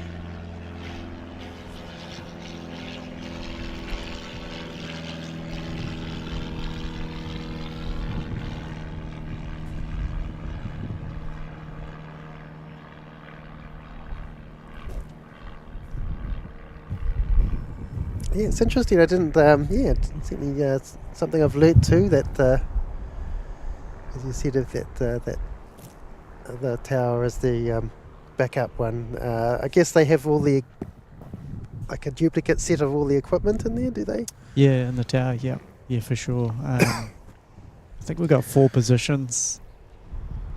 Because when we first moved, at the old tower, we could have up to 3 people working at once.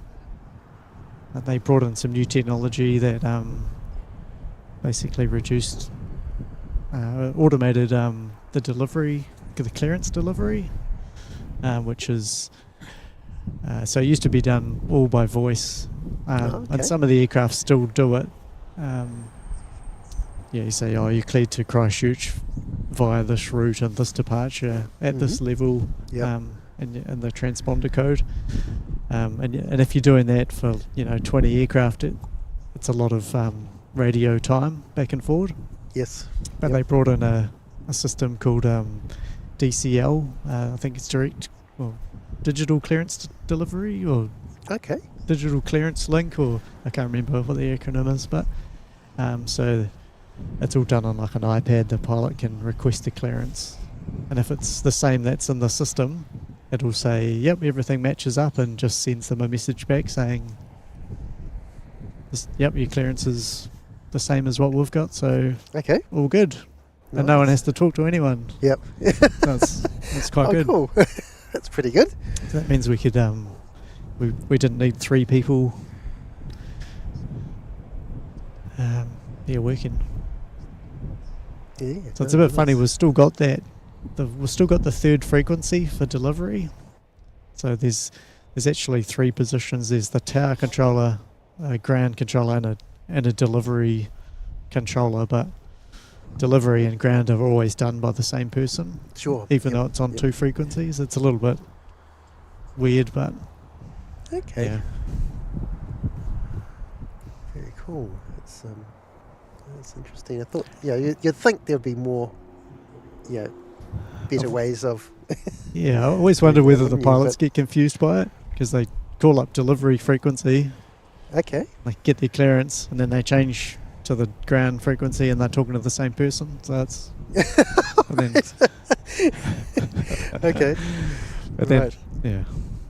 that can happen at night time as well, when it's just one person working, because you're all 3 then, so your delivery, ground and tower. So that's funny. Sometimes the pilots expect to talk to someone new when they get to the end of the runway. They're like, tower, we're ready. And you're like, oh, cool, clear for takeoff. And they're like, oh, that's the same person. Like, what's going on? All right. Yeah. Right. Christine Frank saying Wellington Flights Live, and Rob, Wellington Air Traffic Controller. Thank you for your very interesting information from today's stream. I have learnt a bit by watching. Would love to have you on again.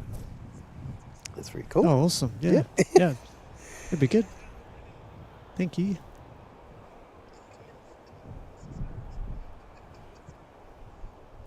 Seki has found me a good spot in Queenstown. That's awesome, mate. Look forward to that. In plain sight, Pete, g'day mate, great to see you. Hope you're doing well there in beautiful Adelaide, mate. Good to see you. Australian News Network Security saying controller data link communications. So that's the D. Pilot data link communications, okay. Seki's saying, how much is AI impacting your ATC work or not yet? Not really yet. Yeah, I think just the fact that it's quite a complex job. I feel like AI would struggle to do that for some time yet. But yeah, sometime in the future, no doubt it will be disrupting. Yeah, 90% of the time, like everything's just going to plan. It's kind of that 10% where it's either the really bad weather or someone does something that's not expected, and that's really why we're there doing our job. It's to keep everything safe when things aren't going, according to plan. So I think AI might struggle with that for a while to come. Well, hopefully for me, I want to keep my job, so yeah. Okay. On the pilot side, it's changed a lot, though. I know there's been autopilots for a long time now, but it's there may be some change in the next 5 to 10 years in that space. Right. Yes. Yeah. True. Yep. I'm still not sure about them going down to one pilot, though. Yeah, the solo pilot. Pilot. I mean, I know in the little planes on Sounds Air they do only have the one pilot, but sometimes when they're it is interesting. It's kind of like one of those things. If it ain't broke, don't fix it. That's right.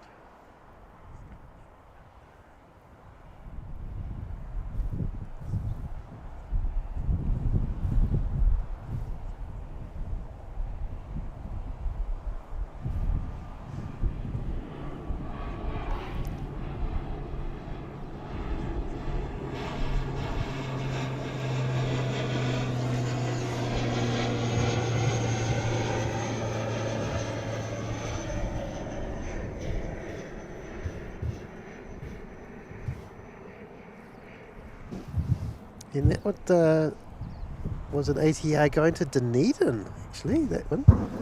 I've wanted someone to do a visual departure, but no one really has yet. Okay, right. I see. Right, maybe this one. Might be a bit windy. 468. A bit windy and bumpy. Right, yep, okay.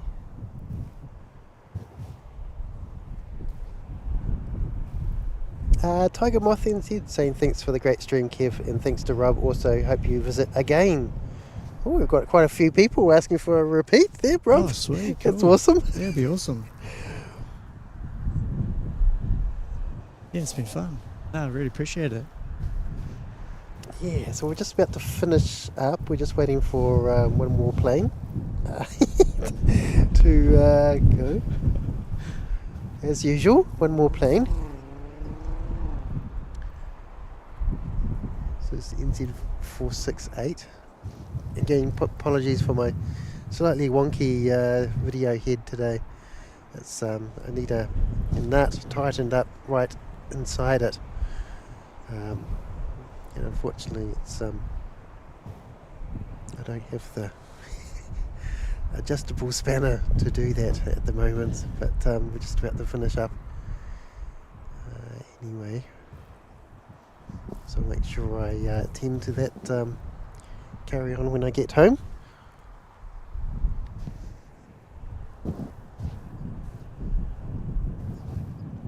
Quinton's saying Western Sydney has no tower. Yeah, I've heard that. New Western Sydney Airport. Western Sydney. Apparently they don't have an air traffic control tower. Well, they're doing like a camera operation maybe or something. Yeah. There's a couple around the world now.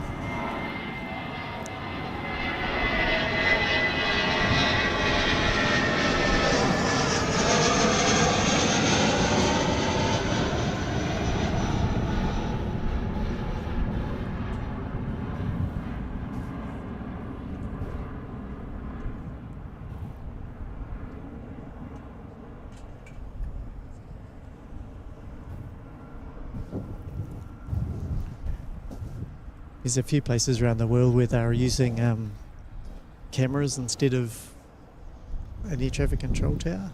Oh, really? So, Okay. Yep. Yeah, we have a tower so we can obviously see everything that's happening on the airfield. Mm-hmm. So the kind of thought is, why do we have to put someone up at a big tower when we could have, say a camera at that height, Right. giving that I see. perspective. Yep. Um, Okay. and the idea behind it is that it saves it a whole lot of infrastructure costs, because you don't need to build a massive building. You can just have, a sophisticated camera on essentially a pole or something up in the air. And then people operate in a control room looking at all the screens. Okay. So they have those in a couple of places overseas. They look to do it in New Zealand, but the thing is that these cameras and stuff are very expensive, and some of the technology is not quite that mature Right yet. there yet. So Right. Okay. nothing happens See. very fast in aviation generally, because it's very risk adverse, and you want to make sure everything's safe. Yes, absolutely. That's the whole point. But, Rosie's saying, Kevin, thank you to you and Rob for today's stream. Catch you next time. No worries. Yeah. Good to see you, Rosie.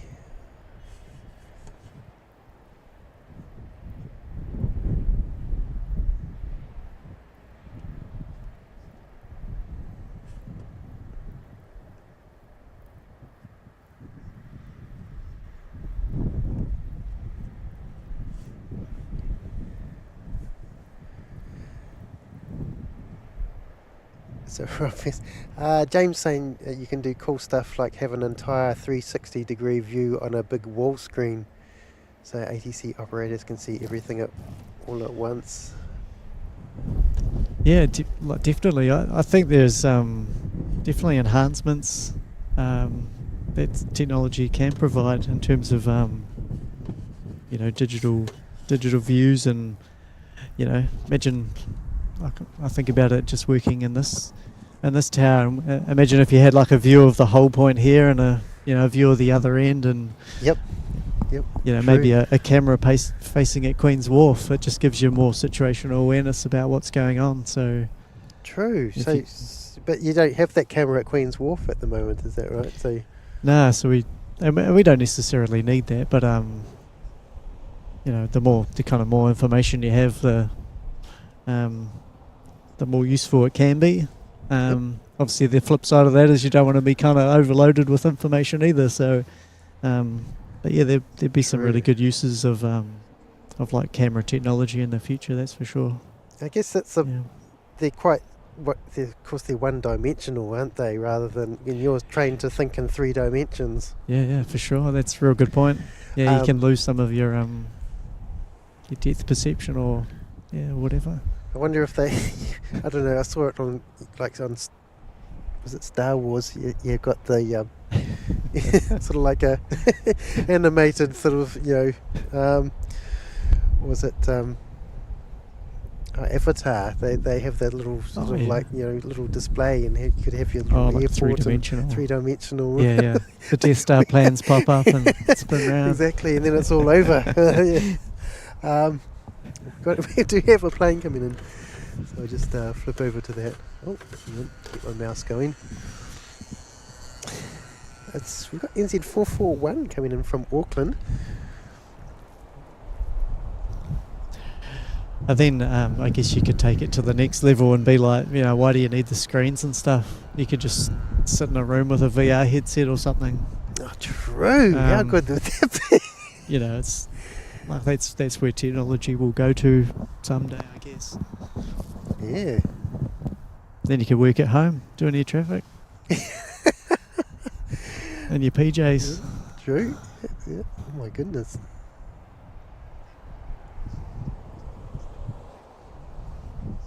But, technology's got to be tried and proven, and not going to fail.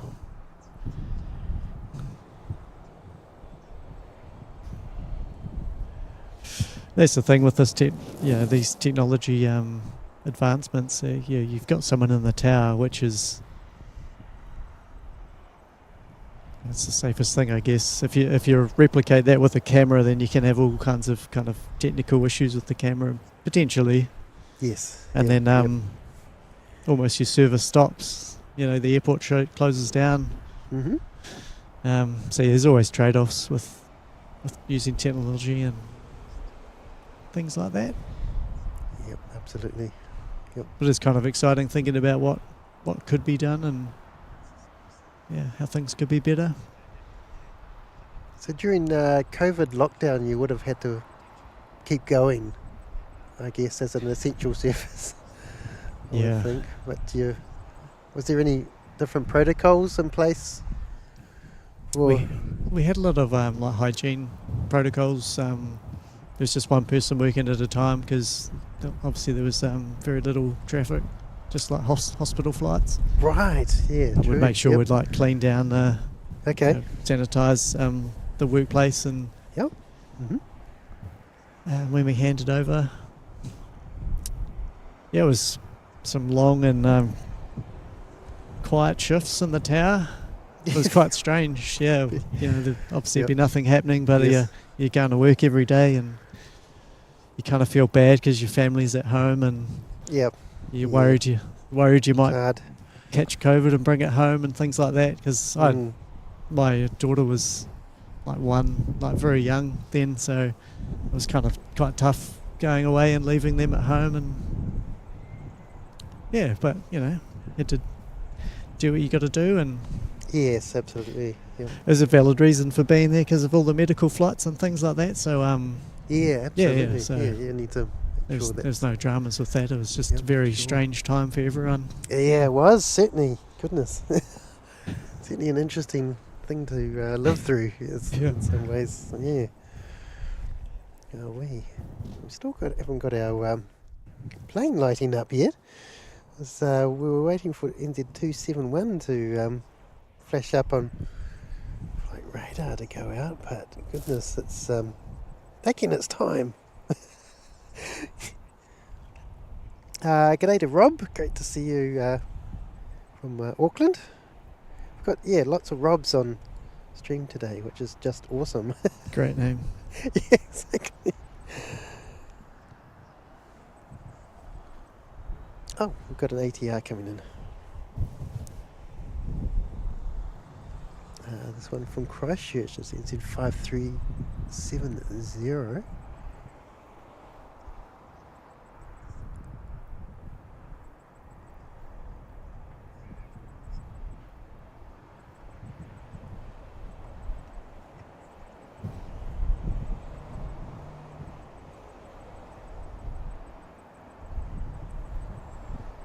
So I guess even if you're an experienced air traffic controller, if you swap towers or go to a different city, you sort of almost go back into training, do you? Or? Yep. You need to do. You need to get another rating for the new tower. So there's you got to do 3 phases of training, and there's no fixed length of time really. It's just like competency based. You got to learn all the procedures and get tested on those, and demonstrate that you know them and can apply them. Okay. Yeah. Get signed off by an instructor. Yeah. Ah, I see. Yep. Okay, interesting. So I spent a little bit of time in Rotorua at one point. I was doing some cover for them because I was short-staffed, and okay, it was quite fun. It's always good having a new view. Yes. Would be, yeah. So, Wellington must be one of the more interesting airports to work at, I should think. It's a cool airport, yeah. I always wanted to come here and work when as soon as I decided to join the ATC profession. It's always something interesting to look at out the window, and Yes. it's challenging for the pilots at times, which is kind of entertaining, I guess. I've heard from in New Zealand that they need to do a rotation through Wellington, apparently. Okay. Yeah, it's I hadn't heard that. Is yeah, it for training or something? training. Or- Yeah, okay. basically training. Don't get signed off until you've had a couple of bad days in Wellington. Be it, yeah, absolutely. I think every landing after that would be if you experience Wellington on a bad day, I guess, but it's not like Wellington on a good day. Yeah. With no wind and looking beautiful. The only thing would be getting distracted by all the gorgeous Wellington sights. Well, I'm not sure if our plane's going to turn up, so we'll watch this Jetstar land and then we'll see if it's there, and if not, we might finish up, I think. Who knows how long it's going to take to maybe delayed.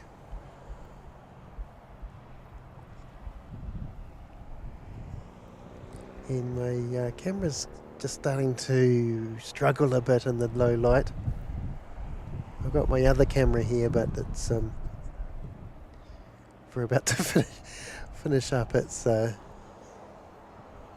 just to continue on this for a little bit longer.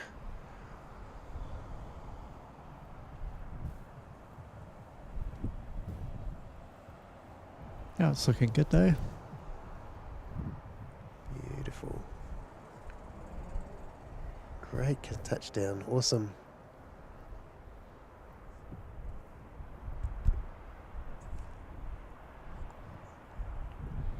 Right, we've also got a... Has that got some kind of directional microphone or something on it? Yes. Yeah, Yeah. it's quite cool.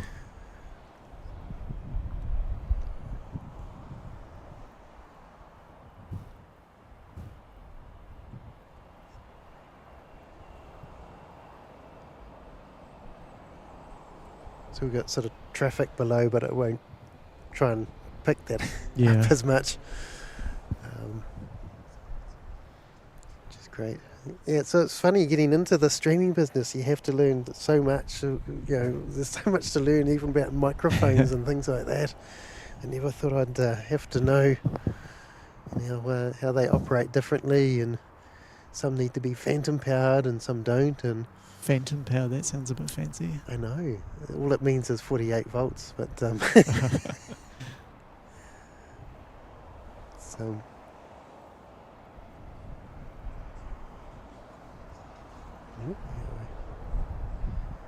We are about to leave. Then we'll. I'm glad we didn't cover the question I was dreading the most. Oh, That was, can't remember who asked it, but they were saying what was your favourite airline or your favourite pilots? And I was like, oh God, that's going to get me in trouble. yes, it would. Yes. They Just leave that one there so I don't get in trouble.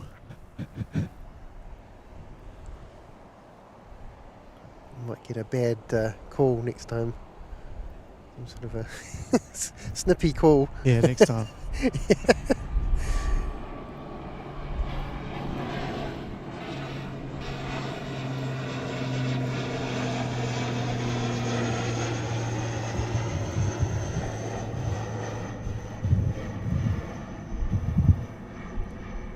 Awesome. All right, the sun's actually just about to go down as well. I can see that. So, oh, it's pinging. I thought that. What's that? As soon as I'd be ready to finish the stream, it started pinging NZ271. So it's just fabulous. So we're about to see that, but you can see the sun shining off the water down here. Isn't that beautiful?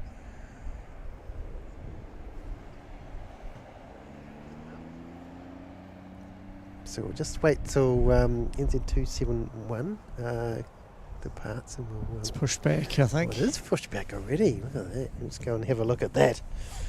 Very cool.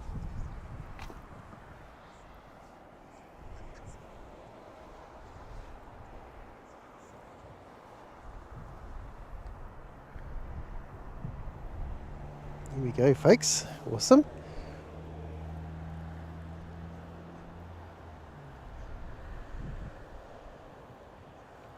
Sped GM saying, back in the day, I was pretty sure my ATC uncle said he wasn't allowed to work more than 25 hours in a given week.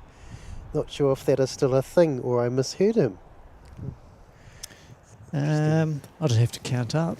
There's definitely duty time limits that we have. What do? We do 7.5 hour shifts. There'll generally be 5 in a week. Do 4 days on, 2 days off.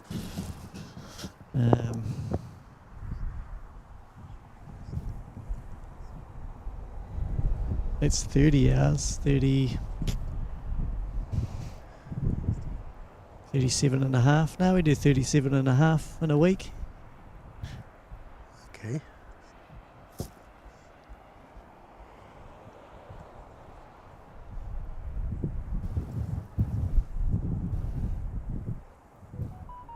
Stashy coming in from Nelson. But we can work more, so we can, if someone's sick or we're short, generally if someone's sick we cover that with a recall, so we call someone back on their day off. Do you get many of those, or? Generally not too many. I don't know, maybe 4 or 5 a year. That's all right.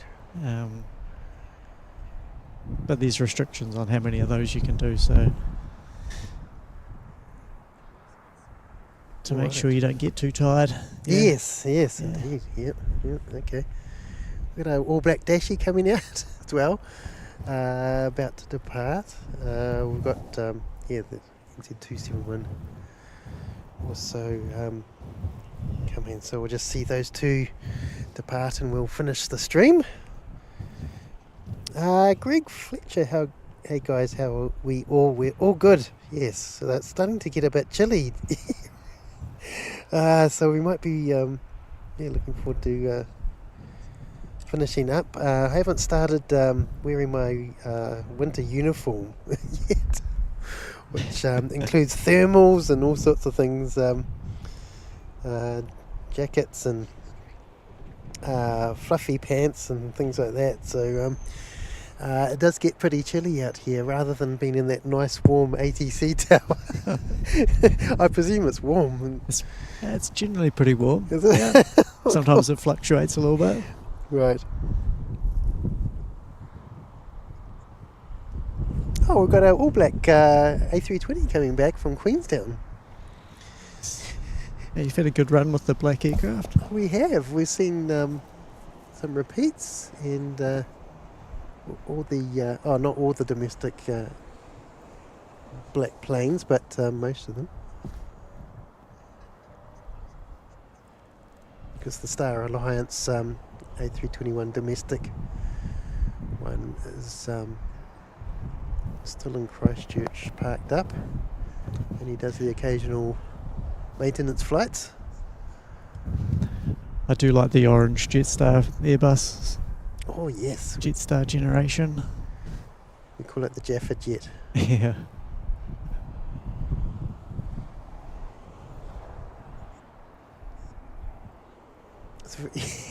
It's pretty out there. You probably don't need binoculars for that one, do you? So, That's great.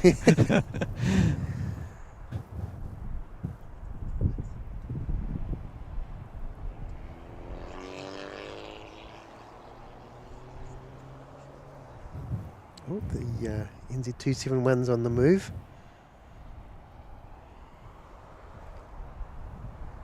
Yeah, it can get challenging because all the planes look the same. So it's easy when you can just say follow the orange plane.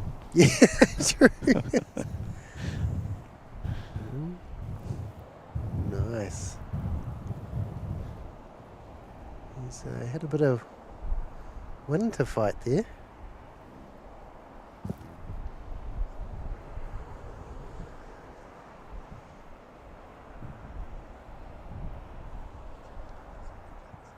Right, here's our All Black Dashy.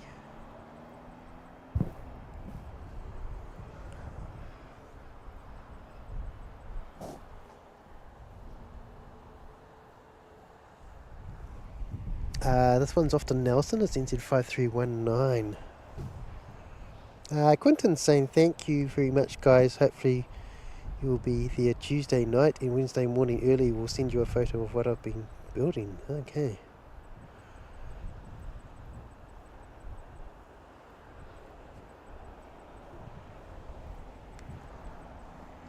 Yeah, thanks, Barb. Got that message.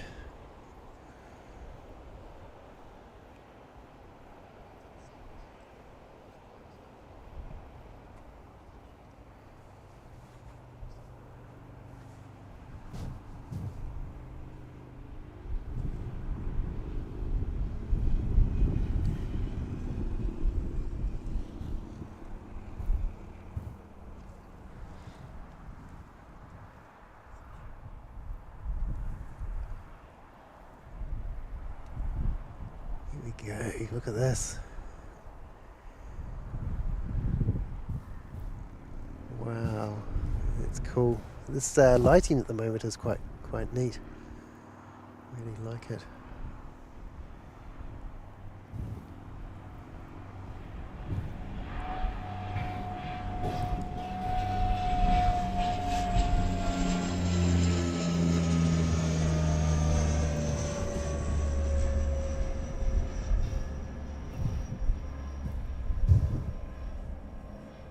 Awesome. That's cool.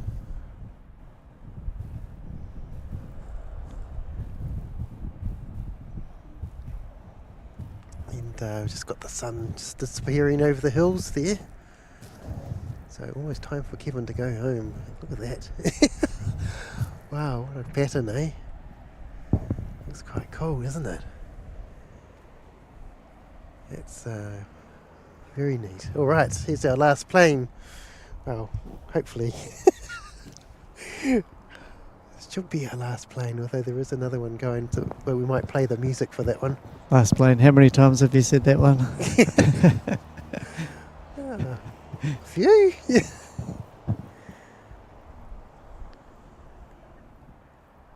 That's good though. There's always one more. Yes.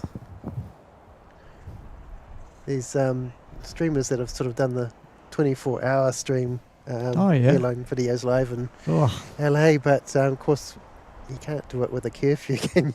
There's just nothing coming. But be very, wouldn't be terribly exciting in the early hours of the morning when there's no planes for the next 5 hours. Maybe you could start some stand-up or something. Oh, isn't there something getting towed around? That's unusual. Oh, yeah. It's really interesting. Maybe this is not our last plane. It's alright. This is us back off to Brisbane.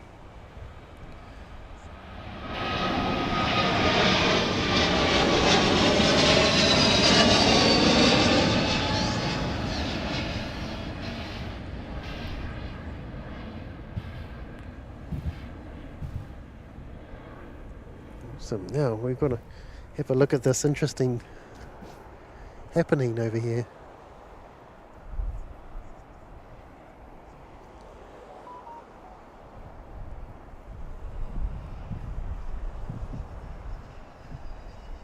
Wonder if it's broken. I'm not really sure what's going on there. You have a special thing you can pull out to listen. It almost looks like they want to tow it onto the runway, but that would be very unusual. Yes, would be. We've got, saying that at our last plane, we've got another plane here. Little dashy. Going off.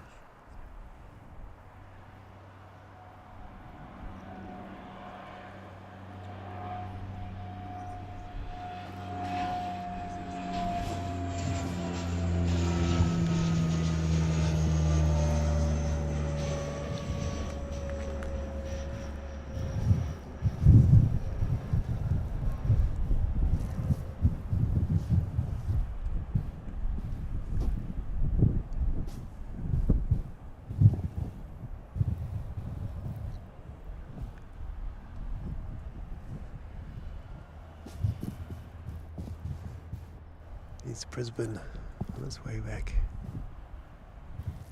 Awesome. Now we have to solve this this mystery. Why have we got to... We can't leave yet.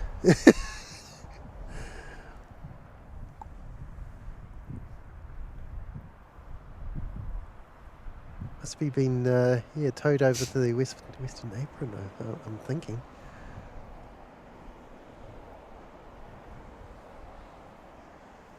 But they seem to have stopped. Yeah, it's a bit different. That's for sure.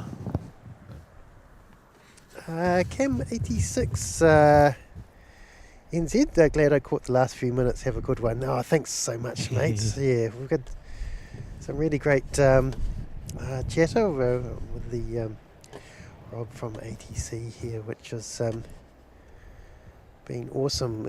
Awesome learnings. I learned a lot today, which is great.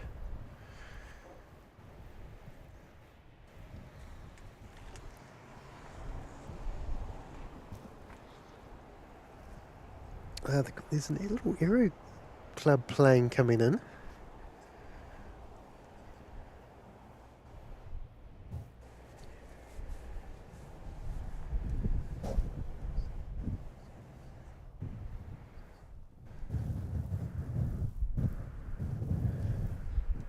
Done a big mess of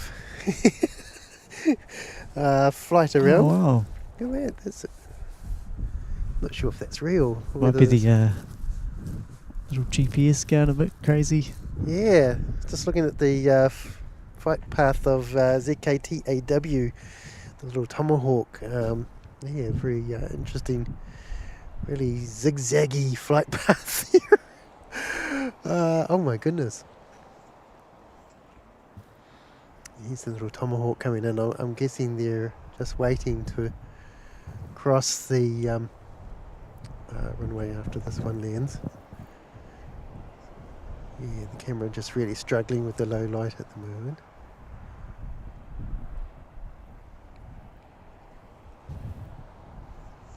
Just need to keep adjusting it, but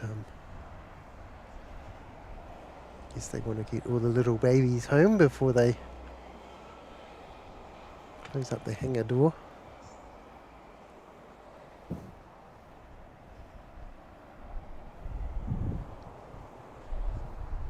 Whoa, look at this. Whoa, wee. Bit of turbulence there.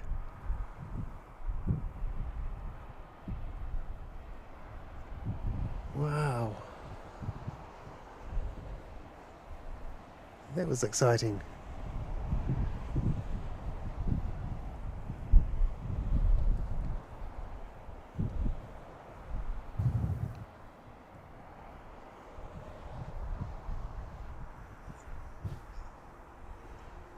Right, okay, we've got some movement.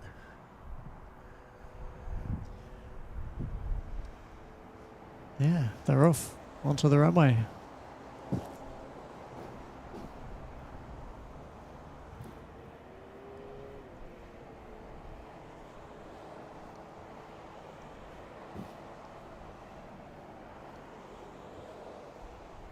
It's not one of those glider situations where they get up enough speed for the plane to take off. But there's a couple of vehicles following them too. Oh no! Okay, where are they going? What's going on? I don't know.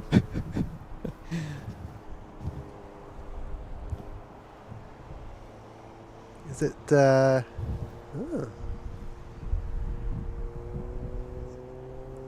Super strange goings on at Wellington.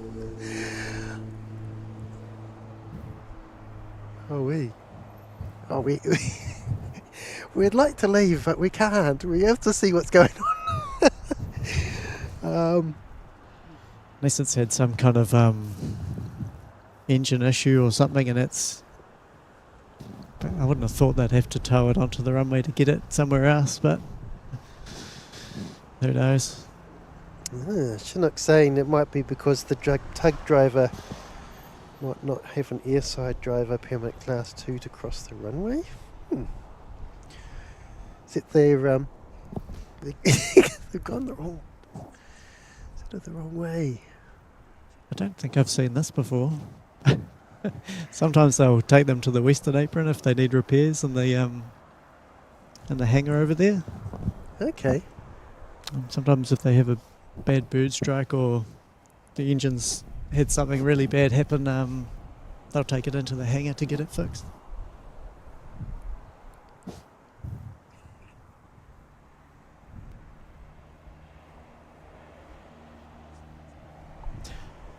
It takes a really long time to do a tow, so yeah, you need a big break in the traffic. Need a huge break for this. Let's have a look. I guess they wanted to get that Aero Club plane in before they did this. I guess, yeah. Well, there's no planes due by the look of it.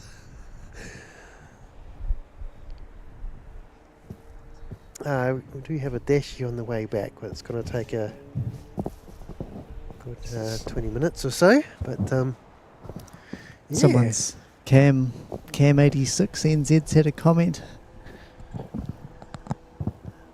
Said its flight's cancelled for today, this aircraft. Yes, Spotted Kiwi saying jump start before takeoff. Indeed, mate. Wouldn't that be interesting? Wowee, what's going on? Now they're going around.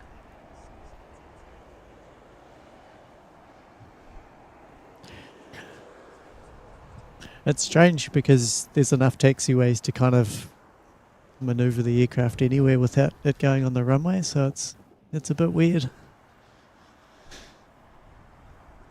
Yeah. Oh well, there we go. Yeah. Look, they did a little loop there. How cool is that? Right, we might finish up, I think, because it's starting to get pretty cold too. Have you noticed that? Yes, we'll say our goodbyes and we'll just watch the. I'm sure they're going to be going. Oh, that is really weird. You've seen it all now. I had. Well, yeah. How many times have you said that one? You've seen it all. Super odd. Right, Edgerton coming up with 13 months in the Ruapehu ski fields. Very cool, mate. Hello, Kevin. Happy Friday and happy weekend. Very cool. Thanks so much, mate. Yeah, you too. You too. I just sort of almost want to hold on to see if it goes back into the gate. Could they just be practicing, or was that? Sorry? Could they just be practicing? Possibly, yeah. Maybe. Maybe. Oh, what's? Oh. Wowee. This is sort of exciting.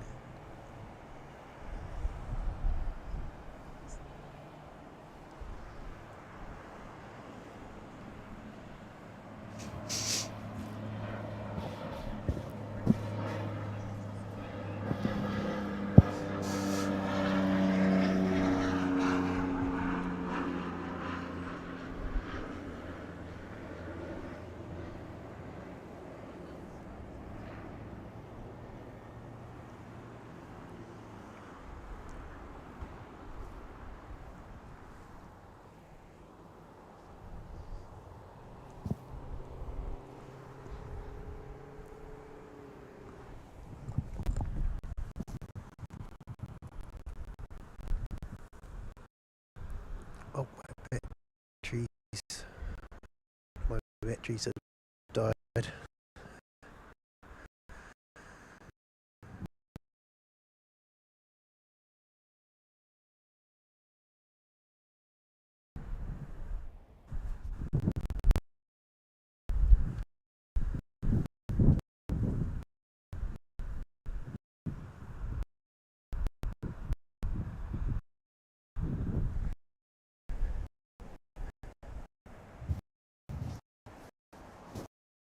So the tug's been removed.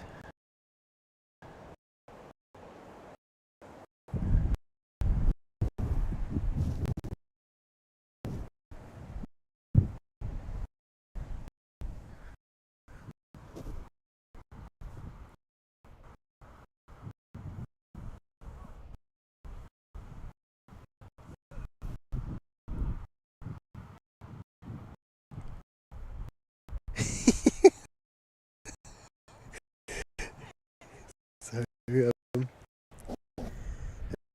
interesting. Are they going to start it up now?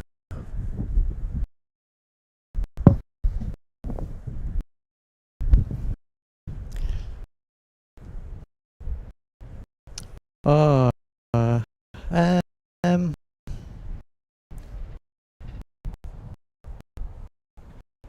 it might be doing some kind of like engine check or something.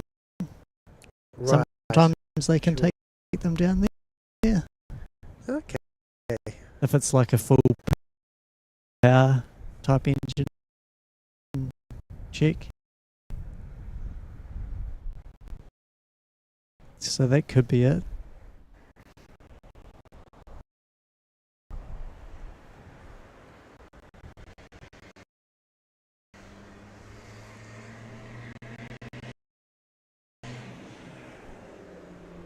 They've got their little. They've got the little thing in front of it, though. Front of the engine down there.